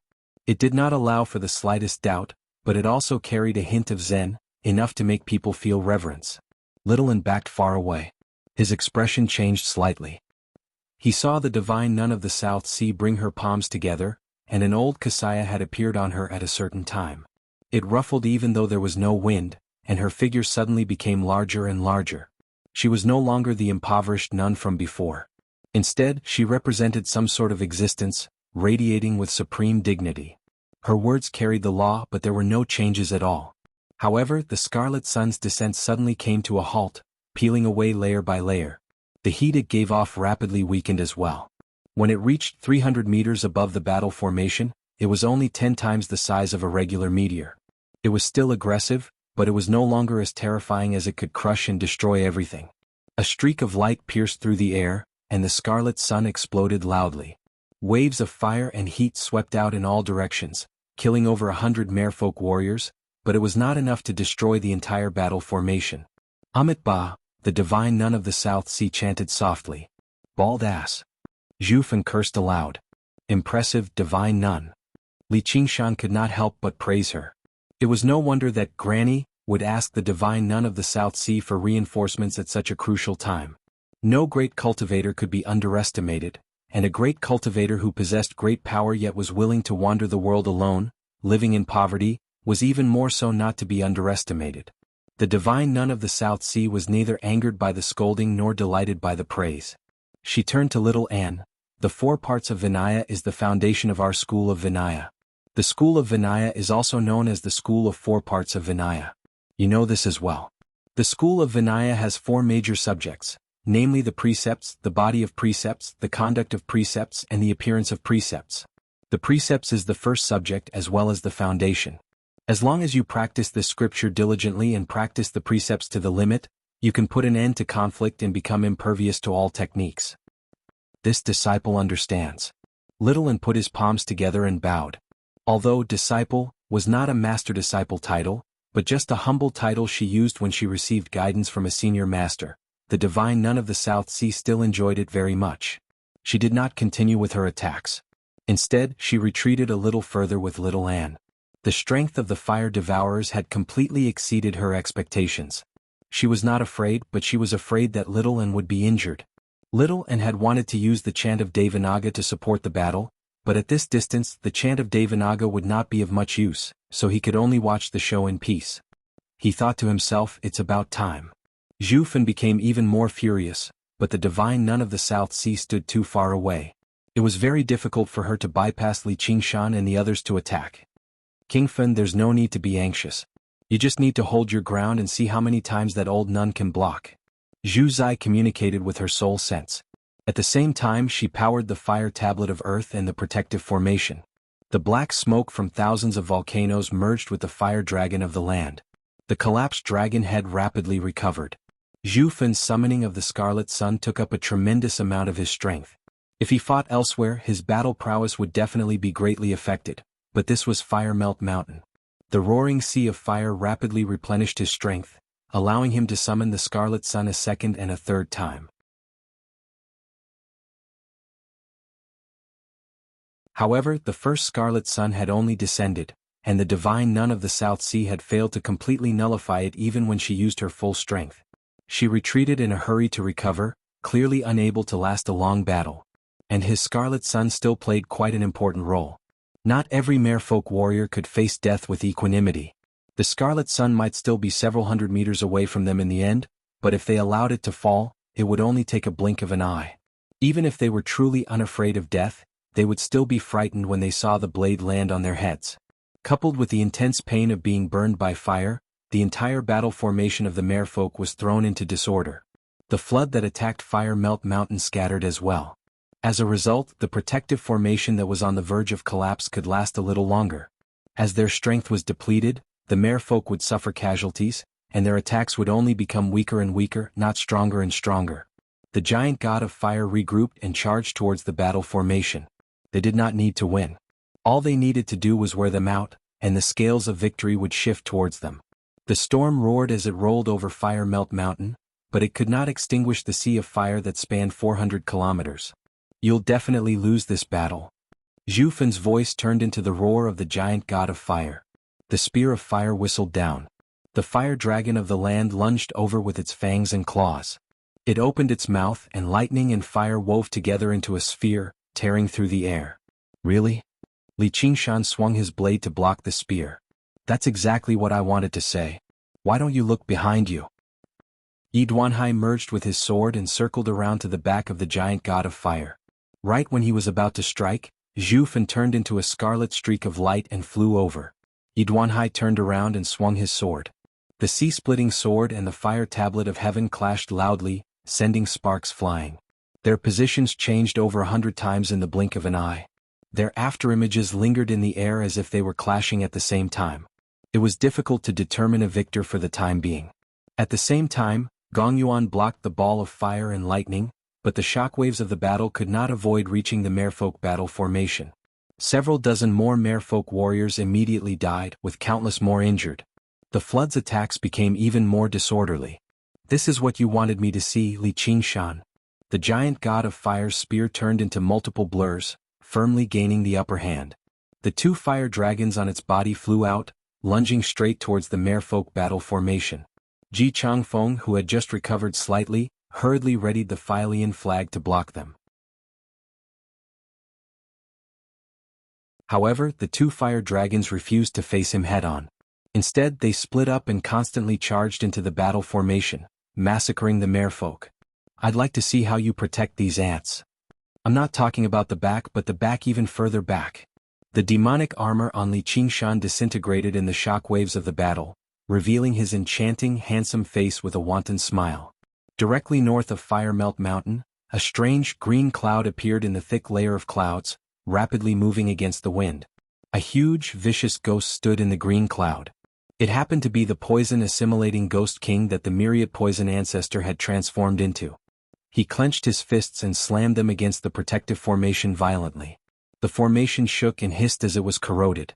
Yu Wufeng, who had vanished since the beginning of the battle, also appeared to the north of Fire Melt Mountain. Beside him were the 9 cave masters of Savage Mountain. Several hundred cannons were arrayed before them. The pitch-black cannons were all pointed at Fire Melt Mountain, lighting up with light. These spiritual stone cannons were spoils of war that Li Qingshan had obtained in the Clear River Prefecture. They had once rendered great service to him, so they were specially used to attack cities and seize territory. However, they were rarely used in regular battles. Not only did they take up tremendous amounts of spiritual stones, but they also needed to be prepared beforehand, so they had always been stowed away by the night roamers. Today they had finally seen the light of day again. Swinging the fogbow sword down, Yu Wufeng ordered, "Fire!" Under the combined control of the 10 cave masters, several hundred streaks of light whistled out, landing on the protective formation and kicking up rings of light. Afterwards they immediately threw in new spiritual stones. They were all high-grade or even supreme-grade spiritual stones. At a time like this, no one found it a pity. If they could not win this battle, Li Qingshan and Gong Yuan would still have the opportunity to escape, while they would definitely be dead. Being able to use these spiritual stone cannons to attack could be regarded as a fortunate thing. Only by preserving their own strength as much as possible could they increase their chances of survival. Myriad Poison Ancestor? Zhu Yan was both surprised and furious. Far too many unexpected enemies had come today. We're both honored guests of the king's estate, so why have you come to attack us? What? The Myriad Poison Ancestor did not answer him at all. He focused on attacking the protective formation, which was like the final straw that broke the camel's back. Under the constant attacks of the poison-assimilating Ghost King and the spiritual stone cannons, the protective formation that had already been teetering on the verge of collapse finally reached its limit. There was a faint crack, which rapidly turned into an earth-shattering rumble, unleashing dazzling light. The light dispersed, and the 400 kilometers of Fire Melt Mountain was finally laid bare before the storm. Torrential rain poured down, landing on the Sea of Fire and landing on the Fire Devourers. The protective formation had lasted until now not because of Zhu Zai's power alone. Instead, it had gathered the entire Fire Devourers to fend off the Mare people. But now, what they had been supporting the entire time had suddenly vanished. Their fervent expressions froze. Under the fierce wind, the Sea of Fire suddenly flared up, but that was only the final radiance of the setting sun. The surging flood swept over, rushing into the Sea of Fire like a hot knife through butter. Water and fire met, kicking up surging white mist that permeated the surroundings. For a moment, even the storm was unable to disperse it. The 3 Merfolk kings led by Granny were all overjoyed. They had no idea why the Myriad Poison Ancestor had suddenly assisted them, but they would never let this opportunity slip by. They called out, "Fire Melt Mountain has been destroyed. Now is the time to avenge our clansmen." The morale of the Merfolk warriors was roused. No matter how the fire dragon constantly lunged over, none of them wavered anymore. They only hoped to provide as much power as possible before they were killed. Li Qingshan sensed something. Not only had he been roused with hatred, but Granny's voice was also extremely bewitching. She had taken advantage of the moment when the merpeople's minds were wavering and completely unleashed their potential. Before he could even lament over her viciousness, the giant god of fire launched a furious attack. The blood-red light on Tiger's Fang had already dispersed. It was no longer enough for him to face the spear of fire head-on. If it were not for the protection of the power of Ruin's End, his flesh and blood probably would have been burnt to a crisp again. However, this was only his final bout of madness. In the sky, the torn clouds rapidly closed up. The storm was far too great. Without the obstruction of the formation, it unleashed the tremendous power of the world freely, suppressing the Sea of Fire. On the ground, the flood swallowed the volcanoes one by one. The black smoke was severed, and with each pillar of smoke that was severed, the fire dragon of the land shrank slightly and let out reluctant roars, but it no longer gave off a feeling of arrogance and might. Li Qingshan. Zhu Fan let out a hysterical roar. He had a feeling that all of this was because of Li Qingshan. These various disasters had begun ever since he first met him. The giant god of fire faced the storm and lunged towards Li Qingshan furiously. "Oh no, this guy wants to perish together with me." Li Qingshan's heart sank. He sensed life-threatening danger. He never thought Zhu Yan would actually be so resolute with his identity and cultivation.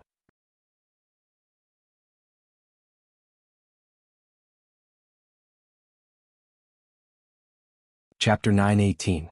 Precept of 4 parts, Body of Precepts. The old, stern voice rang out once again. In Li Qingshan's ears, it was like a heavenly melody.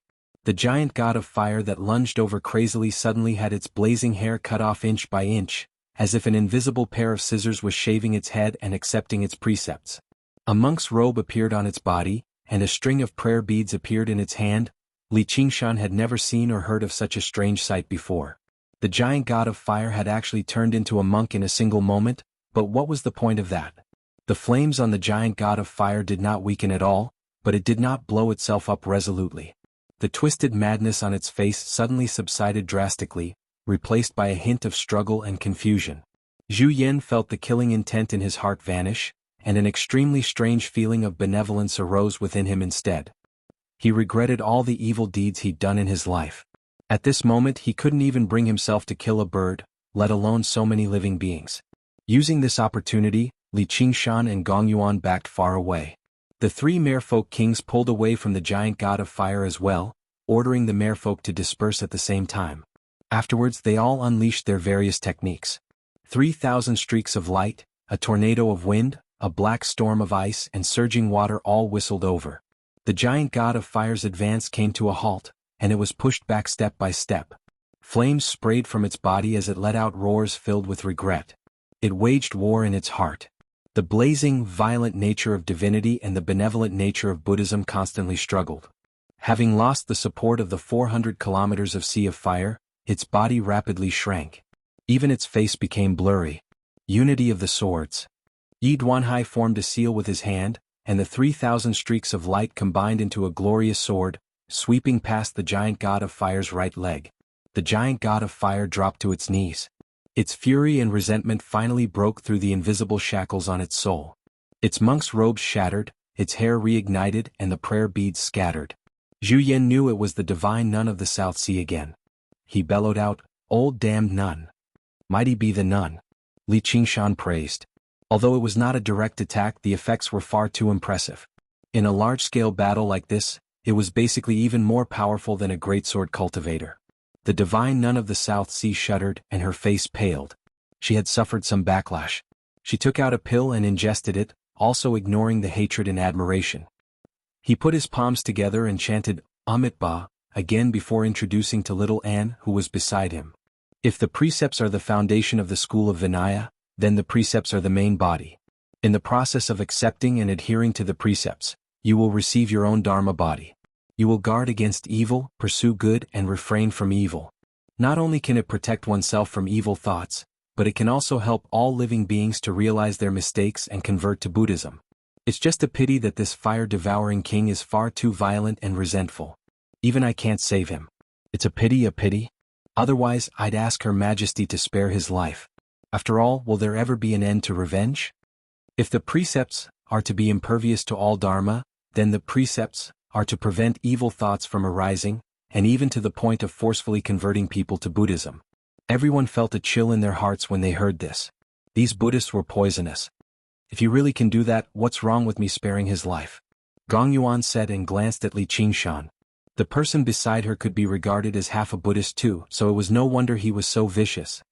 I'll remember that, said little Anne. The process of your tonsure and ordination was far too casual back then, reduced to a mere formality. This is also the greatest flaw of the school of Zen. They blindly seek to understand their true nature, rejecting the precepts as foreign objects. They drink alcohol, eat meat and even slander the Dharma. However, apart from a few eminent monks with great wisdom, how many people can understand the true meaning behind this? If I have the opportunity, I'll take up the precepts for you again. The divine nun of the South Sea shook her head and casually criticized the school of Zen a little before retreating another 5 kilometers away with little Anne. She had been drifting away from the battlefield the entire time, ready to flee at any time. She had only fought twice the entire time, but no one dared to underestimate her. Instead, they felt like it was only natural.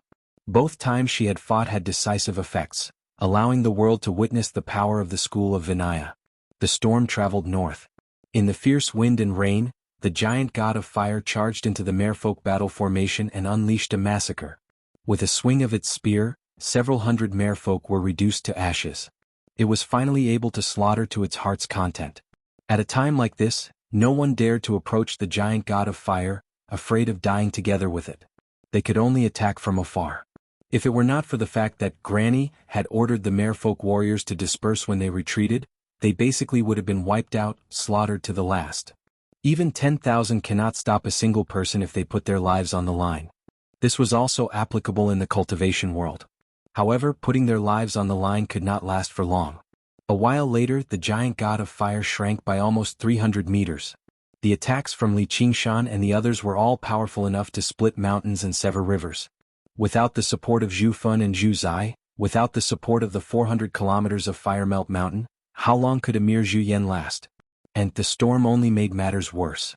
Zhu Yan, when you massacred my giant ship island, did you think a day like this would come? Ji Changfeng spat out a mouthful of essence blood.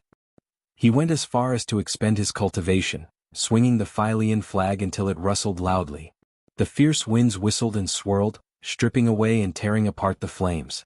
He was delighted with his revenge. Just now, the giant god that was still insufferably mighty had become a trapped beast in the storm. Go die. The giant god of fire threw out the spear with everything he had, but it was cut in half by Yi Duanhai's sword in midair. Li Qingshan saw this and also felt a sense of sorrow, but it only lasted for a moment. Up until now, over half of the several thousand merfolk warriors had already died. As for devouring, a few of them died from exhausting their strength, while the rest all retreated back to the main peak. However, what made him sigh the most was actually not the humiliation and pursuit of him, nor was it the casualties of the merfolk and fire-devouring folk, nor was it the tragedy of the destruction of his clan that Ji Changfeng brooded over. Instead, it was the several 100,000 mortals on Giant Ship Island that had been reduced to ashes in the flames without anyone noticing. Just like how Gong Yuan despised him, he had yet to completely break free from the realm of mortals. At the very least, Zhu Yan, you can still die a tragic death, fighting like a trapped beast and not dying like weeds. Out of respect for a warrior, he would use his full strength to kill Zhu Yan here and now. Flame King, don't get caught up in the battle. Look to the south. The storm is coming. Quickly retreat to the main peak. Zhu Fan communicated in a hurry. Zhu Yan recovered a sliver of calmness and raised his eyes to the south. A dazzling light appeared in the surroundings. A white and golden pillar of light enveloped a range of several hundred kilometers, rapidly moving towards Fire Melt Mountain. In order to maximize the might of the storm, Ji Changfeng had directed it straight towards Fire Melt Mountain under his meticulous control. However, this also meant that the eye of the storm would just happen to pass by Fire Melt Mountain. Although it would pass by before long, it would form a windless and rainless region on the main peak of Fire Melt Mountain. As long as they grasped this opportunity, they could turn the tables. They were not in dire straits yet. Zhu Yan glanced past everyone in disdain. Do you really think you can kill me, Zhu Yan, with such determination? He turned around and flew towards the main peak. Myriad poison, keep him busy? Li Qingshan ordered. Everyone was surprised. Who had not heard of the myriad poison ancestor? They were already very surprised that he would come to help.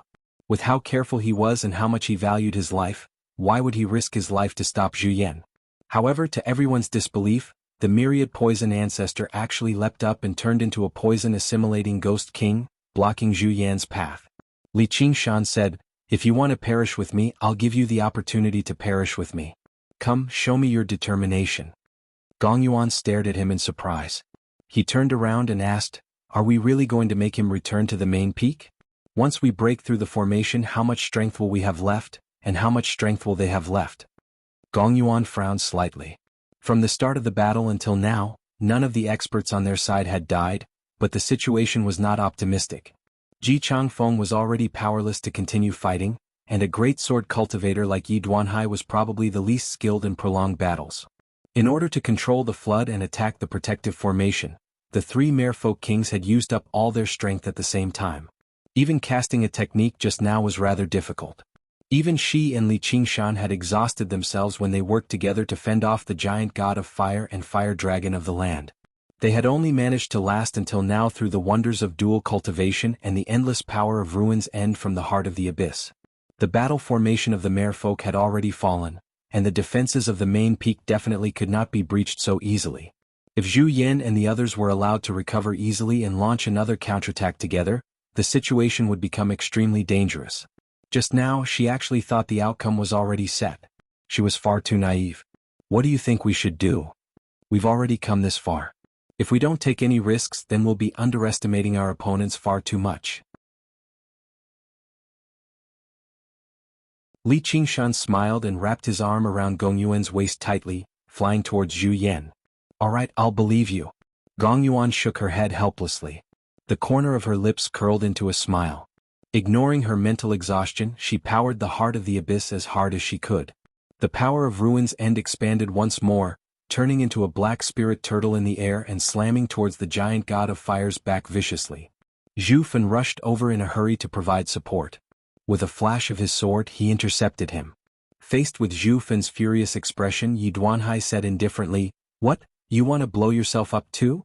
Their eyes met and sparks flew. The two of them began fighting again, but this time Yi Duanhai had truly lost the upper hand, which indirectly proved that what Li Qingshan had said was true. The three merfolk kings exchanged glances and nodded at the same time.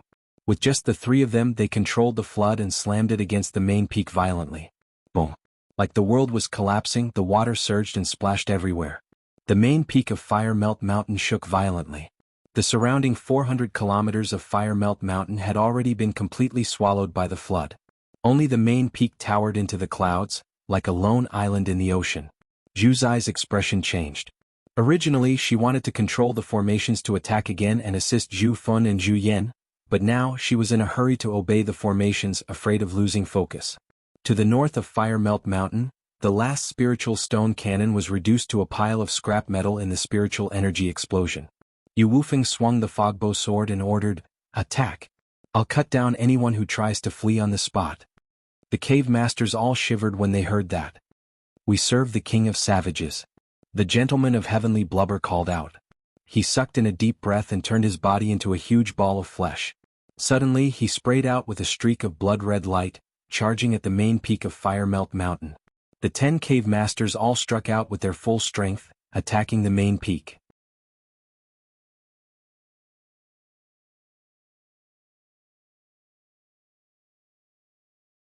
Chapter 9:19. Under Li Qingshan's orders, the vicious poison-assimilating Ghost King blocked the giant god of fire. Pale, green flames burned in its deep eye sockets as it gazed at a blurry face that was burning with flames. Boom! The confrontation only lasted for a split second before the two colossal objects collided viciously. Flames of two different colors crisscrossed and splashed everywhere. The giant god of fire swung its fists of fire and launched a furious attack. It did not use any more ingenious techniques. When enemies met on a narrow path, the more courageous would emerge victorious. The poison-assimilating Ghost King howled like a myriad of ghosts, which was enough to shake the mind of people. Mortals probably would have died on the spot, but it did not affect the giant god of fire much. Instead, it constantly retreated under the onslaught of the flames. Pale, green, poisonous clouds rose up from its body, like it was bleeding from wounds. This was not because the myriad poison ancestor was not using his full strength, but because evil ghosts were innately suppressed by fire, and the flames on the giant god of fire were anything but ordinary. Moreover, the myriad poison ancestor was not skilled in close combat, so he was even less of an opponent. "Piss off!" The giant god of fire roared furiously. It raised its right shoulder and charged forwards like a tank, unleashing explosive power and sending the poison-assimilating Ghost King flying. The giant god of fire paused slightly and staggered violently. The black spirit turtle slammed into its back viciously, and the flames on its back immediately dimmed significantly. Again? Li Qingshan and Gong Yuan clasped hands firmly. In that moment they cast aside all of their grudges and prejudices, wholeheartedly opposing the enemy before them. They wanted to emerge victorious regardless of the cost. "Then let's die together." Explode. Zhu Yan bellowed, actually choosing to self-destruct immediately. He wanted to take them down with him. Li Qingshan shivered inside.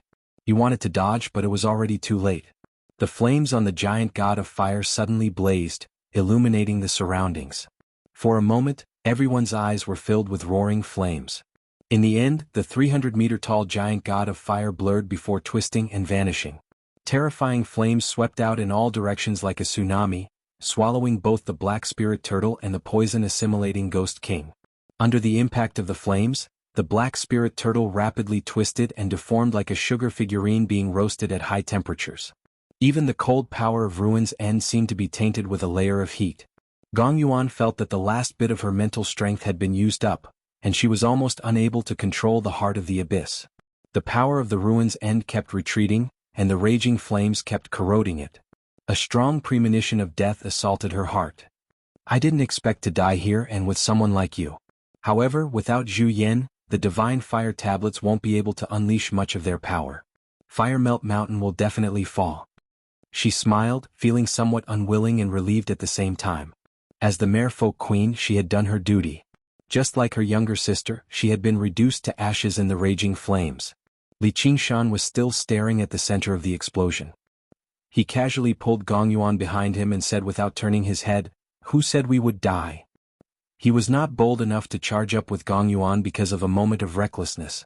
Instead, he considered the fact that the giant god of fire had fought until now and had depleted quite a lot of its power, so the power of its self-destruction definitely would not be as great as before. However, he was not sure whether he could endure it or not. The worst outcome would just be turning into a phoenix's embryo. The flame should not be enough to destroy it, so he was not as pessimistic as Gong Yuan. Gong Yuan's heart skipped a beat. His wide back really seemed like it could withstand all dangers, which gave her a sliver of hope for survival. She could vaguely understand why her younger sister had been so stubborn in the past. The power of Ruin's End was constantly whittled away, leaving only a thin layer. Li Qingshan could already feel the burning pain on his face, but at this moment, the flames that filled his vision actually receded. What's going on? Li Qingshan raised an eyebrow. The flames had actually failed to even touch a hair on him. Had the divine nun of the South Sea intervened again? It was impossible for the explosion of the giant god of fire to be so weak. Even if Zhu Yan blew himself up, it would not be so weak. There was a flash of fire in his eyes, and a huge fireball that vaguely resembled the shape of a heart rushed towards the main peak of Fire Melt Mountain. Li Qingshan suddenly understood that the explosion this time was only a feint by Zhu Yan. He had only detonated the power that constructed the giant god of fire's body. At first glance, it seemed extremely shocking, but it was actually just for show. However, it had created an opportunity for Zhu Yan to escape. Precept of 4 parts, precept of conduct. The divine nun of the South Sea's voice rang out again. Zhu Yan's speeding figure suddenly came to a halt. He felt like he was immobilized, so he cursed again. Damned old nun. He struggled as hard as he could. Gravity of the earth, get over here. Li Qingshan raised his right hand and enveloped the heart of the fire god from afar, gathering all of his strength to use the ability. Zhu Yan felt an invisible force grab him and pull him backwards. The main peak of Fire Melt Mountain was right before him, but it suddenly seemed distant. In that moment, he experienced an urge to use this force to charge back and drag Li Qingshan down with him. However, he dismissed this thought with a thought. The main peak of Fire Melt Mountain was already on the verge of collapse. If he died, it would probably fall very soon. The poison-assimilating Ghost King lunged over again. Zhu Yan bellowed out, "Explode!" The heart of the fire god suddenly exploded. It was even more powerful than the explosion just now had just exploded.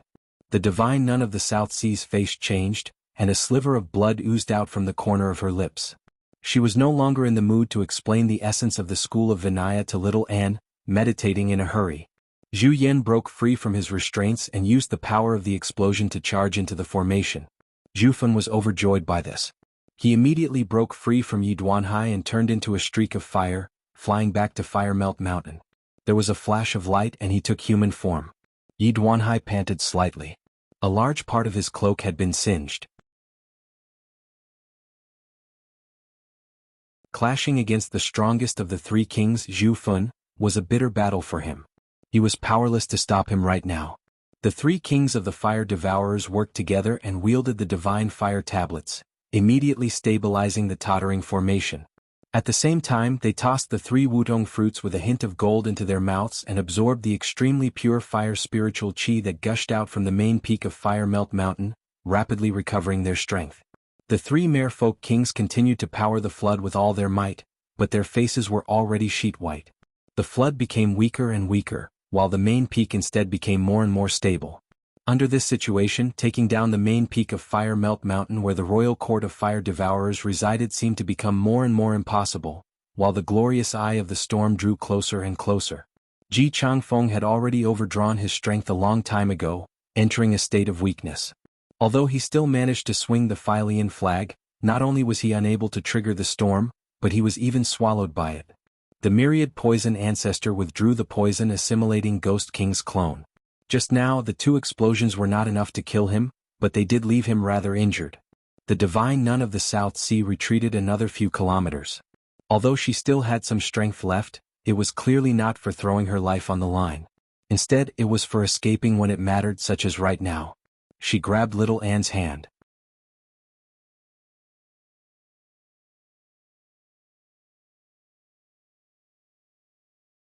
Chapter 920. Li Qingshan could not help but think of what the Banyan Tree King had said, even if you gather everything you have.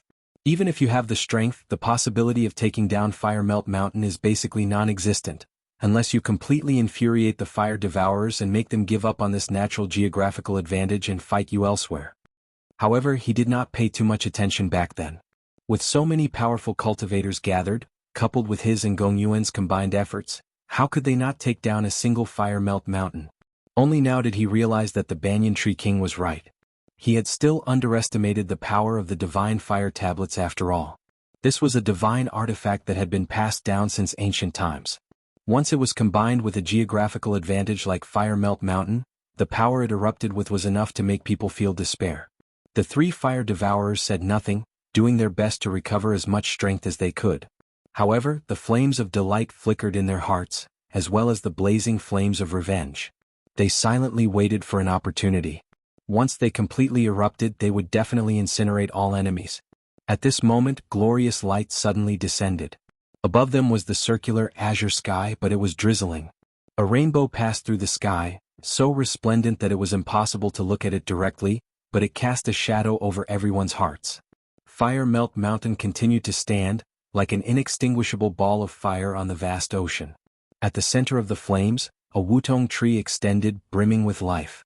If you want to retreat, then do it now, Yi Duanhai said. He had already done everything he could. He had not let down Li Qingshan's invitation this time. To a great sword cultivator like him, he no longer had any chance of victory in this battle. You're right, fellow Yi. The Divine Nun of the South Sea expressed her agreement. You're wrong, Divine Nun. We haven't lost yet. Granny suddenly withdrew her technique, and the weakened flood immediately collapsed. The two merfolk kings to the left and right looked at her in surprise. As if they had sensed something, they furrowed their brows. Even the fire devourers have the courage to die with the enemy, but don't the merfolk? Granny took off the Sumeru ring on her finger and tossed it gently. Granny? Gong Yuan caught the Sumeru ring. She was moved. I've always told you to think for the sake of your clansmen and the bigger picture. You must be very impatient listening to me and thinking that I'm just boasting. He paused for a moment before continuing, actually that's not the case. With that, Granny leapt towards Fire Melt Mountain, charging forward without regard for her own safety. The main peak of Fire Melt Mountain rushed into her face and she smiled. Quickly stop her. Zhu Fan's expression changed drastically as he roared loudly. However, it was already too late. That slightly stooped figure blossomed with a dazzling bright blue light, causing the brilliant sunlight to pale in comparison. After what seemed like a long time, the roar came, shaking the heavens and earth.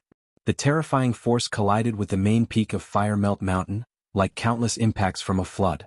The formation that had just stabilized only lasted for a split second before shattering. Even a portion of the mountain was swallowed and collapsed, creating a huge gap. This was the power of a king general that had cultivated for thousands of years. Amit Ba, the divine nun of the South Sea, chanted softly. Under the illumination of the sun, in the tranquil eye of wind, the location of the fire devourer's royal court, the main peak of Fire Melt Mountain, was exposed before everyone for the first time. A moment of silence appeared on the battlefield. Granny? Gong Yuan murmured. She never thought she would actually be so resolute. After all, merfolk were not as violent and warlike as the fire devourers. Having reached their current realm of cultivation, they valued their lives even more. They would never think of something like that unless they were in dire straits, or why would they pursue the word longevity in the first place? Even if Gong Yuan had thought of using this method to take down Fire Melt Mountain, she would never have done it. Righteousness was important, but it was not necessarily the path of longevity that was as important. No one had to put on an act about this. Even the three fire-devouring kings had never imagined Granny would do something like this, so they were caught off guard. Moreover, even if they were on guard, it would be useless. The mountain could not fly or move, so there was no way to deal with this move. The storm moved extremely quickly. The eye of wind only paused for a moment before the fierce wind and rain arrived once more, pouring down on the crater of the volcano. Without any hesitation, Li Qingshan immediately swung his blade and rushed towards the crater. The magnificent palace forged from fiery red crystal and the dazzling divine Wutong tree appeared before him once again. Gongyuan followed close behind.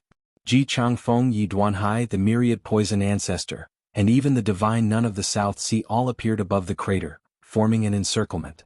The other two merfolk kings used the last of their strength to control the water, directly pouring it into the crater. The water gushed into the crater, destroying the palaces one by one. It made contact with the scorching magma and kicked up white mist. However, the wind and rain obscured the view, and the water flowed endlessly, forcefully suppressing the flames of the earth. To a very large extent, the geographical advantage depended on the power of the formation to fend off the enemy with composure and recover strength rapidly. Once the formation was destroyed, this geographical advantage would immediately be halved.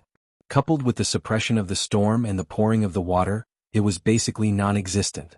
The three fire-devouring kings were all alarmed. In such a short amount of time, they had not even recovered 30% of their strength, and they had lost the geographical advantage too. Even with the divine fire tablets in hand, it was impossible for them to withstand such an encirclement. Even if Li Qingshan and the others were even more exhausted, their tremendous advantage in numbers was enough for them to achieve a qualitative change. Seeing this, Li Qingshan was in no hurry to strike either. He just waited for a volcanic lake to form. Now that the advantage was on their side, they could deal with it with ease. However, his brows were firmly furrowed. He did not relax at all. Right now, it all depended on how the three fire devourers would respond. If they chose to fight, then they would definitely perish together and drag others down with them. Unless they did not receive them at all, no one had the confidence to escape alive. The other choice was to flee. Whether it was opening the gate of divine fire or directly diving into the depths of the magma, none of them could stop them. Gongyuan no longer had the strength to unleash the icebound domain and seal up the space. They had won this battle, but it was much more difficult than they had imagined it to be. It was either a narrow escape or endless trouble. It was no wonder the King of Yu wanted to create a silver dragon king. Attacking a mountain was not something humans could do. So many experts had worked together against it, yet one of them had still died and they had almost failed. Even if they won, they had no idea whether it would be a Pyrrhic victory, or if they had allowed the enemy to escape. The three fire devourers looked at one another. Thousands of thoughts flashed through their minds in that moment. All they could think about were these two situations. However, to their sorrow, they discovered that no matter which option they chose, the fire devourers would not be able to escape the fate of annihilation.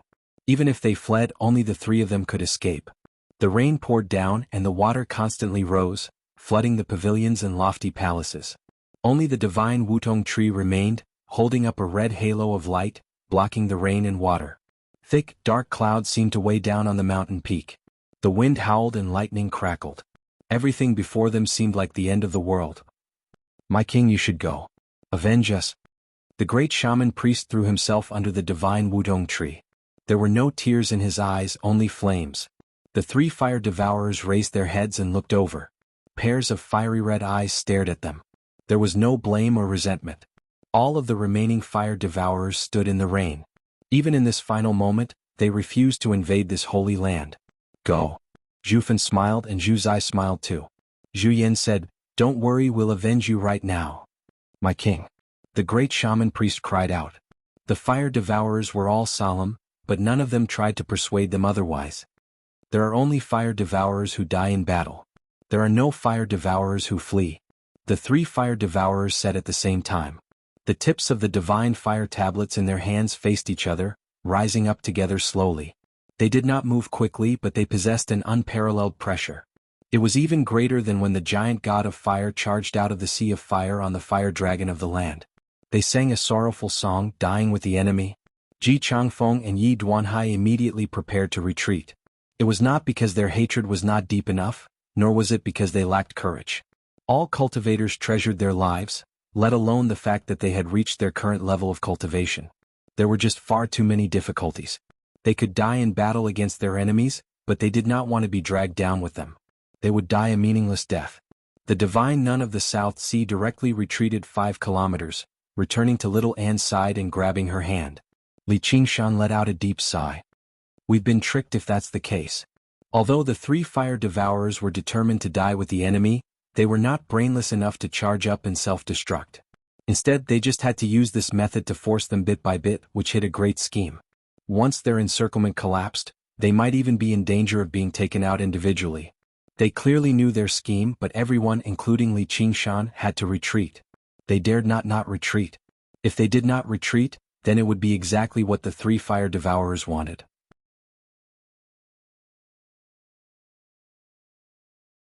Their powers would combine and self-destruct at the same time. No matter who was sucked in, they would be doomed. The three fire devourers continued to rise. Even when they purposefully slowed down, they could cross a distance of less than 3,000 meters in a few seconds. What do we do? Gong Yuan asked Li Qingshan beside her almost instinctively. At that moment, only he remained standing firmly without any intentions of retreating. Kill? Li Qingshan stood with his arms crossed and glanced at the myriad poison ancestor. The myriad poison ancestor seemed to be struggling slightly, but under Li Qingshan's gaze, he was immediately subdued. After breaking through to the fifth layer of the tiger demon, the ability of the nightmare tiger's demonic eye had become even more powerful. On the side, Gong Yuan sensed it too.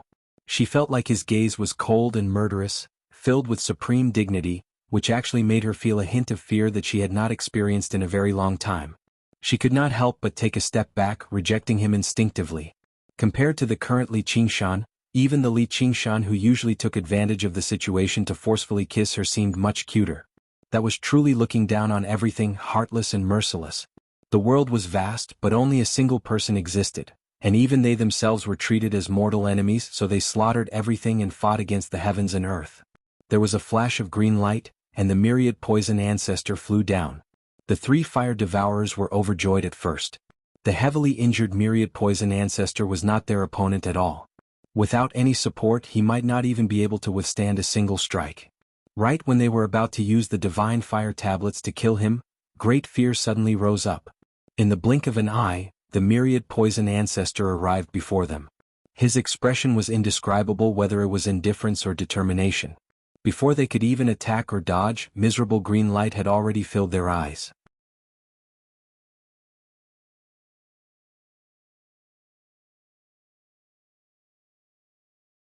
Chapter 921. The storm howled, but its momentum was gradually weakening. Even the mighty power of the heavens and the earth was affected by this great battle. The battle had finally reached its end, but it became more and more intense. It was difficult to determine a victor. The divine nun of the South Sea backed up far away. Just when she was about to leave with little Anne, she felt an unusual sense of determination from her. She said gently, "We've won." The divine nun of the South Sea was mildly surprised. Just when she wanted to say something, there was a deafening rumble. The main peak swelled up from inside out, and a circular shockwave whistled through the air. A streak of green light surged out of the crater, rushing into the sky and dyeing the clouds. The divine nun of the South Sea's face was illuminated too. She said in surprise, "That's..." Yi Duanhai was shocked. He doubted his eyes. The myriad poison ancestor blew himself up? Even the merfolk Queen Gong Yuan and Ji Changfeng, who bore deep grievances against her, would not resort to something like that. To a very large extent, Granny was approaching the end of her lifespan, and her path of cultivation had basically been severed. She did not want so many clansmen to sacrifice themselves for nothing, which was why she had made such a decision. That was already surprising enough.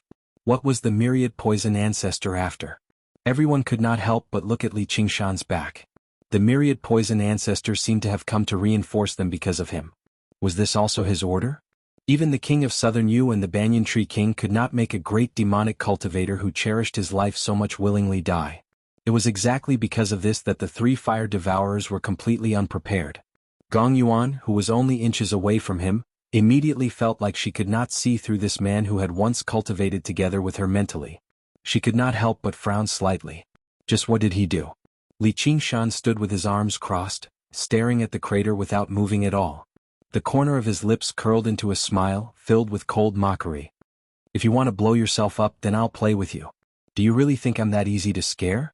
The effects of the myriad poison ancestor's self-destruction seemed to be much worse than Granny. It did not possess the terrifying might that could devour everything, but under the restraint of the crater, the power instead became even more concentrated, and it possessed a sense of corrosion, releasing all of the venom he had accumulated over 1,000 years. The red crystals on the inner wall of the crater turned into a mud-like red and green viscous substance. It flowed down and emitted a pungent smell. Gong Yuan also felt a little dizzy when she smelled it. She couldn't help but sigh at the intensity of the poison. The fate of the several thousand fire devourers was the same. Their bodies melted into mush in the green light, only leaving behind their hearts, which were also soaked in poison. The flames were extinguished. However, at the bottom of the volcano, the three fire-devouring kings held the divine fire tablets in a defensive posture. Their auras had become extremely weak, but they were still alive. "You guys are really tough," Li Qingshan said. "Despicable bastard, how dare you fight me?" Zhu Yan was utterly furious as he cursed aloud, but his voice gave off a sense of weakness. His entire body was covered in a layer of faint green. Large swathes of his skin had festered, and it was rapidly spreading, corroding his flesh and blood. No matter how tough their defenses were, it was impossible for them to emerge unscathed from the self-destruction of a great cultivator at such a close distance. Although it did not cause any instant terrifying damage, the poison had already invaded their bodies and was currently spreading violently.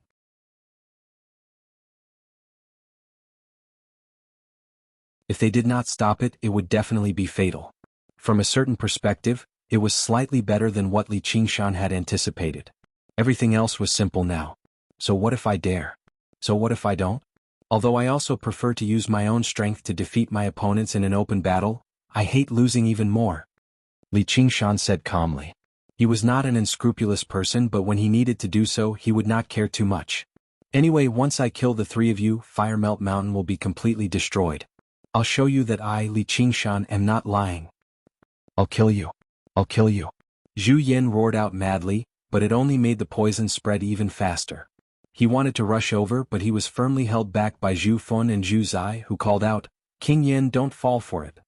In their current state, it was already impossible for them to catch up to anyone. It was impossible for them to even perish together. Instead, it made the poison spread even faster. Li Qingshan, King of Savages, I will definitely get my revenge for the destruction of my race. You will definitely die in the flames, never to be reincarnated. Zhu Fan cursed him in the most vicious way possible. Li Qingshan said, "Dying in the flames is my destiny, just like dying to a virus is the destiny of you fire devourers. What, are you planning on running away?" Zhu Fan was indeed planning on running away. They were not in dire straits yet. As long as he escaped from the magma and used the flames of the earth to suppress the poison, he still had a great chance at survival. At the same time, 500 kilometers away, the Silver Dragon King hovered above the clouds. In the silvery white room, the King of Southern Yu muttered to himself, "If I kill Li Qingshan, do you think the three of them will completely pledge their allegiance to me?" "They won't," said the tiny banyan tree potted plant on the table. "Why?" The King of Southern Yu seemed eager to prove that he could kill Li Qingshan, and not just Li Qingshan. There were also Gong Yuan and the other two merfolk kings. That way he could conveniently crush the royal court of the merfolk. Meanwhile, the fire-devouring kings would no longer be the same after losing their clansmen. They would not be able to grow and expand either. The problem in the south could be completely eliminated. After losing all your clansmen, do you have any other methods to control the three of them? None. The King of Southern Yu thought about it.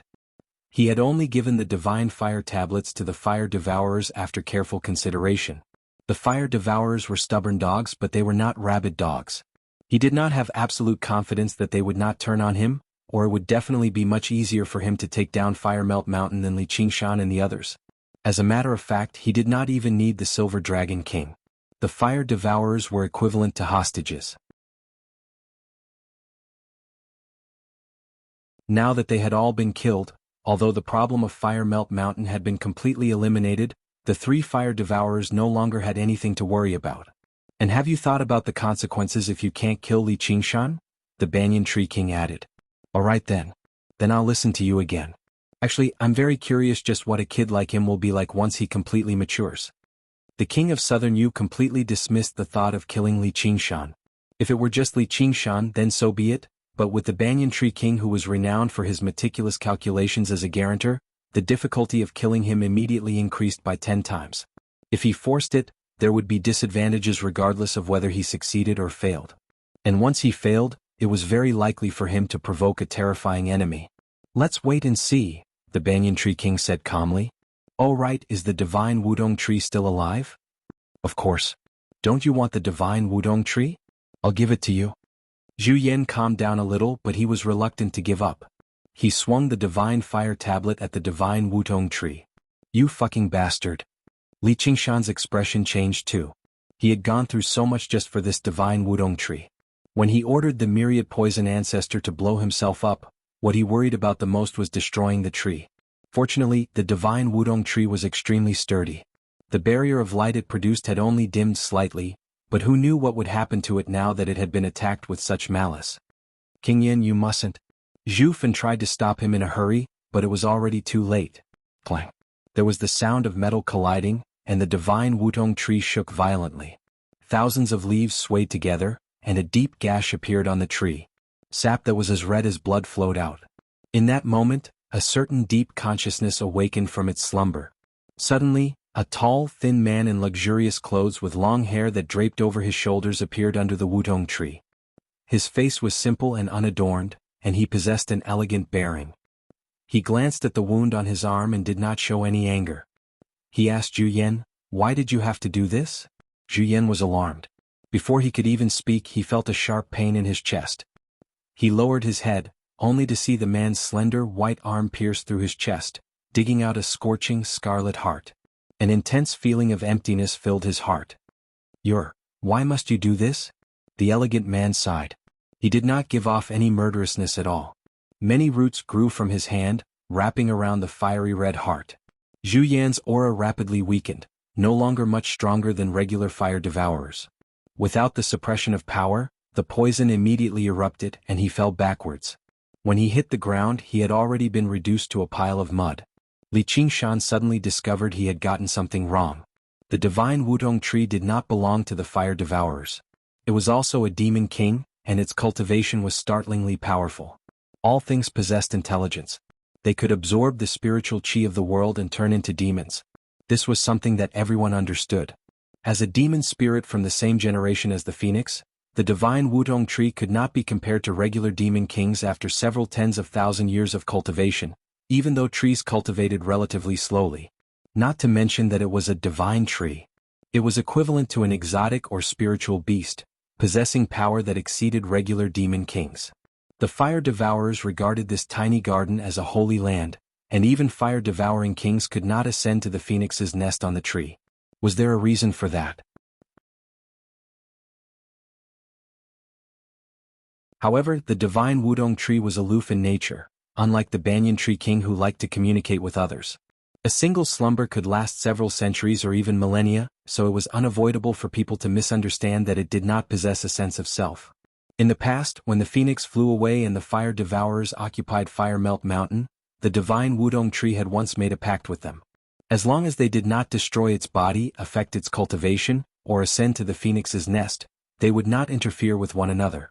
It allowed them to establish a royal court here. Even if they cultivated under the tree and ate some Wutong fruits, it did not matter. However, only Zhu Fan, who was the oldest, knew about these matters relatively well. Even Zhu Zai was rather vague about it. As for Zhu Yan, he had cultivated on the main peak of Fire Melt Mountain for almost 1,000 years, but he had never seen the divine Wutong tree do anything. As he treated it as a sacred object, he instinctively treated it as an inanimate object. Now that his clan had been wiped out, he had been overcome with anger. He wanted to chop down the divine Wutong tree and make Li Qingshan's efforts come to naught. How could the divine Wutong tree put up with him? Zhu Fan resented Zhu Yan for looking for trouble, but he also blamed the divine Wutong tree for being so vicious, so he held himself back. Having lost Zhu Yan's fire tablet of man, their chances of escaping had decreased by half again. If they fell out with the divine Wutong tree again, they would be dead for sure. There would be no hope for revenge.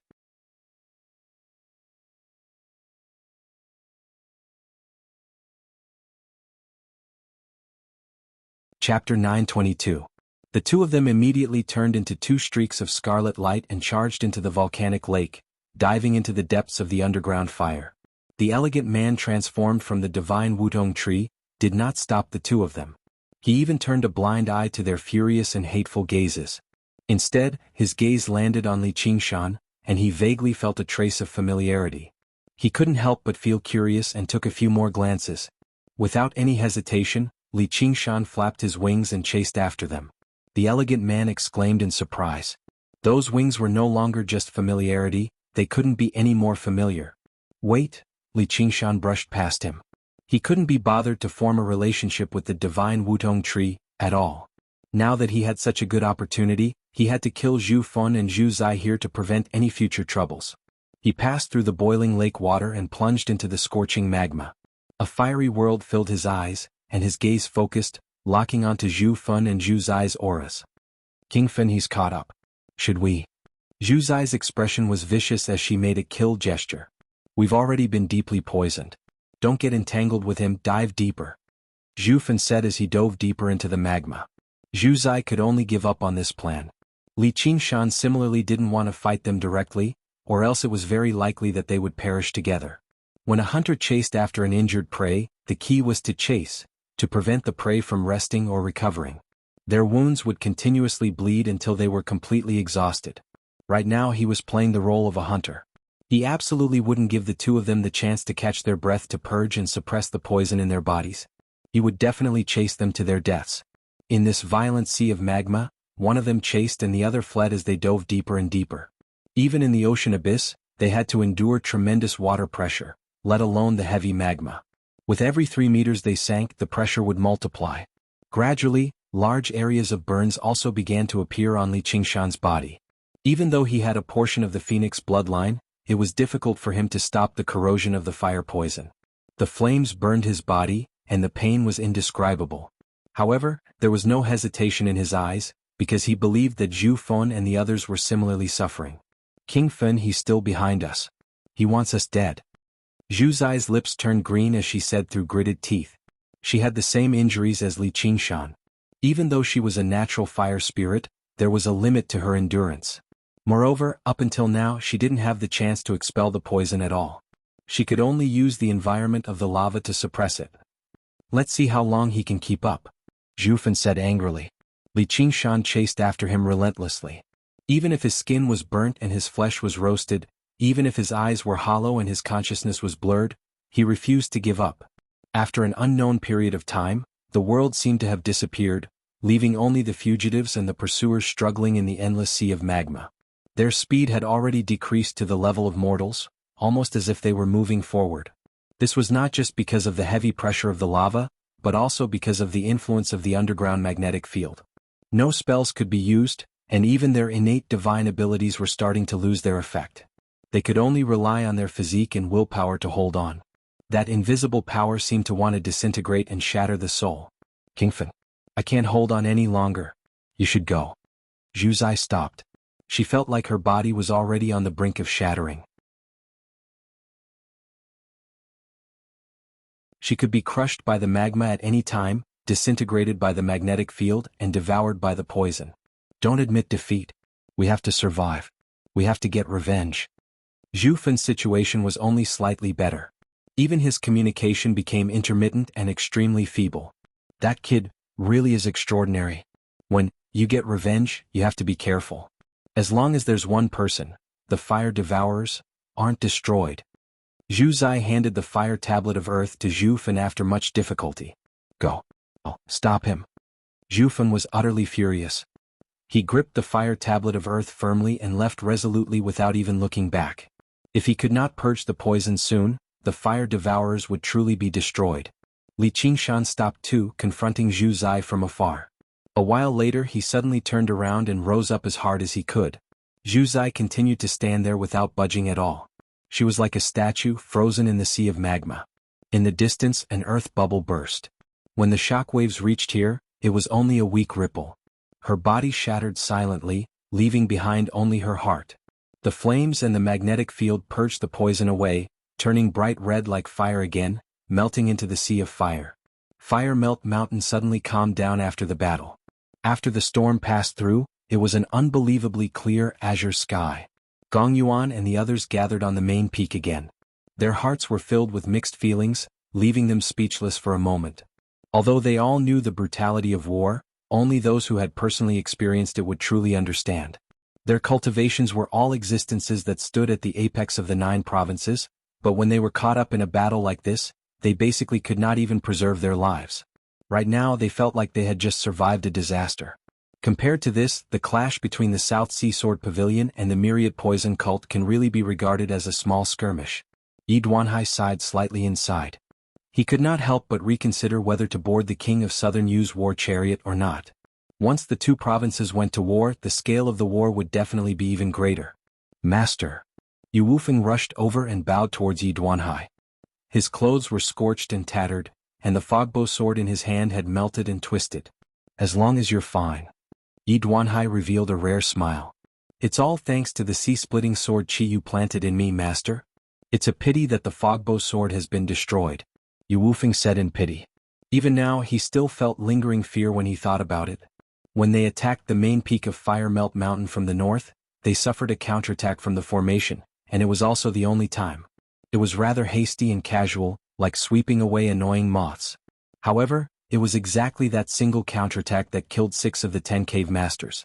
They were all reduced to ashes in a single moment. Let alone fleeing, they basically did not even have the opportunity to react. The formations on the main peak had always been both offensive and defensive, and they possessed extremely great offensive power. However, it was impossible for it to disperse its power against the 3 Merfolk Kings' powerful attacks. It could only defend unilaterally. However, killing these cave masters was relatively easy. But clearly the 3 fire-devouring kings were not particularly interested in killing them. They would just chase them away and leave it at that. Their attention was still focused on the main battlefield. If they had launched another 1 or 2 counterattacks, all 10 cave masters would have died here. As long as you're alive, you can just reforge your swords. Go meditate and purge the fire poison. Don't leave behind too many problems. Yes, Wufeng will be taking his leave. Yu Wufeng bowed and took his leave. He could not help but glance at the crater of the volcano. He also saw the elegant man in thought under the divine Wutong tree, fiddling around with the fire tablet of man in his hand. Gong Yuan and the others should have returned to the South Sea immediately. The reason why they had remained here was because they were waiting for Li Qingshan's return. If it were not for him, it would have been impossible for them to emerge victorious. His personal strength went without saying. Yi Duanhai and the Myriad Poison Ancestor had both come for him, while the Divine Nun of the South Sea had fought mostly because of Little Anne's favor. Without the assistance of these 3 great cultivators, coming to Fire Melt Mountain would be suicide. Now that the battle had ended, it was obviously impossible for him to just leave. Ji Changfeng was delighted from getting his revenge, but he was also rather worried. Nothing will happen to the King of Savages, right? Don't worry. He's very tough. Gong Yuan stared straight at the bubbling volcanic lake below, but she could not help but glance at the divine Wutong tree from the corner of her eye. Once upon a time she had also thought about breaching Fire Melt Mountain and cutting down the divine Wudong tree. However, she felt fortunate now. Fortunately, the divine Wudong tree did not stand on the fire devourer's side, or they really would be in danger of being completely wiped out this time. It was not because she had been careless, but the divine Wudong tree's presence was just too weak. Even the 72 demon kings in the past did not have this. It was as if it was devoted to being a tree, a spiritual root without any self-awareness, serving as the phoenix's nest. And, because of the strength and viciousness it had demonstrated just now, no one was bold enough to approach it and talk to it. The crater sprayed out a cloud of white steam. Under the clear sky, it was like a lone dragon, soaring into the distant, transparent sky. As it seemed, the volcanic lake would vanish before long, turning back into a lake of magma. Would he become the new master of this place after the phoenix and the fire devourers? As Gong Yuan pondered, there was a splash and a figure flew out of the volcanic lake. Apart from the wings on its back that were as magnificent as before and the pair of ox horns that were as sharp as hooks, he was covered in horrific burns. Amitabha. May the Buddha protect us, the divine nun of the South Sea chanted softly. Ji Changfeng smiled. Sure enough, the heavens helped the worthy. I'd be surprised if they died. Gong Yuan asked loudly, Little Li II, did you make them stay? I made one stay. It's a pity that Zhu Fan managed to escape. Li Qingshan smiled. Right when he was about to fly over and heal them, a figure suddenly flashed before him, grabbing his wrist. You're called Li Qingshan? That's right. What can I do for you, fellow? I wouldn't dare. I'm Feng Shiwu. I have some small matters that I'd like to ask for your guidance.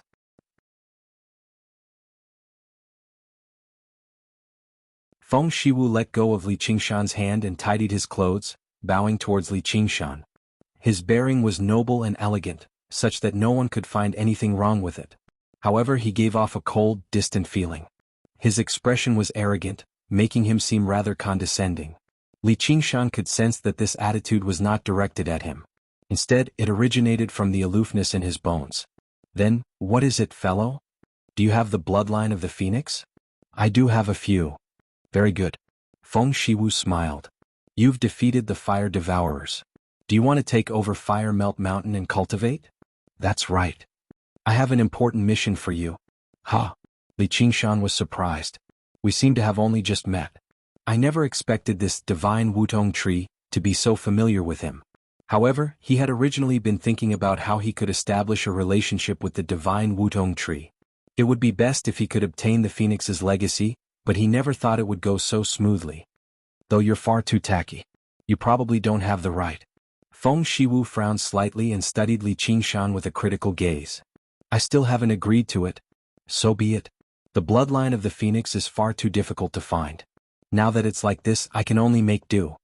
Feng Shiwu let out a long sigh. Are you listening to me? Li Qingshan bellowed.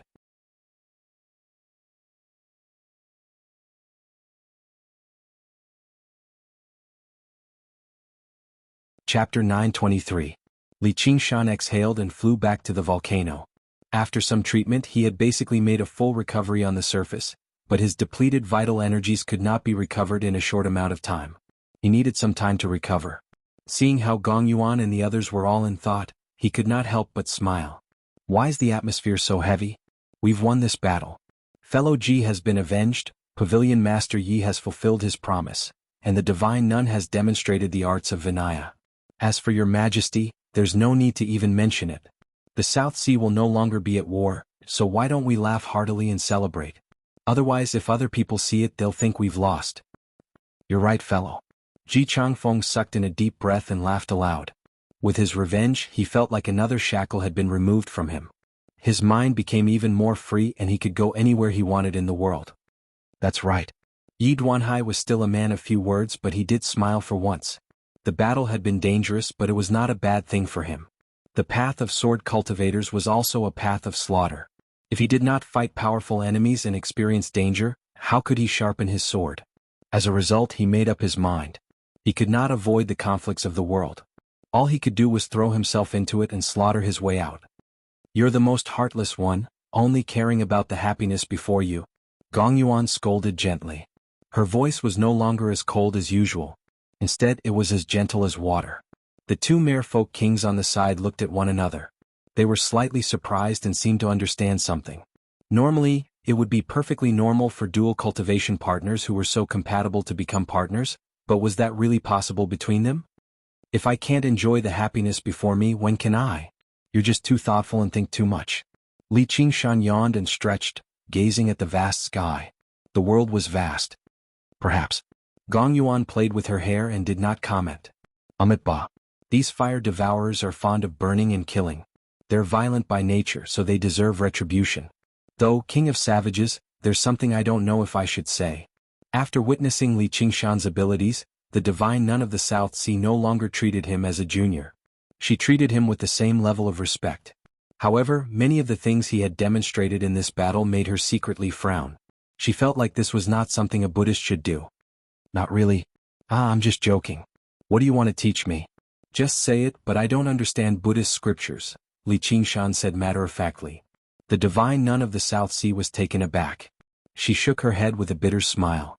Whatever. That's good too. Li Qingshan nodded.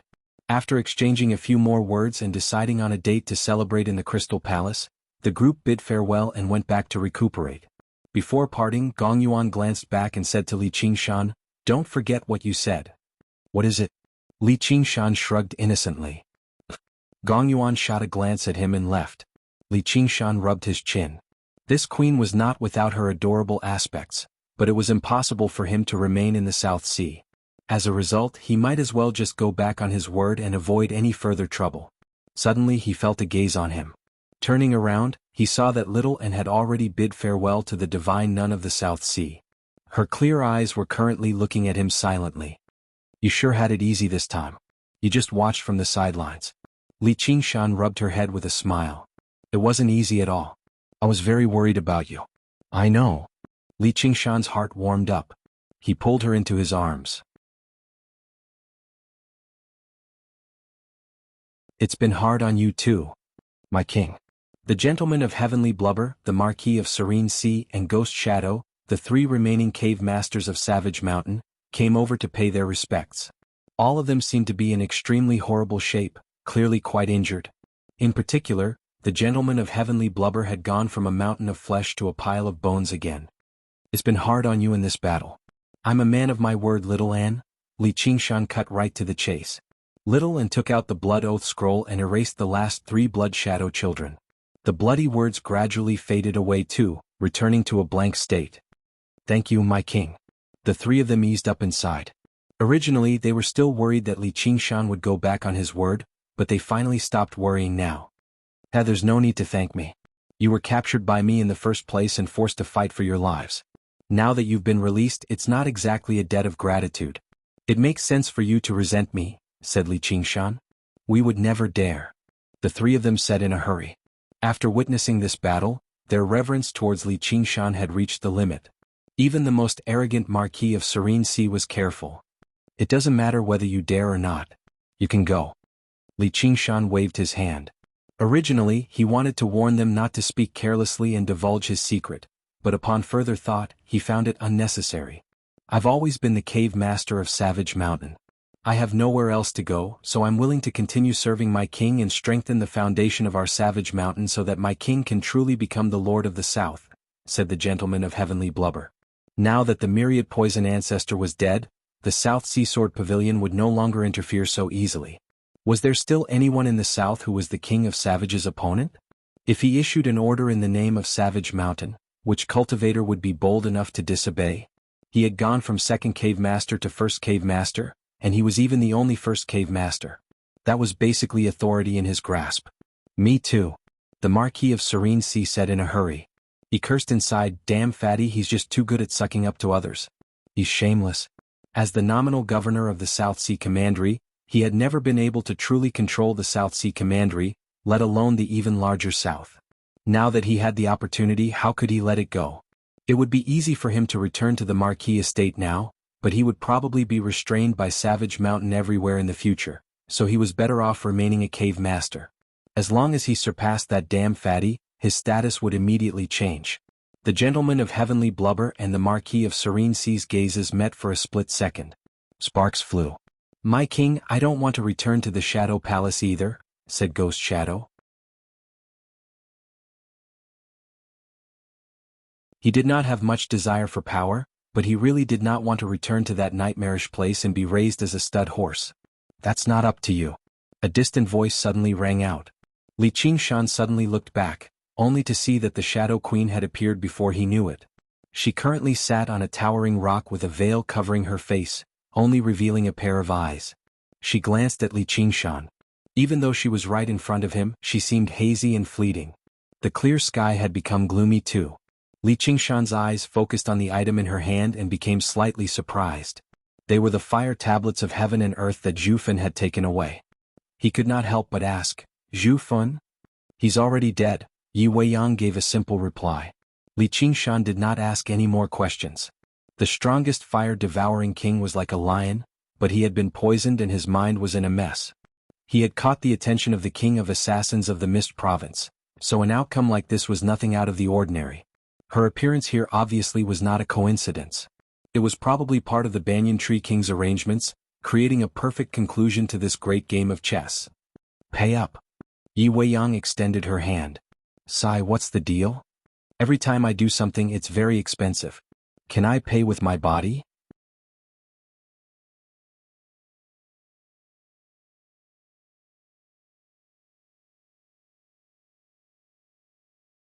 Chapter 924. Yi Weiyang suddenly vanished, and a shadow landed on Li Qingshan's shoulder before climbing up his neck and lifting his chin. It was her hand. A gentle, eerie voice rang out from behind Li Qingshan. Sure. Your bloodline is very impressive. Although the chances of you giving birth to a child are a little low, as long as you try a few thousand, 10,000 times, you'll succeed one day. There were many hybrids in the Mist Province. The bloodlines of humans, demons, and even other folk mixed together. Good bloodlines could give birth to extremely powerful descendants. Other folk normally did not marry outsiders because their bloodlines were extremely powerful in the first place. However, they were still nowhere close to divine creatures like dragons and phoenixes. Li Qingshan's face stiffened. Even when it came to taking liberties, he had to choose who he was dealing with. The Shadow Queen was not as pure as Gong Yuan. However, they were two complete extremes. In the Crystal Palace he had to keep his chastity, but in the Shadow Palace he had to be a stud until he went crazy. If only he could balance them out slightly. I think you should just forget about it. Though it's not like I'm begging you to take action. You've already obtained the spoils. The divine fire tablets are the divine artifacts of the fire devourers. Hee hee, you fickle man. Though you're still missing a divine fire tablet. If you give me the fire tablet of man, we'll be even. I can't help you with that. The fire tablet of man isn't in my hands. If you want it, go down and ask for it yourself. It's not like I know him. Don't you know him very well? Help me out. Yi Weiyang whispered into Li Qingshan's ear. There's nothing I can do about that. It's not like I planted him. Before Li Qingshan had even finished talking, a speck of scarlet light flew out from below. It was Zhu Yan's fire tablet of man. Yi Weiyang caught it in a flash, and the three divine fire tablets gathered together again. They immediately began to flow with light. It was extremely profound. Li Qingshan looked down and saw Feng Shiwu standing with his hands behind his back. Don't be so wishy-washy. Since he's helped you deal with a great problem, you should return the favor. I'll give him the fire tablet of man for you. You can treat it as a greeting gift. You're really generous. Can't you give me a greeting gift? You don't understand the situation at all. This woman is clearly extorting me, Li Qingshan said. He was a person who could clearly distinguish between gratitude and grudges, but Yi Weiyang had only appeared here because she had been arranged by the Banyan Tree King. Moreover, she had not made a move in the previous dangerous situations, and had only appeared after the battle was over to snatch the head and collect the spoils of war. This made it difficult for him to feel that he had been indebted to someone. Besides, he also wanted a treasure like the divine fire token very much. If he could obtain the fire tablet of man, then he would be able to find a way to obtain the fire tablet of heaven and fire tablet of earth. After all, night roamers did not use fire. An incomplete divine fire tablet was not particularly useful either, so he was out of ideas now. No matter how much inside information there is, all I care about is the truth. I'd rather be betrayed than betray others. This is also a lesson for you. You might possess some of the phoenix's bloodline, but you don't have the heart of a phoenix. How can a lowly person like you obtain the phoenix's legacy? Feng Shiwu disagreed. I don't see eye to eye with you. Li Qingshan exhaled. He finally understood why people with noble temperaments were often difficult to get along with. People like them all had their own set of principles. They could not tolerate even a single speck of dust in their eyes. Thanks. You really are the divine Wudong tree that coexists with the phoenix after all.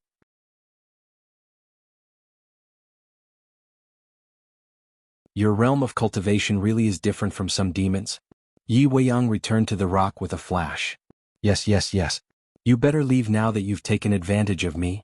Li Qingshan could not be bothered with her. What do you think? Do you want them? Why don't you consider the offer from before? Yi Weiyang tossed the three divine fire tablets into the air and caught them like she was juggling, glancing at Li Qingshan. Sure enough, Li Qingshan considered it before turning her down righteously. Don't even think about it. I only sell my skills, not my body. Then forget it. Yi Weiyang stowed the divine fire tablets away and said sternly, I'll be taking the night roamers of Savage Mountain with me. All right. I hope you can treat them well. I'll go visit them. Yi Liusu and Yi Liubua's figures appeared in Li Qingshan's head. He was rather reluctant to part with them, but he still nodded in agreement. It was not because he was heartless. After spending so many years together, their relationship was not exactly as deep as the ocean, but it was still quite deep. He had not even called them over for the attack on Fire Melt Mountain this time precisely because he did not want them to take the risk. However, even if he kept them by his side, the time they spent together would be extremely limited. The environment of the Shadow Palace was without a doubt more suitable for their cultivation, allowing them to go a little further. Only like that could he avoid hearing about their deaths in a century or even a millennium. The King of Savages' words are law. Who dares to disobey? Yi Weiyang spoke jokingly, but after personally witnessing the battle, her attitude towards Li Qingshan had changed drastically without a doubt. She no longer respected him just because of the Banyan Tree King. Instead, she respected him from the bottom of her heart, treating him as an equal. She even looked forward to his future. His good impression of the night roamers might have become a precious friendship. Her gaze shifted and landed on Ghost Shadow. Ghost Shadow shuddered and called out, "My king." "You can't force things," Li Qingshan advised. After all, Ghost Shadow had just risked his life for him once. "Then I'll be waiting for the king of savages in the Shadow Palace." Yi Weiyang bowed and turned into a shadow, drifting away in the mist. "Thank you, my king," Ghost Shadow said in a hurry. "If you want to stay on Savage Mountain, then that's up to you. I'll give the position of king of savages to whoever undergoes the third heavenly tribulation." Li Qing waved his hand, telling them that there was no need for them to put on an act. "But let's get this out of the way first. Don't commit any crimes under my name." The title of King of Savages was not particularly important to him. The so-called authority of unifying the South was meaningless either. It was fine if he acted like a tyrant and took in a few lackeys, but lackeys were for dealing with trouble. Those lackeys who specially used their big brother's name to cause trouble and make trouble for their big brother were better off dead. Yes. The gentleman of heavenly blubber shivered inside. The more Li Qingshan cared about the title of King of Savages, the more benefits it would bring them. If someone in the south disobeyed them, they would be harming the dignity of the King of Savages, but Li Qingshan did not care at all. This was a very difficult thing to do. The three of them bid farewell and left. Li Qingshan gazed in the direction of Savage Mountain in the north. Little and asked, "Aren't you going to go back and take a look?" "You understand tacitly," Li Qingshan said. Although he had played a role in their lives in the past, the path was far too long. This was not even some separation. Unshackled by a false reputation, unaffected by worldly affairs. Not bad, not bad. Originally, I thought you were ruthless and stubborn, so I was worried whether you had the right or not. Looking at it now, you really are someone with the Phoenix's bloodline after all. As long as you reflect on yourself and start from the beginning, you can still shoulder this duty. Feng Shiwu's praise rang out, and Li Qingshan could not help but shake his head. This guy really was a 10,000-year-old demon after all. He still had a discerning eye. Ruthless to the bone, stubborn by nature. Wasn't that exactly the demonic nature of the tiger demon and ox demon? However, it was probably impossible for him to reflect on himself and start from the beginning. "Oi, you've been going on, but you still haven't told me what duty it is." "You'll know once you come down. Give me a moment," Li Qingshan said before taking out a formation he had prepared and casting it down. The formation was called the Fire-Gathering Formation of Southern Bing. It was only slightly above average, nowhere close to the original protective formation of the Fire Devourers, and it could only envelop the main peak of Fire Melt Mountain. He could not care about the 400 kilometers of volcanoes, but combined with the geographical advantage of Fire Melt Mountain, it could be considered to be rather powerful. After casting down the formation, Li Qingshan stood on the top of the mountain and overlooked the mountains. The original rivers of lava had turned into lakes, glistening under the sunlight. However, the volcanoes that had been extinguished by the storm were currently reviving, spitting out black smoke again. Probably before long, this place would return to how it used to be. A storm could not change a geographical environment like this. Raising his head, the white clouds drifted about. The world was vast. It had been many years since he had come to the Mist Province, and he had gone through battles and battles time and time again. Finally he stood here. An even more profound path lay ahead, leading straight to beyond the 9 heavens. "Then come." Li Qingshan smiled at Little An and leapt down, landing in front of the divine Wutong tree. "Tell me, what's the mission?" "On Savage Mountain, under the great banyan tree. Sister, we've won," Yi Liubo said in surprise and joy. "Yeah, we've won." Yi Liusu smiled, but she sighed inside. Under Li Qingshan's orders, none of them could leave Savage Mountain. They could only wait here for news. Just now, the Banyan Tree King had sent them good news as well as another piece of news. The Shadow Queen was about to arrive. Actually, regardless of the outcome of the battle, the Shadow Queen would take them back to the Shadow Palace. There was no need for them to worry about the Fire Devourer's revenge. However, this concern did not diminish. "All right, you can pack up in peace. Once the Shadow Queen arrives, we can set off," Yi Liubo said in relief. "Aren't you going to wait for him to return?" Iliosu was rather surprised. Originally, she thought Yi Liubo would stay here and wait for him to bid farewell, or she might as well go to Fire Melt Mountain to find him. He's taken down Fire Melt Mountain after so much difficulty. He must be preparing to enter secluded cultivation right now. Why would he return? Although they had not spent a lot of time together, Yi Liubo believed she understood his personality after so many years of fanatical worship. She also supported his decision. It's fine. We'll still see each other in the future. Let's not fall too far behind. Yi Liusu patted her shoulder in comfort. Sigh, I'm so envious of little Anne. Yi Liubo let out a gloomy sigh. Only then did she show deep reluctance to part with him. Yi Liusu asked herself, was she envious? Of course she was, but no matter how fanatical her worship, no matter how deep her feelings for him were, it was impossible for her to be as supercilious as her, completely following his path. There's nothing we can do about it because we're still normal people. Yi Weiyang rushed over from Fire Melt Mountain very soon. The night roamers were already ready to set off. She could not help but nod in satisfaction. Let's go, my clansmen. The banquet is ready. It's time to return home. You're tuning in to the Han Li's Wuxia Adventures YouTube channel. We're so grateful for your support, and don't forget to subscribe to join us on this incredible journey through captivating stories. Your generosity through donations truly makes a world of difference, as it's the primary source of revenue that allows me to expand and enhance this channel for you. Thank you from the bottom of my heart for being a part of this adventure.